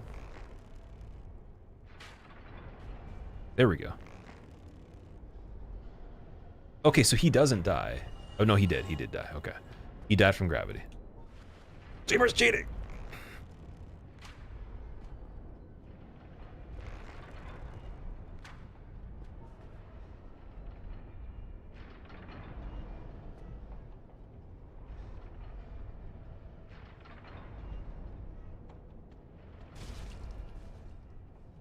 But he lives, though.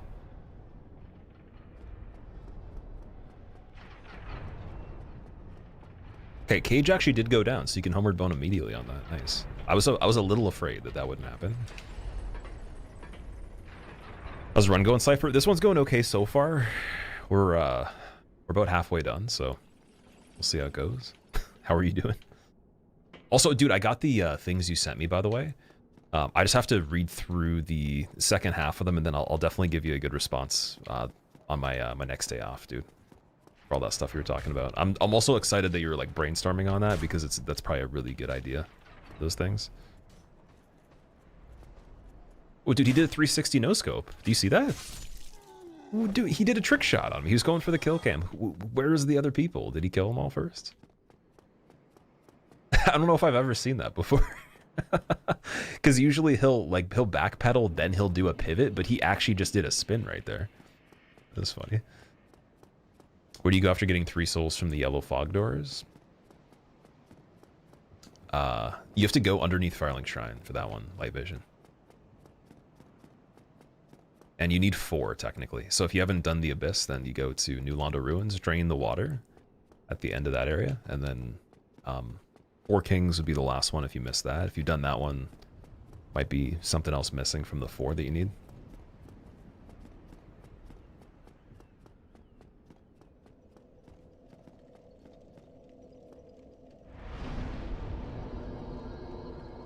Pisser used to draw the bow, obviously, yeah. Also, Bill, dude, how have you been? What's going on, Bill? You've always seen Sif as a male. You know the Norse goddess thing, and then the counter argument, the masculine pronouns, but to me, Sif just seemed more male to you. Yeah? I always said he on Sif just by default. It's like a reflexive thing to just say that anyways. But, yeah, then apparently the actual name's origin is not male, but it doesn't even matter. Just fluffy dog, dude.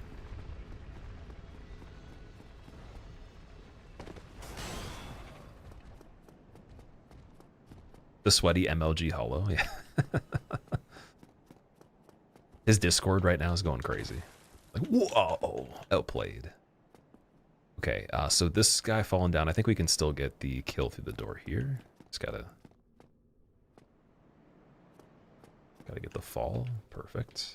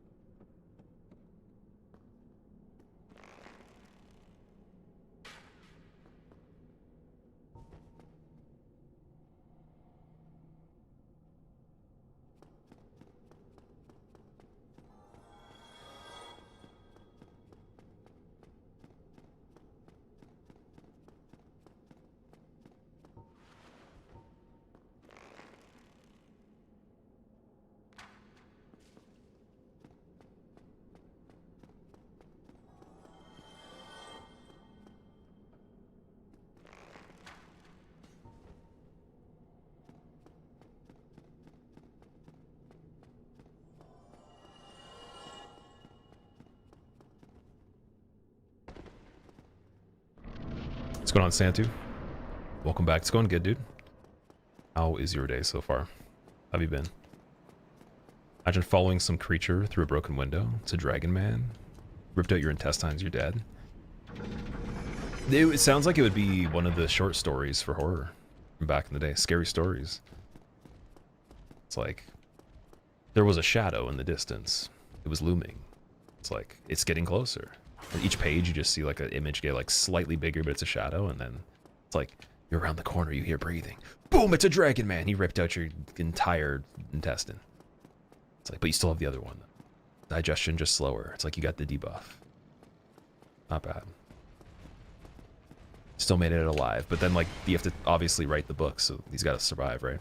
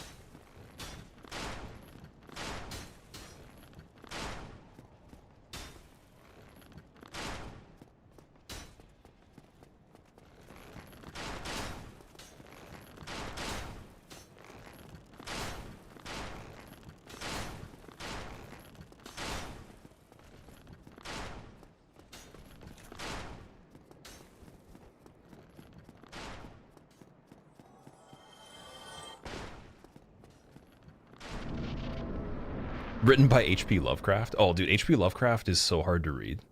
I had the book. I don't know where it went, but had all of his best stories in there. And some of them are really cool, just the writing style is very tricky. Dark Souls 2 randomizer. Bob, yeah, we'll be doing it again for sure. There's a lot of stuff we'll be bringing back that you've seen bits of. Tons of things on the back burner for sure. Just that's not something I could do every stream. That wouldn't make a lot of sense. A lot of things I want to do in the meantime, and it'll take a while anyways. It's not going to be completable very quickly. But I mean, if we could even get it close to like the two people that completed it already, if we can get similar attempts to them, like 100, I think it was 130 on average or something, 100 to 130 resets, like it's amazing, it's mind blowing. And I do plan to like make really decent jumps from actually just analyzing, okay, what can I actually do on it? But I'm not as good as those people that are playing it. My skill level on DS2 is not quite there, so I'm hoping to get close to that by the time we're done it, using that as the tool and just for the knowledge and all that. But my base skill is not, I'm not coming in with as many hours and experience. So we're hoping to, you know, I'd say like the low hundreds of resets will probably be where you see it happen. Should I pull this giant? Does it matter? I guess, yeah, if we're gonna do Darkwood, we can just go. Let's do it, dude. We're going this way.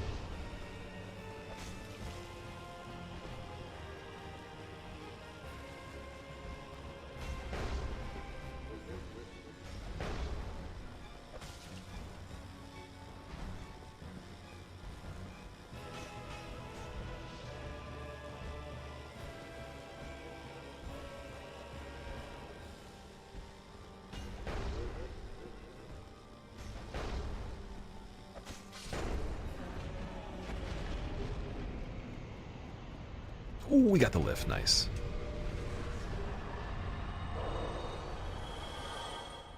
Oh man, I didn't think the range would be that bad on Smough. Damn. Is this a no-hit run? I am trying to do a no-hit any percent on this with this setup. I thought it'd be fun just to end the stream with. That's a long fight though, damn. Although we could do RTSR for it, just I'd have less stamina. I think that actually helped a lot in the first part with favor. Instead of our red tearstone run. Thou hast journeyed. No. Ah. How's the punch so strong, Harson? So the dragon torso stone has a very strong punch by default. Story time. There once was a dragon that hatched out of an egg standing up on 2 feet, but didn't have wings big enough to fly, so it was kicked out of the nest by its dragon parent, and it became Dragon Boy. And he roamed forever walking on 2 legs, and the legs became so strong that he never flew ever, and the wings never grew. But he made it through, and it was very true that he was the champion that was going to make sure that the Lord Vessel was going to get put on the altar for the Filing Shrine. Why did he have wings? Because he was a dragon. But they were shit wings, though. They weren't real wings. They were just shit baby wings.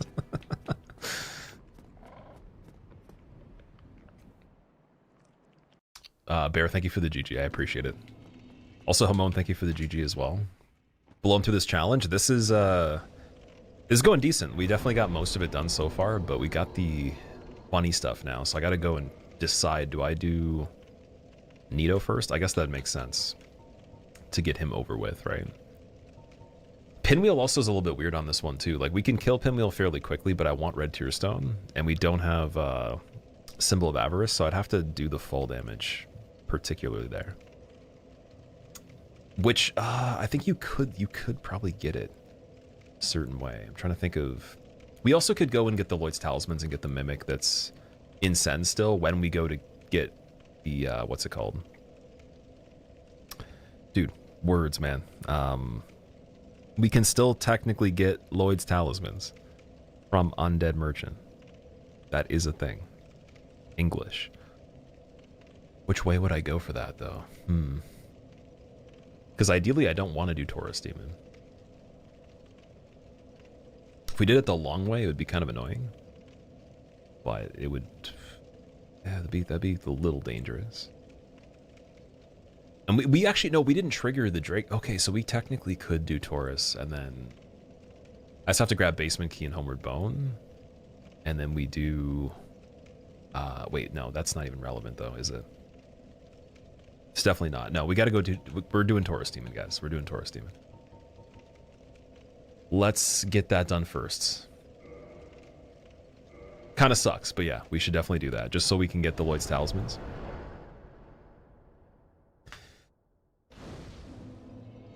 It was an Affliction t-shirt. That's pretty funny. It's just the design on the back. Oh man, okay.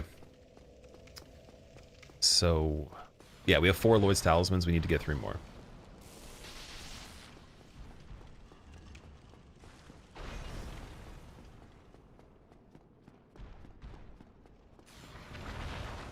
Does fall damage end a no-hit run? So this isn't 0 damage. Hitless means you don't get attacked by an enemy other than scripted deaths.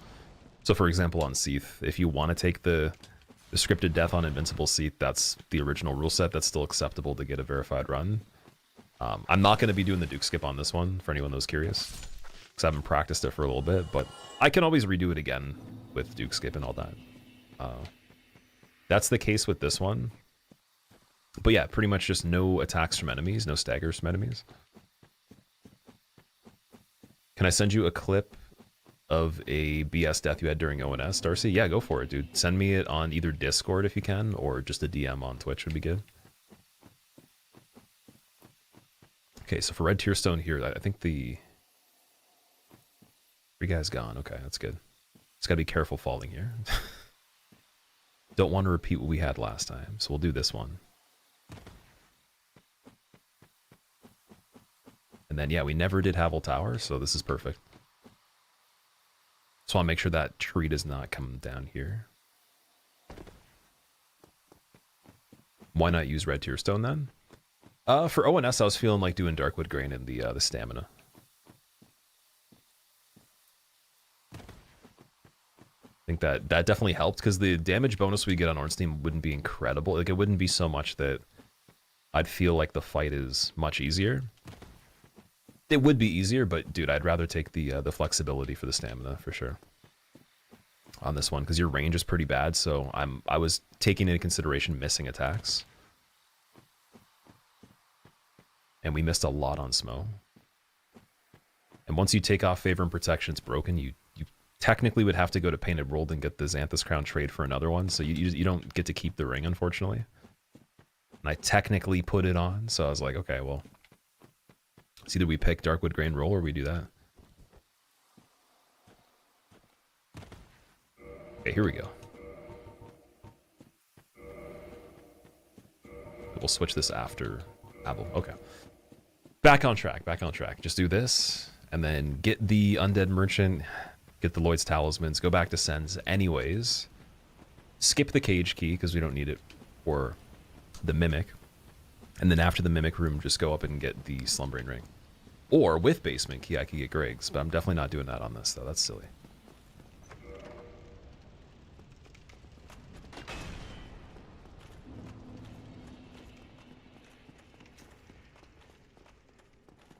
What if Gwendolyn wasn't stricken with illness and he was able to fight off Pontiff, Sullivan, and Aldrich? Well, then I would imagine that Velcro shoes would still be a thing today that light up and there'd be no shoelaces. Otherwise, they would be confused with snakes, and it would be a sin in the eyes of Gwendolyn to have shoelaces when you don't have tentacle legs.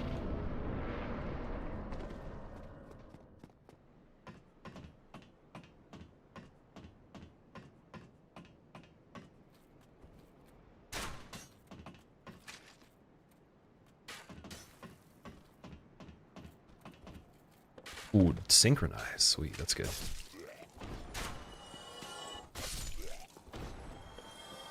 Okay, Taurus Demon's gonna get obliterated. This is gonna be funny.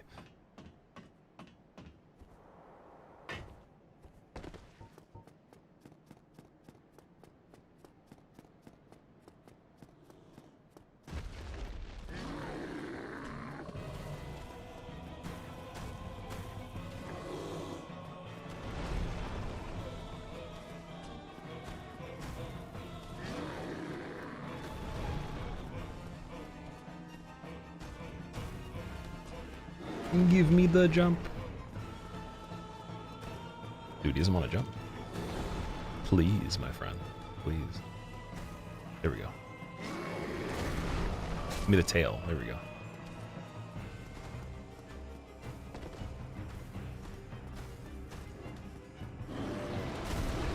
My tailed friend, you're dead.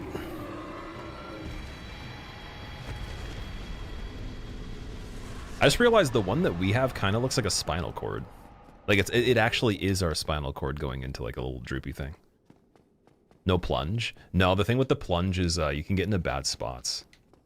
So I wouldn't want to risk it on this. And if I miss it, I'm dead with Red Tear Stone.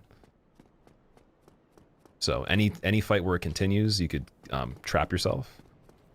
And then any fight where it ends, if you miss, you're gonna feel really silly. So I only go for that when it's like a fun run. Or like pure fun, like not, there's no actual objective really.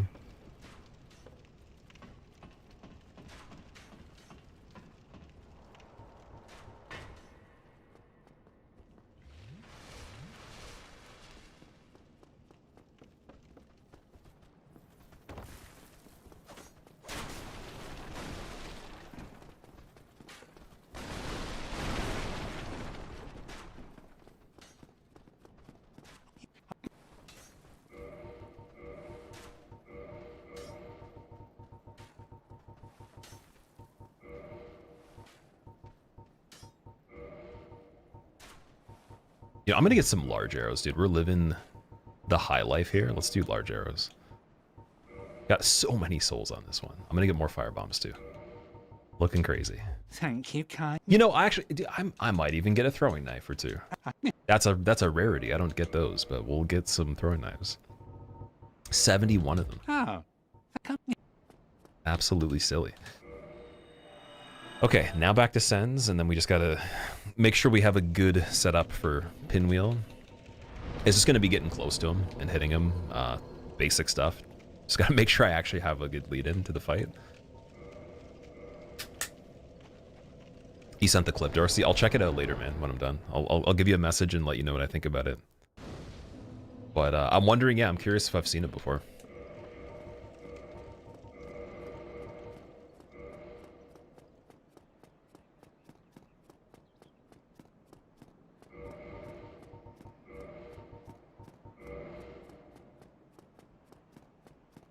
Okay, so here, this time, we only go to this part.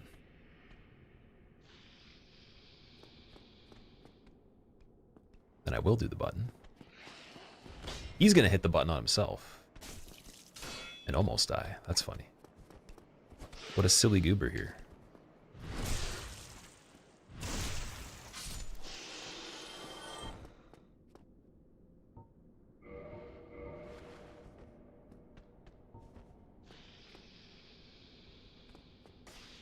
He's attacking the wall. Dude, these guys are weird sometimes. That's really funny. He just attacked the pillar.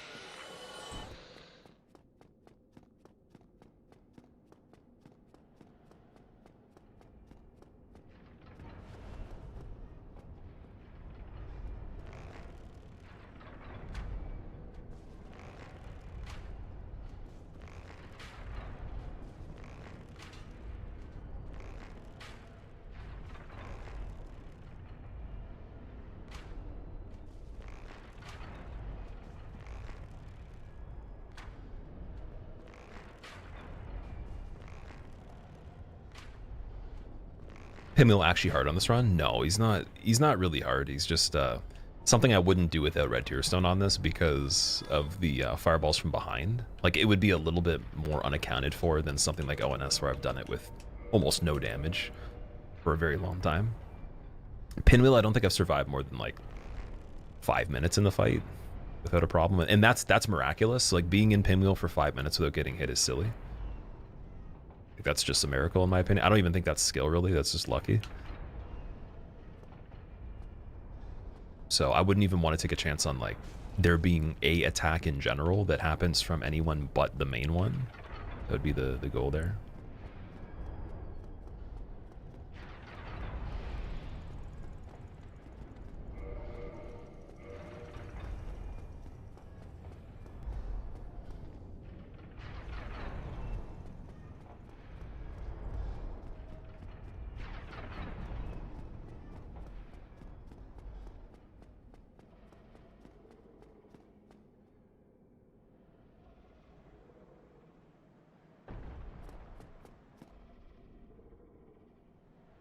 So yeah, Boulder's definitely switched. Okay, we're good.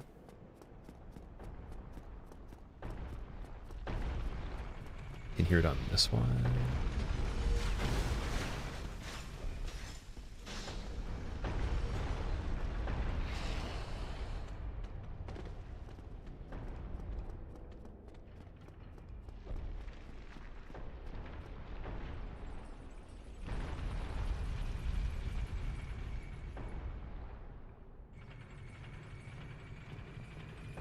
Ooh, we got Snake Boy.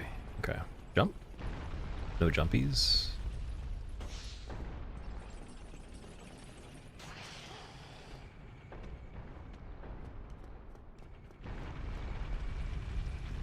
Soul of the lost, withdrawn from its vessel.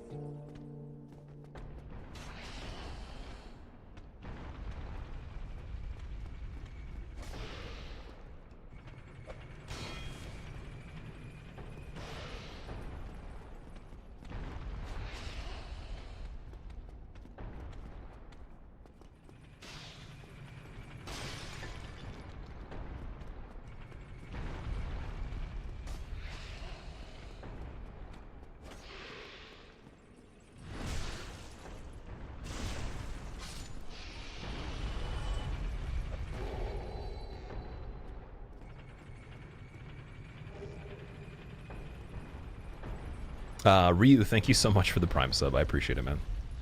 I hope you enjoy your motes. Welcome. Welcome, dude. Ryu. How'd you think of that name? I'm curious. Is that based on Street Fighter character? Are you a Ryu main? Or is that just unrelated completely? There's a lot of Japanese Ryus, so I'm wondering what the origin is there. What's the lore relevance of the fortress? Is there any other than it being the Gaetan or Londo? So Sen is a character in the lore specifically, but I'm not sure like if his storyline has any relevance to what's going on now. It's kind of funny. We also got dummy Mimic here. Why though? That's weird.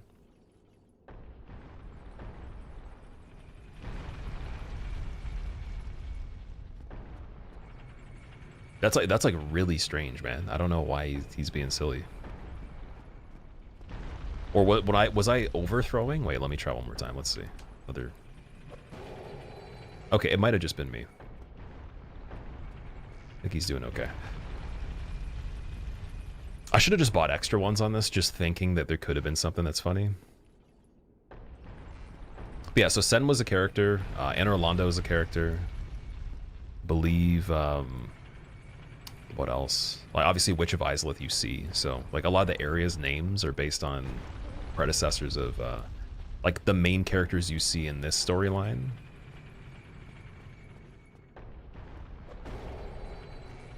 How hard would I rate this run? I haven't done it before, so I don't know. I couldn't really give you a rating until we beat it. So far, it's okay, though. It's definitely... It's harder than regular hitless in terms of the setup portion being quicker. But yeah, definitely a little bit harder than using Crystal Halberd or... even Blacksmith Hammer would be a bit easier, in my opinion. It is still level 1, so in terms of like the stamina and stuff, it's not as nice. But I think it's mainly the range that's the biggest issue there. Otherwise, you get the trade-off for the pretty easy early game, but early game is easy, so it's kind of like a... it's a weird thing. I think if you went with Battle Axe +5, Lightning Resin, Gargoyles, like it's so similar for... You'd maybe do one extra attack or something like that.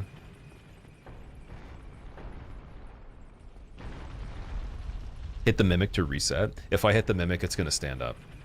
And then I'd have to throw the things when it's running, and the problem with that is that I used to do that method exclusively, and I was less patient with it.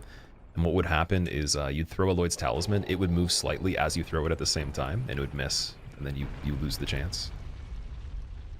So I'm not a fan of that one, personally.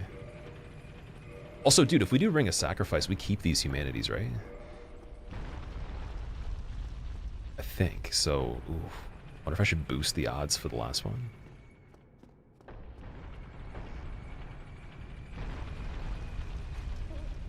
Yeah, I'm okay with killing it if we were one off on the Lloyd's Talismans for this one. I'm okay with killing it for the final one. Which we might have to do here. It's looking like it, dude. Alright. Boom. Get some attacks going. Die, Mimic. Drop that item. Thank you.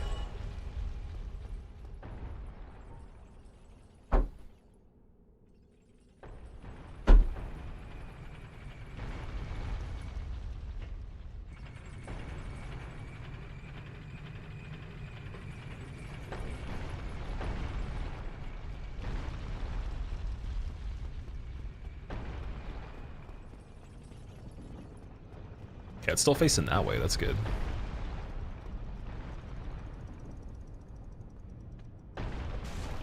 The plunge is so funny, man. It looks like he's skydiving or something. Oh man, that's possibly my favorite regular animation that the character can do in this game. Like, that's amazing. I don't remember doing it with this form. I'm pretty sure whenever I did Torso Stone, it was just regular weapons. I don't remember doing the fist plunge on them. Wait, did we got Slumbering? We did, okay, so... Oh yeah, that was first time through, wasn't it? Because we did Cage stuff. So, falling down here was irrelevant, but the Mimic still was important, at least. Okay, that's all good. All good, man.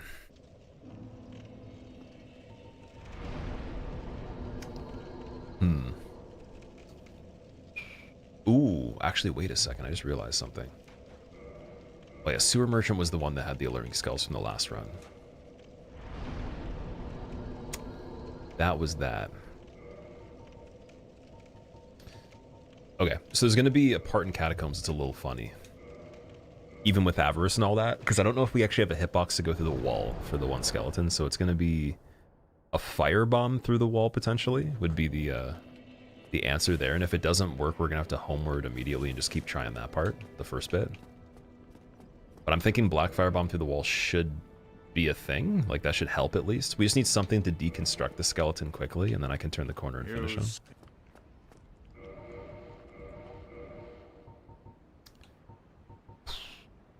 And then we don't technically need Darkwood Grain Ring on this part. That's not a huge deal yet.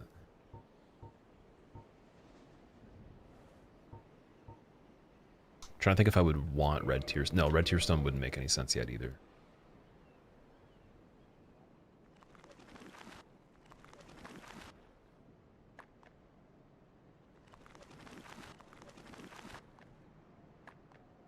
Hitless Fist Only. Yeah, I didn't change the title to Hitless. I was just trying to like summarize the idea of what I was going for with this character for the overall stream. And then just plan to do the speedrun and see if we could get a good attempt on this after. But at this point, dude, you know what? If the title is not satisfactory, then you know what? Let's debate it. Let's go over it. Let's get some good debates going. No, I'm joking. I'm joking. Okay, so just we get one chance to try the jump here. Let's see if it goes through. Definitely doesn't. Black Firebomb. Definitely doesn't. Homeward, and we try that again. So, what could be done there?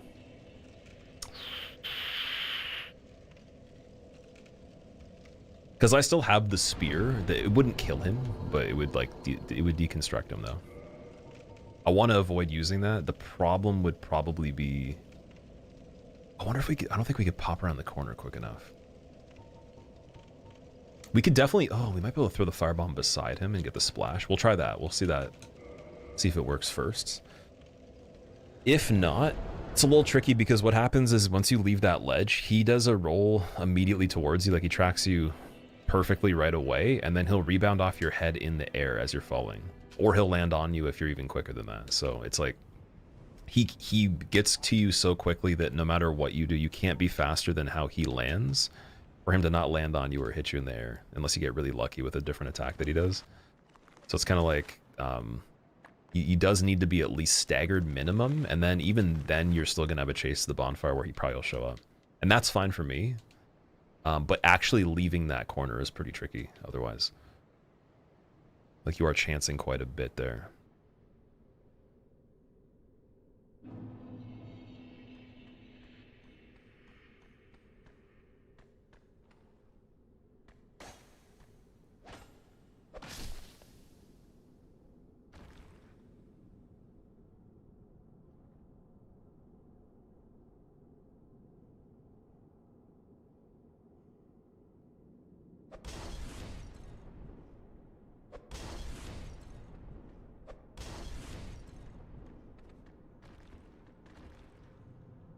Ooh.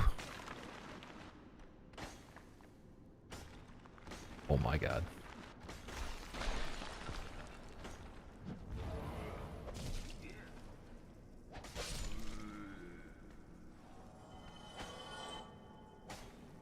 Whew.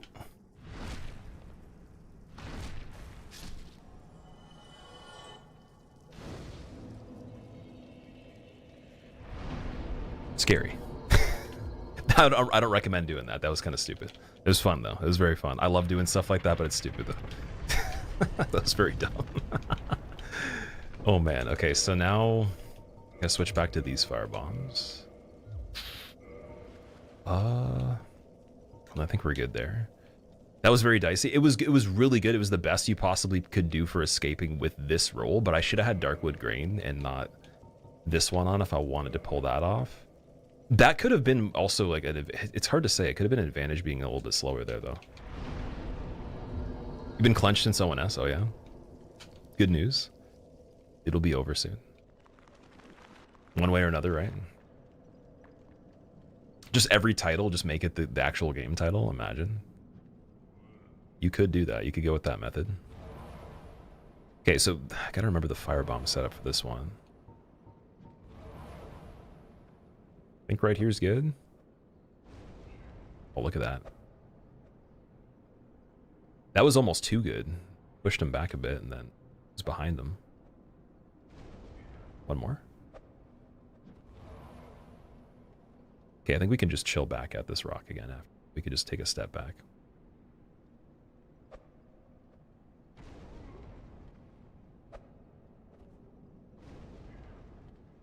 Almost good enough.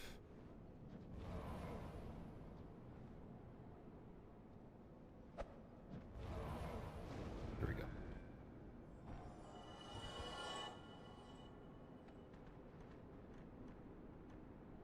Donkey skeleton? Why aren't you dunking? Please, donkey boy. Thank you. Other donkey boys?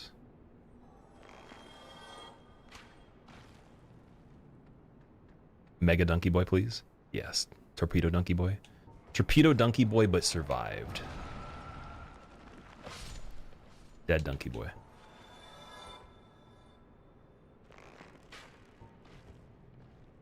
Mega donkey boy. Abyss donkey boy. But he's alive though? Ooh, that guy lived. Okay.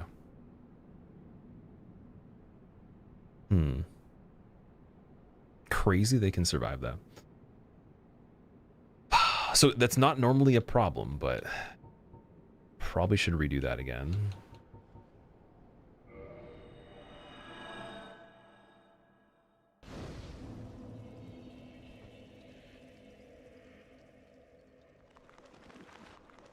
He alt F4'd his way out of the fall, yeah. If he lands on that platform, it doesn't look realistic that he could survive. Like, every enemy is usually dead way before that, but they can survive a pretty big fall. So he's got to be a bit more careful with the skeletons. You want them over this pit, so I wanted him to run to this corner here. Oh, we got classic skeleton, double attack. Run up. See ya, okay. I could do that for each one, but it's not worth risking at this point. Because they might not actually do that attack. If they do the roll, that's kind of annoying. And then they can do that torpedo from the exact same spot, but then also dead angle it and turn it for some reason. So let's see, did he miss this time? Dude, did he fall? He fell? Okay, fuck. Am I cheesing the boss? Pinwheel? I'm just gonna go up and hit him and just kill him. I don't think there's a way to cheese Pinwheel that I'm aware of, like, that counts as cheese versus just killing him with a lot of damage. Never heard of that. But yeah, if you know of anything, let me know, dude. I'd love to see Pinwheel actually being cheese. That'd be cool.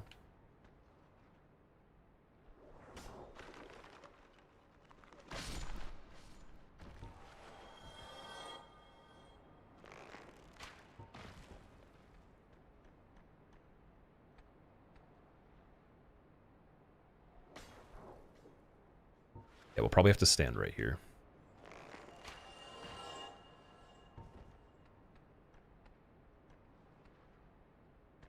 Goodbye. There we go.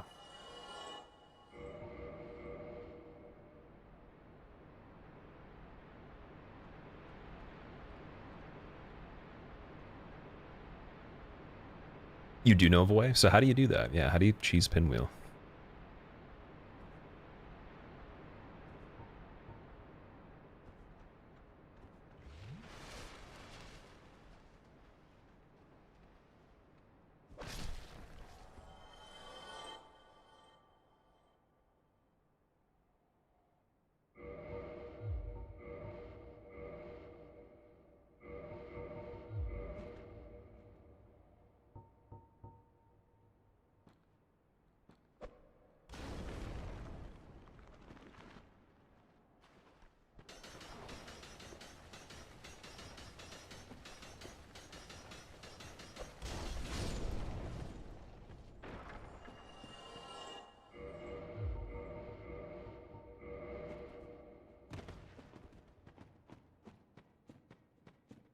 Does fall damage not count as a hit? So yeah, just to clarify, this isn't a 0 damage run. It's just no attacks or staggers from the enemies, aside from the scripted death on Seath that we will use Ring Revive on, just to make it a little bit nicer. But yeah, the possible Seath encounter is included in this one, just with the rules I'm using for this particular run. But yeah, any like encounter in general that's a hit or a stagger, or sorry, attack or stagger from enemies outside of that one is what we're trying to count.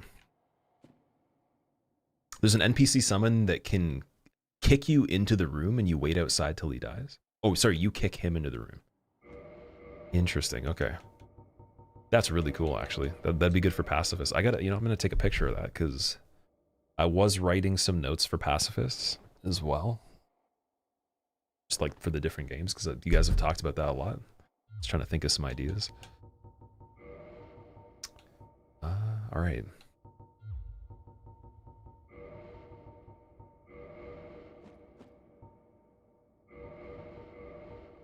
Oh, you can't do symbol with this. Oh, okay, interesting. So we got to take. Let me think of how we do the heal. We have to take 1 extra bit of fall damage there. Because it's not going to be quite enough for Pinwheel. Although if I take off this ring, I wonder if it would be. It would lower the total health. It actually might be easier with it, though. That's why I'm curious. Yeah, Avarice doesn't matter on this. Which is completely fine. Other than this fight, we'd have to figure out a good setup. So, what do we do there? There's not a lot of places to loop back around. Watching you play makes you want to play this again. You need to go ahead and do your first playthrough of Demon Souls. Are you gonna do it on the remake? Chat spinning. Wheel of Death is frozen on your screen. The buffering. Oh no. I would say F to pay respects, but you're not going to hear it then. So yeah.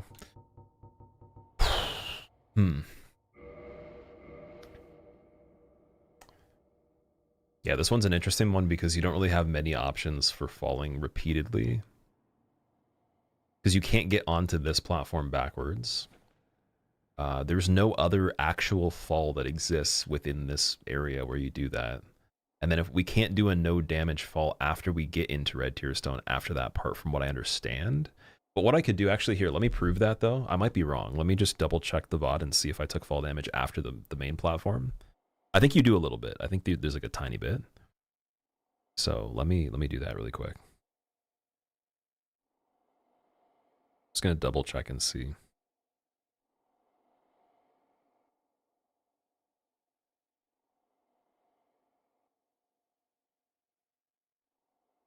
Otherwise, we're going to go a little bit more Matrix than normal on this one, and that might be a problem. It might be a little bit of a gamble.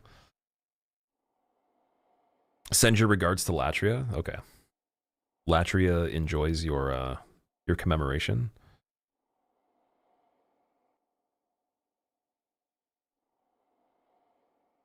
Why is it not on here, dude? Oh, I'm not even in the... What the hell? Here we go. Okay, I found it.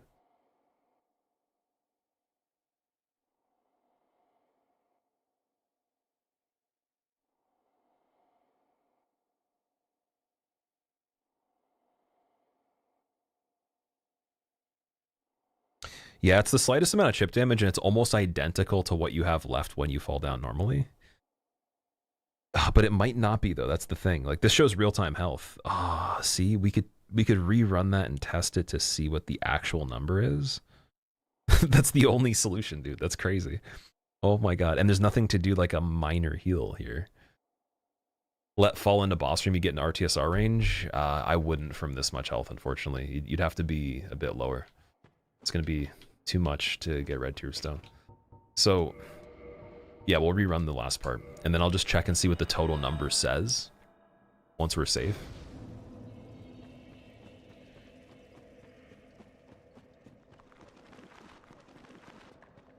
The only thing we could have done, well, no, we can't technically do it, but if you got Sanctus, if you skipped to Tomb of Giants first, then went backwards, you could get Sanctus to bring back the health a little bit to be able to do that. I don't even think there's a spell or any other item that heals temporarily that you can cancel, though, so even that wouldn't make any sense. It would just purely be, like, getting lucky enough where this little fall is enough right here. Or you'd have to reroute the whole area, or just do pinwheel another way. Which would just be bananas, man. That'd be pretty crazy. I'm definitely all for it, but it's not going to be as much of the skill situation anymore. It's going to be a little bit random then.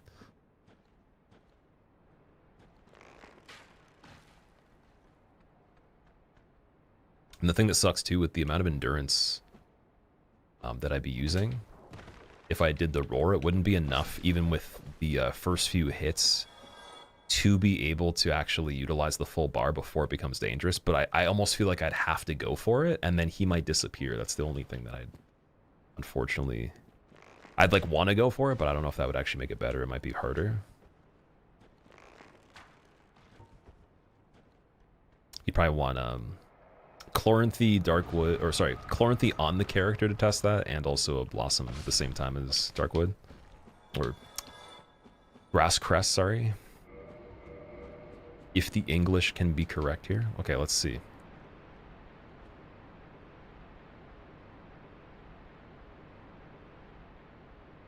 Like, you'd have to come in the area and not sit at the bonfire to reset anything with partial health taken from Firelink and redo the whole sequence, I think.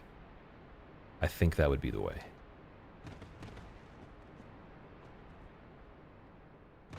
Because that gets you RTSR. View status, 67 health. Okay. But, again, this drop right here. So, if it's 67, and then I heal, you got 367, so we can definitely check right here perfectly. Let's see. 315, it is enough. Oh my god, that's silly. Okay, nice. Okay, we can do that. Oh, but we can't get in the arena, though, after that. Fuck. Oh, we need fall control. So if we're going to do fall control, then we got to rescue Griggs, but to rescue Griggs, we got to go all the way to where he is, which is fine, but then I'd have to run out of Berg backwards from there, and then manually through the whole area back to Griggs. So we could do that. Like, that isn't... But then we need a catalyst. The catalyst is in... Wait. We have the intelligent. Do we? No, we don't. Fuck. Oh, this is hard, man. It's a tricky one. Oh, wait a second, though. Okay, this could be like MLG right here. This could be crazy. There could be a curved wall that lets me take some fall damage somewhere over here. That's like the next level. That's the next generation of ridiculousness here. But again, I don't know of anything in Catacombs like this, but it could be possible. Problem would be skeletons right here, and I don't want to trigger them, so we'll put on Slumbering. I'd even be able to kill this one right here. Let's see. Kill that one. Nothing else looks problematic. Let's see. Like, is there something? That doesn't have the collision. This one kind of does. I don't think it's long enough of a stretch, though. Okay, let's go to this area and see if there's anything else like that. That's the only other option, really. We need a curved surface we can run across. This one might be good enough.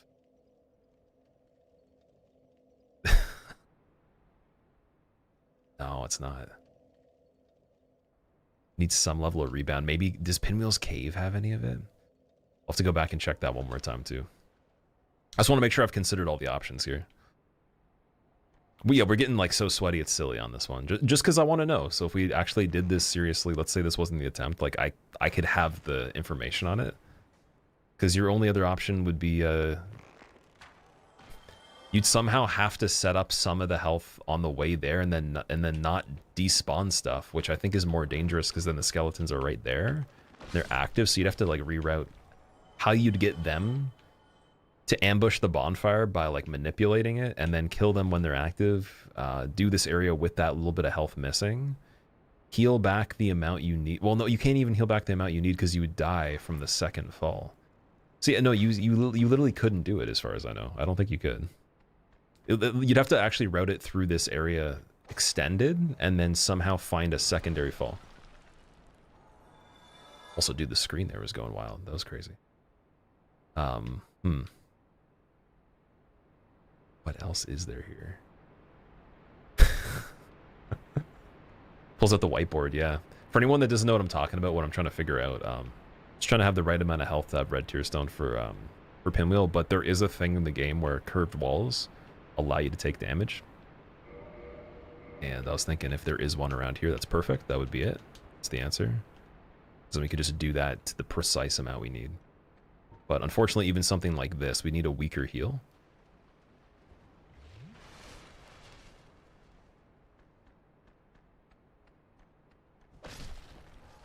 So we'll just have to do pinwheel a bit more freestyle and YOLO it. If there's nothing available otherwise. It looks like these walls are pretty normal here. I can try my absolute best, but like it's not going to be purely skill, unfortunately. Might be some blind areas.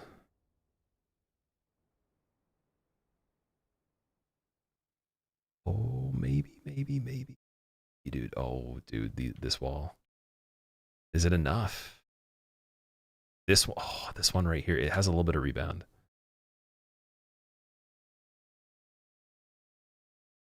If if we could get this, I'm gonna lose my mind, dude. If we could get this, this is gonna be the coolest run ever if we could do it. I don't think it's enough runway though, because the fog gate, they'll trap us in, and then it's like it would have to be gone or something. Oh, that one's got a little bit of push there too.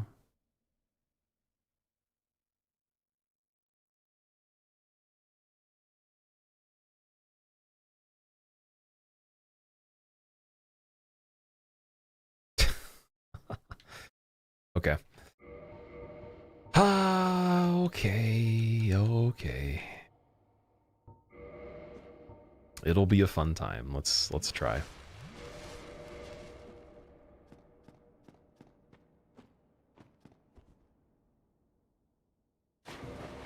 Hard landing too. Amazing.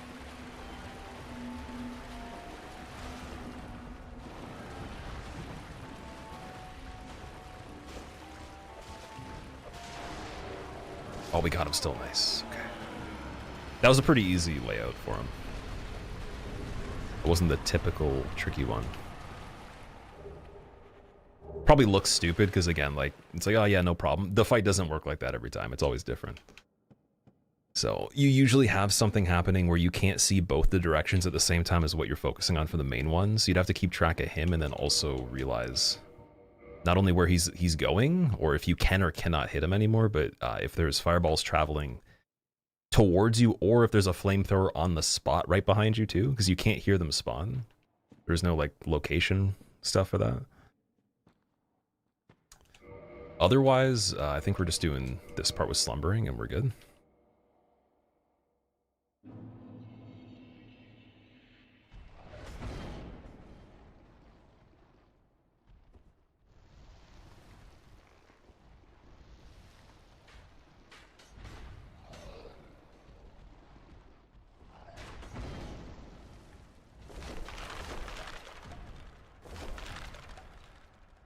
Bonfire's glitched. I gotta quit out for that. Bonfire wasn't working, dude, and they weren't chasing me because I have slumbering. They wouldn't be able to make it that quickly. That happened at the Seath bonfire after I killed him so many times. Oh my god. That one doesn't even matter because you can just homeward, but I don't know if I've had that happen on that one before. I think it's been 4 kings and Seath specifically. Quit out means invalid run? Not for that. No, I was 100% safe. Like they actually never landed. You'd be able to hear them. So like they can't stop the bonfire from activating if they haven't landed right where you are, and no one did on that. It wouldn't be enough time plus you'd hear it too. Yeah, we're not redoing all of that just because of something like that happening. Not for this one. This one's not that big of a deal. But I do want to make sure I give a good effort for it.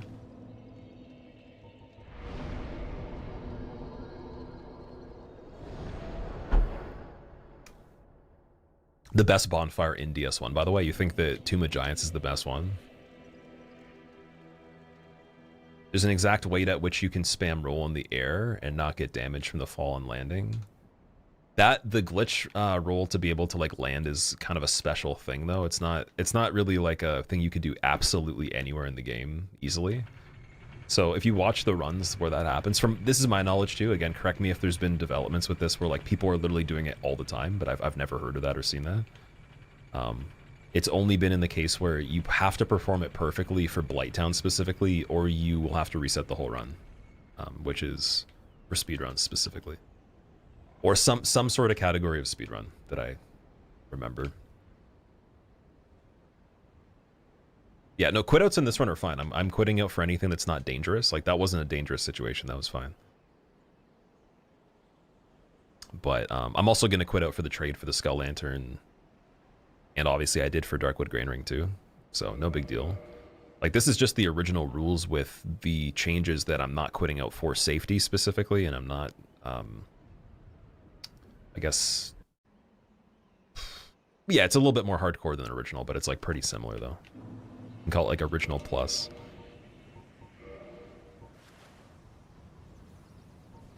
All right, Torch Hollow time. Oh boy. I think we only have to do one for this part.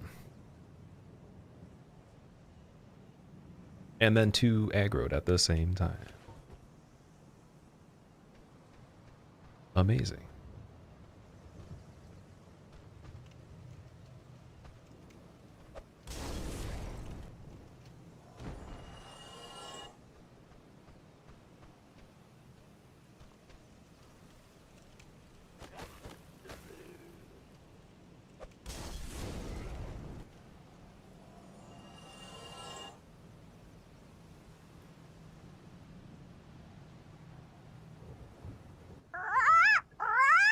You.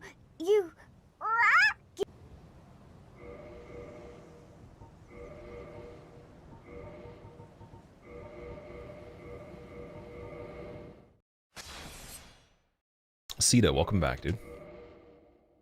How goes the coaching? Not today. Coaching for Cheese's Hitless Run? Is that what you're talking about?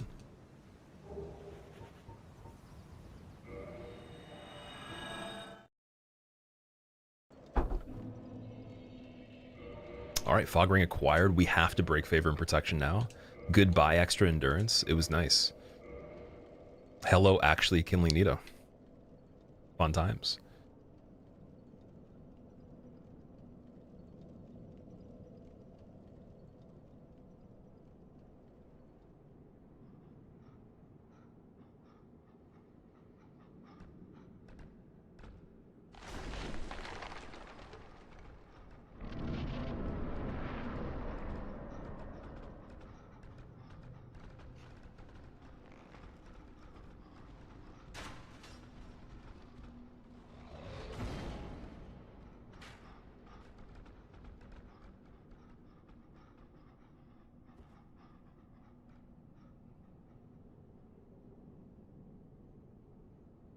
Can you beat Dark Souls normally is where you saw the, wait, so the falling thing was what you're talking about? Yeah, definitely send me a clip of that one. I'm very curious if it's the Blighttown falling thing. Because there is a speedrun method. It's similar to the one in DS3, but it's not actually as simple as just peeling over a ledge and like forcing an airborne roll. You actually have to do some weird stuff. And like, I would imagine, again, if it was so simple you could do it all the time, everybody would just do it anyways, not to only make it more convenient playing casually, but for a lot of the runs that you see, like, it would just help so many different situations. So I think it is a little bit more of a special situation there that, yeah, it would be a little bit trickier to do in certain places. Favorite Ninja Turtle? I like Donatello. He's my favorite for sure. What about you?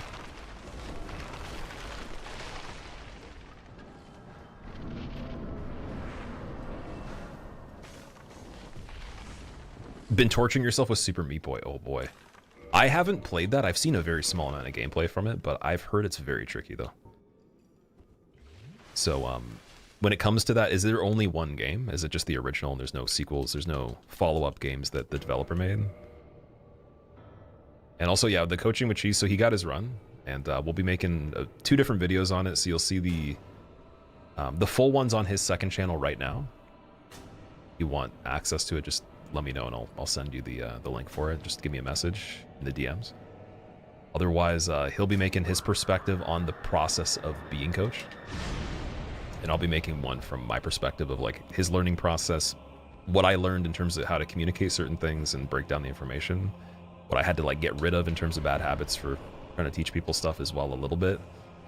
Because I will say I didn't teach it perfectly. I could do way better, but I don't think I'm a great teacher when it comes to that kind of stuff. It's just the information can be good. So it helped me explain things a bit better over time. And I'll be focusing on that and showing bits of his progress and everything too, so you'll see both perspectives. Then yeah, the full run is on his second channel.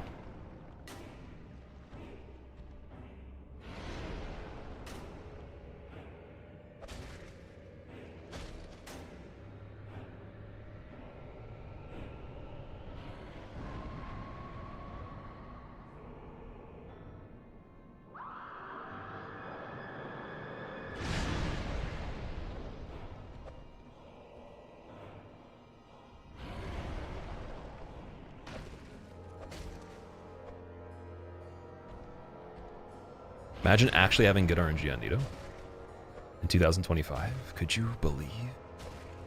Could you perceive and believe? To conceive?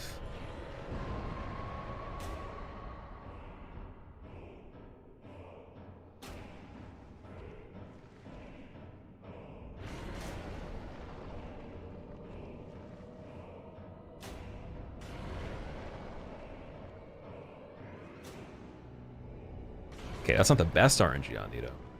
Relax, dude. There we go. Okay, this is better.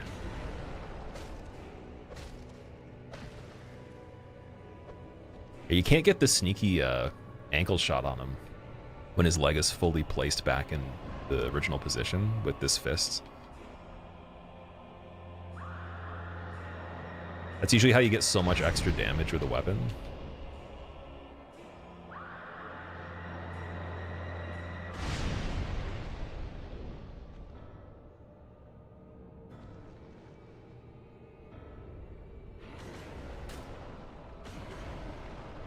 Elbow shot. Handholdy. Ankle. Purely ankle. No bonus ankle. I was feeling hopeful. Ankle again. Repeat. Reverse knee joint. Scratch him. Foot. Doesn't work. Oh my god, the RNG is amazing. Okay, keep going. Keep going. Greedy? No, don't go greedy. Don't. Okay, he's going with this. Oh. Elbow? Oh, elbow works. Death by elbow. Nice. That was really good RNG on Nito for this one. He had way less AoEs than I was assuming he would have. Like, it wasn't great for Gravelord Sword, but it was good for AoEs.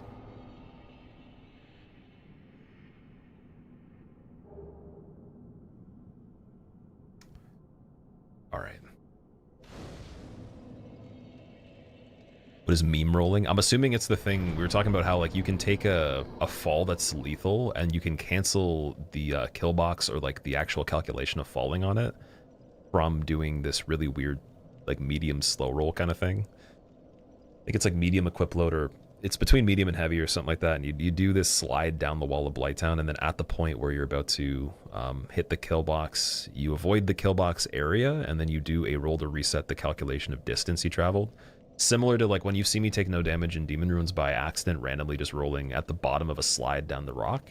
It's a very long version of that, but you need special conditions to do it like in places as far as I know. I don't think you can do it every single place that exists in this one. In DS3 you can do it as long as there's a flat ledge, but it's very, very tricky to do. And it doesn't actually reduce fall damage to 0 in DS3, it just resets the fall from wherever you finish the roll in midair.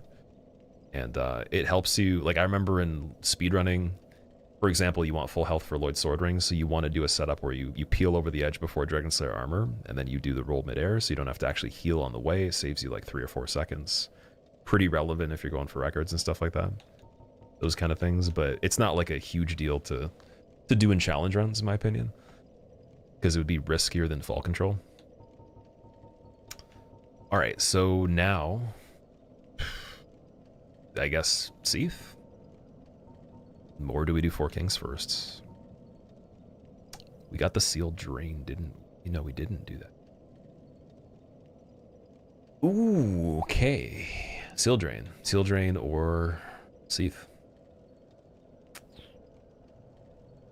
Sealed Drain seems more appealing just because we can get Four Kings out of the way, and I actually like that fight a lot. It is very fun. Let's just do that. Let's get that over with.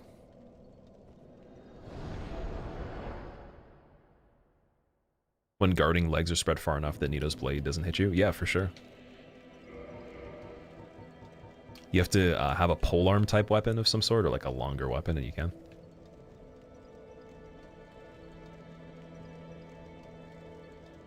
Green, thank you, dude. I appreciate it. Alright, so we're gonna go with the Dark Wood for this part. Then I actually gotta get the Transient Curse properly.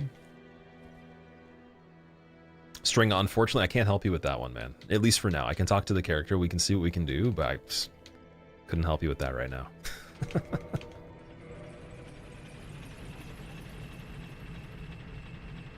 You had OG downloadable maps from the community. The Switch version had the main game, but it's still trolling you, and the Switch is so much more slammable compared to a controller. Did you threw your Switch? Oh no. That's frightening, dude.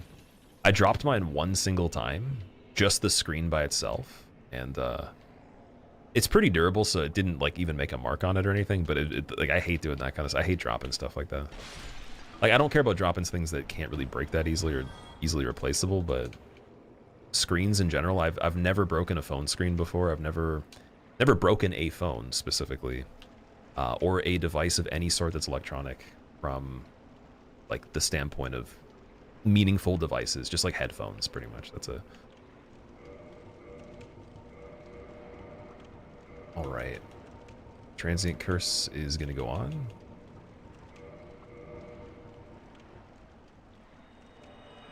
What's in the character's chest and back? It's not a mod for the actual character. It's just an item that's in the game. So it's called Dragon Torso Stone. You get it from the Covenant if you offer 30 scales in Ash Lake. And we just started the game with the item.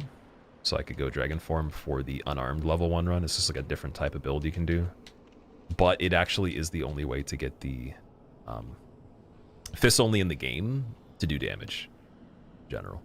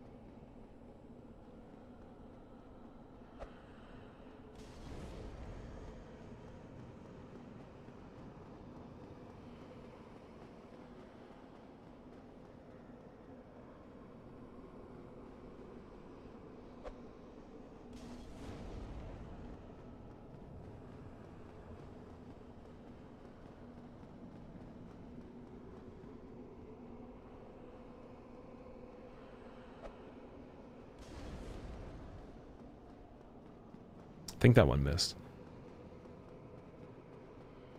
Meaningful devices, just headphones. To some people, headphones are meaningful. I don't buy expensive headphones. The most I've ever paid for headphones was $80, and I still have them. They still work. All my headphones are $30 or less that break. And they actually break pretty slow, to be fair. Most of the days now, it's like $15 to $20, actually. These ones are about $25. They've been going for a while. About a year almost. I think I made a $40 pair last for 4 or 5 years or something like that as well.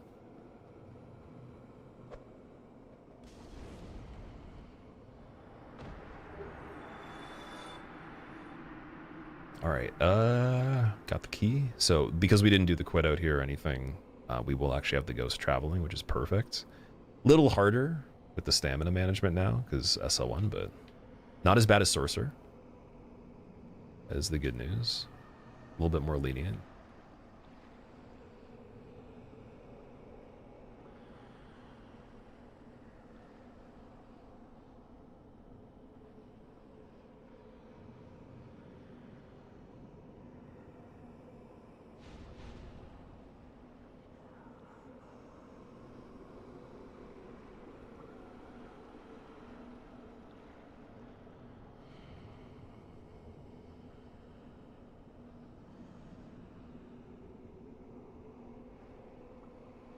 Poor shaming in real life, yeah, definitely not, dude.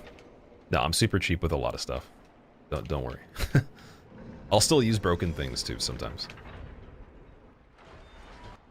Or I'll keep them as backups for certain scenarios for sure, where I'll still use them. I have a lot of like half-working controllers, half-working headphones that still get used sometimes.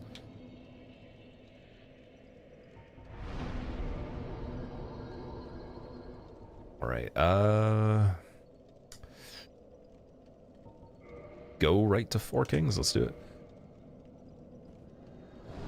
Dropped your PS5 one time while carrying it to a different room. It fell on your toe, or it would have exploded. You think so? PS5's kind of weird. It has like the I don't even know what the side blades on it, right?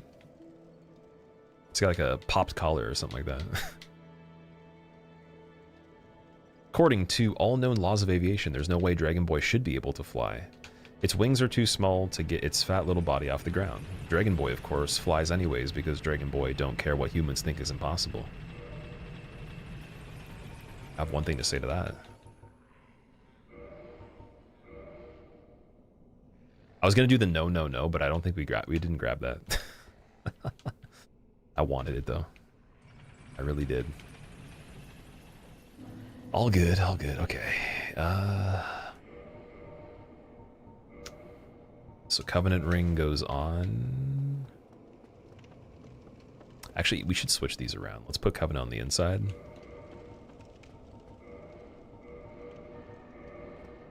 So actually, I'm gonna keep Hornet Rings. So like, I'm gonna take a note from Cheese's book and like min-max the ring list as well, just to make sure it's like super switchable. But the ring that's in between the ones I want to switch is gonna be caps, so I can't switch that around.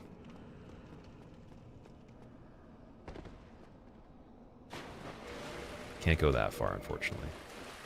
Can't do as far as even more go so than like them. Do so.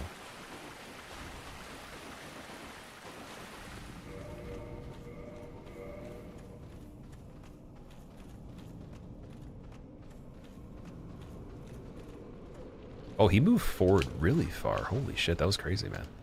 Why? That was weird.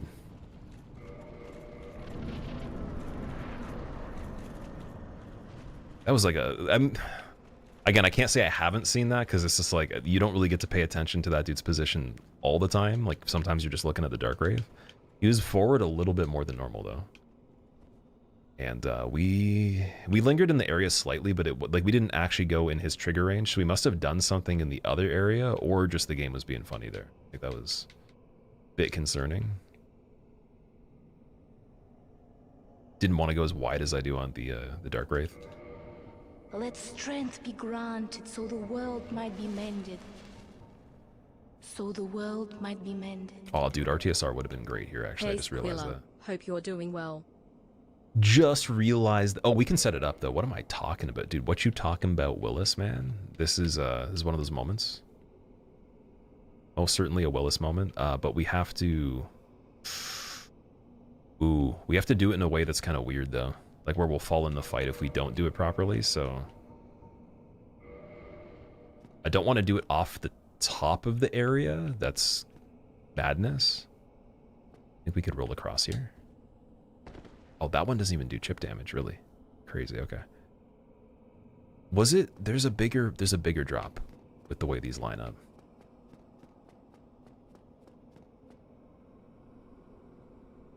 It's hard to see though. Let me do the brightness. A bit better, yeah. It's like right here.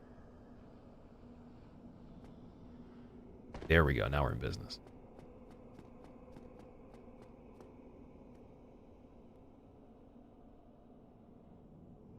Where'd the other one go? Do I have to go back up a bit more?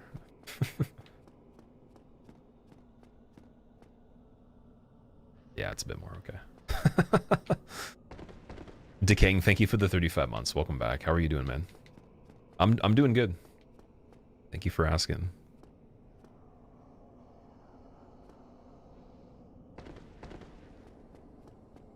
Most cheapskate thing that you're guilty of doing? In this game? Or are you talking about like in real life? Cheapskate thing? You'd have to give me like definitions of what you even define that by. I've seen some funny things out there. If you're talking about like just general stuff, I don't get like too funny, but like I did grow up poverty, so like there was eviction notices and like sometimes food was not really easy to get. So like I've definitely lived the minimalistic type of stuff when I was young. So. But like it's still not as bad as like some stuff I've seen people that are even millionaires do in some cases. Like that's more of just a mindset kind of thing. There's people that don't have a lot of money that spend all of it and then go into debt even beyond and live pretty good, and then people that have a ton of money and they are so cheap it's unbelievable. It's like actually scary that they've figured out certain ideas. So I don't look at it as even just a necessity thing all the time, but yeah, like cheapskate. No, you don't have to apologize. I'm not trying to make anyone feel bad. Like you guys can talk. We can talk about any subject. I'm not getting like emotional about it. It's more so just the idea, like logistically. There's been like actual things that you don't have a choice, and then I know like there's a gradient from even there, even lower, and then there's like a lot of stuff that wouldn't be applicable. But for me though, just things I enjoy, like that are fun to do. It would. I don't know. I'm not sure. There's not like, it's pretty normal still. Like, you know, I'll buy like clothes from thrift stores and stuff like that. Like I'll wear other people's clothes and just clean them and stuff. That's not a big deal. So I have some thrifted clothing, but I'll still also buy clothes from new stores, but I'll usually just try to get deals on them where they're very cheap, or I'll order them online and get like crazy discounts and stuff. But like that's the thrifting is like normal. There's people that have a lot of money that buy secondhand clothes. I've bought secondhand shoes, so I have a couple pairs of secondhand shoes that I wear quite often, but the secondhand shoes were only worn one time. The people that sold them said that they didn't fit, they weren't the right size, and they were a gift. And I got them for probably like 25% of the original price, and then now they're worth quite a bit of money because they're older ones. And it wasn't even for a collector's purpose, I just needed them for skating, so I specifically just bought a few pairs of shoes for the price of one. And so, yeah, there was one that was just like a new pair that was discounted, and there's two I found that were worn by it. Which it wasn't worn like a lot. It was like literally they tried them on. So I'm not opposed to that. I don't know, dude. I'm pretty crazy. I wouldn't be opposed to anything if it was necessary. It would just be the idea that there's some things that are fun. Okay. Let me see. I think we're gonna go down here. Right there. Brightness I'm going to keep up for 4 Kings as well.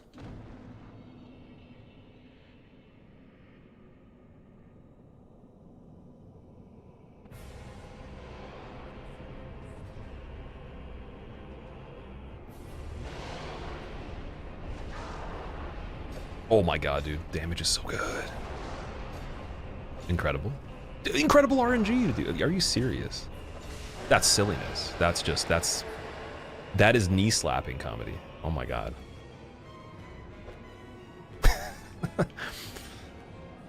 Cool. Okay.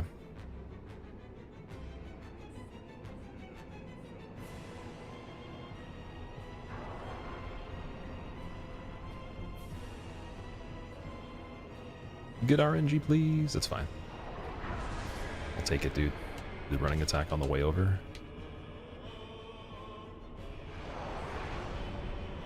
Big shellin', but we go over here. Oh, but we can't. Never mind. Should have went behind him, unfortunately. Damn it. All right, that's that, dude. I skate bear. I used to skate a lot. Like I was trying to get sponsored originally, and then I got back into it in 2021. Dropped it again, got back into it pretty heavily in 23, into 4, and then I stopped because I started drumming in 2020. End of 2023, 24, I started drumming, so I was like, I gotta make sure my hands are good.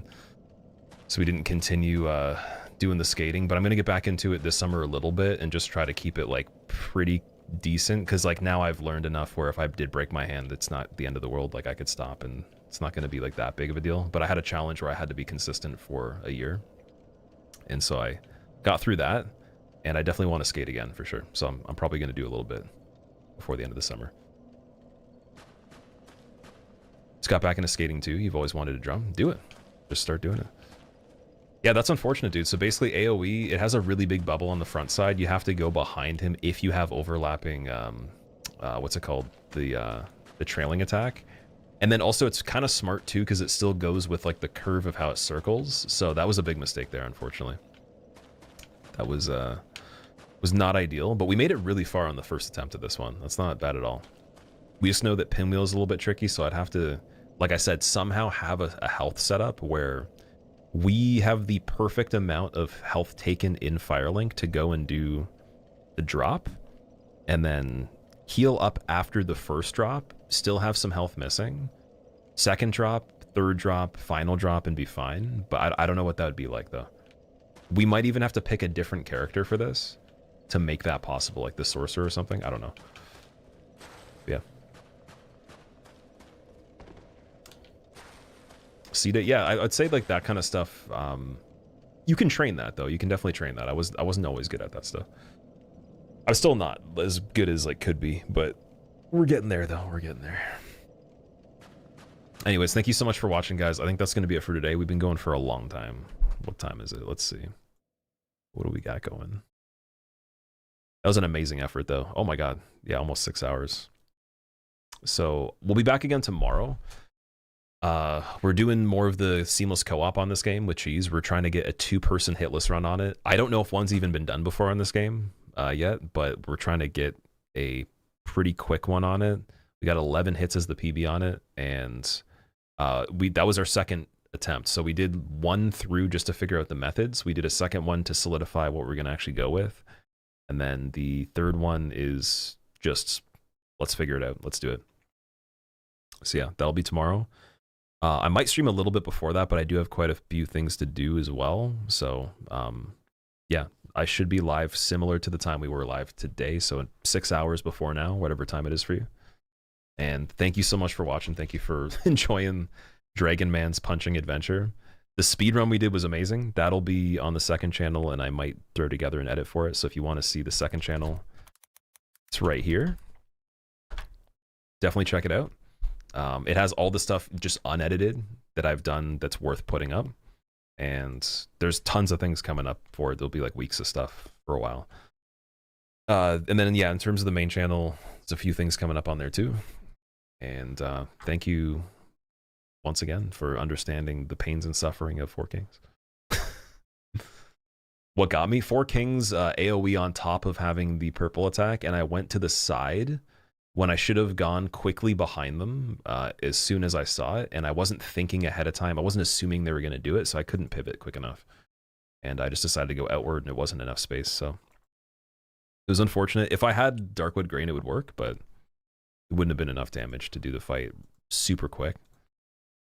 It was still a super fun run, though. 2 hours, 25 minutes to get there is not bad. And we could do it in like under 2 to that point, I think. Yeah, let's restart the counter. We'll try this one again in the future for sure. And let's find someone to host right now. Let's see who's live. Who do we got? Dude, everyone's doing randomizer permadeath on different games now. It's a wave, man. I was thinking of trying Elden Ring all bosses permadeath without even ever doing an all bosses run. That'd be wild, just to get used to it. I think we're gonna give it a go, but I'll have to have a lot of probably a spreadsheet ready to be able to figure out the the locations and stuff. But I would love to try that though. I think we are gonna give a host to I'm gonna host Envoy. He's playing Hades. He's trying to go for 32 heat, which I'm guessing is the amount of cycles or rounds that you do for Hades. I never played it, You guys that played it would know better than me. So I'll see you in history, and then we'll be back again tomorrow. Thank you so much again. Let's go.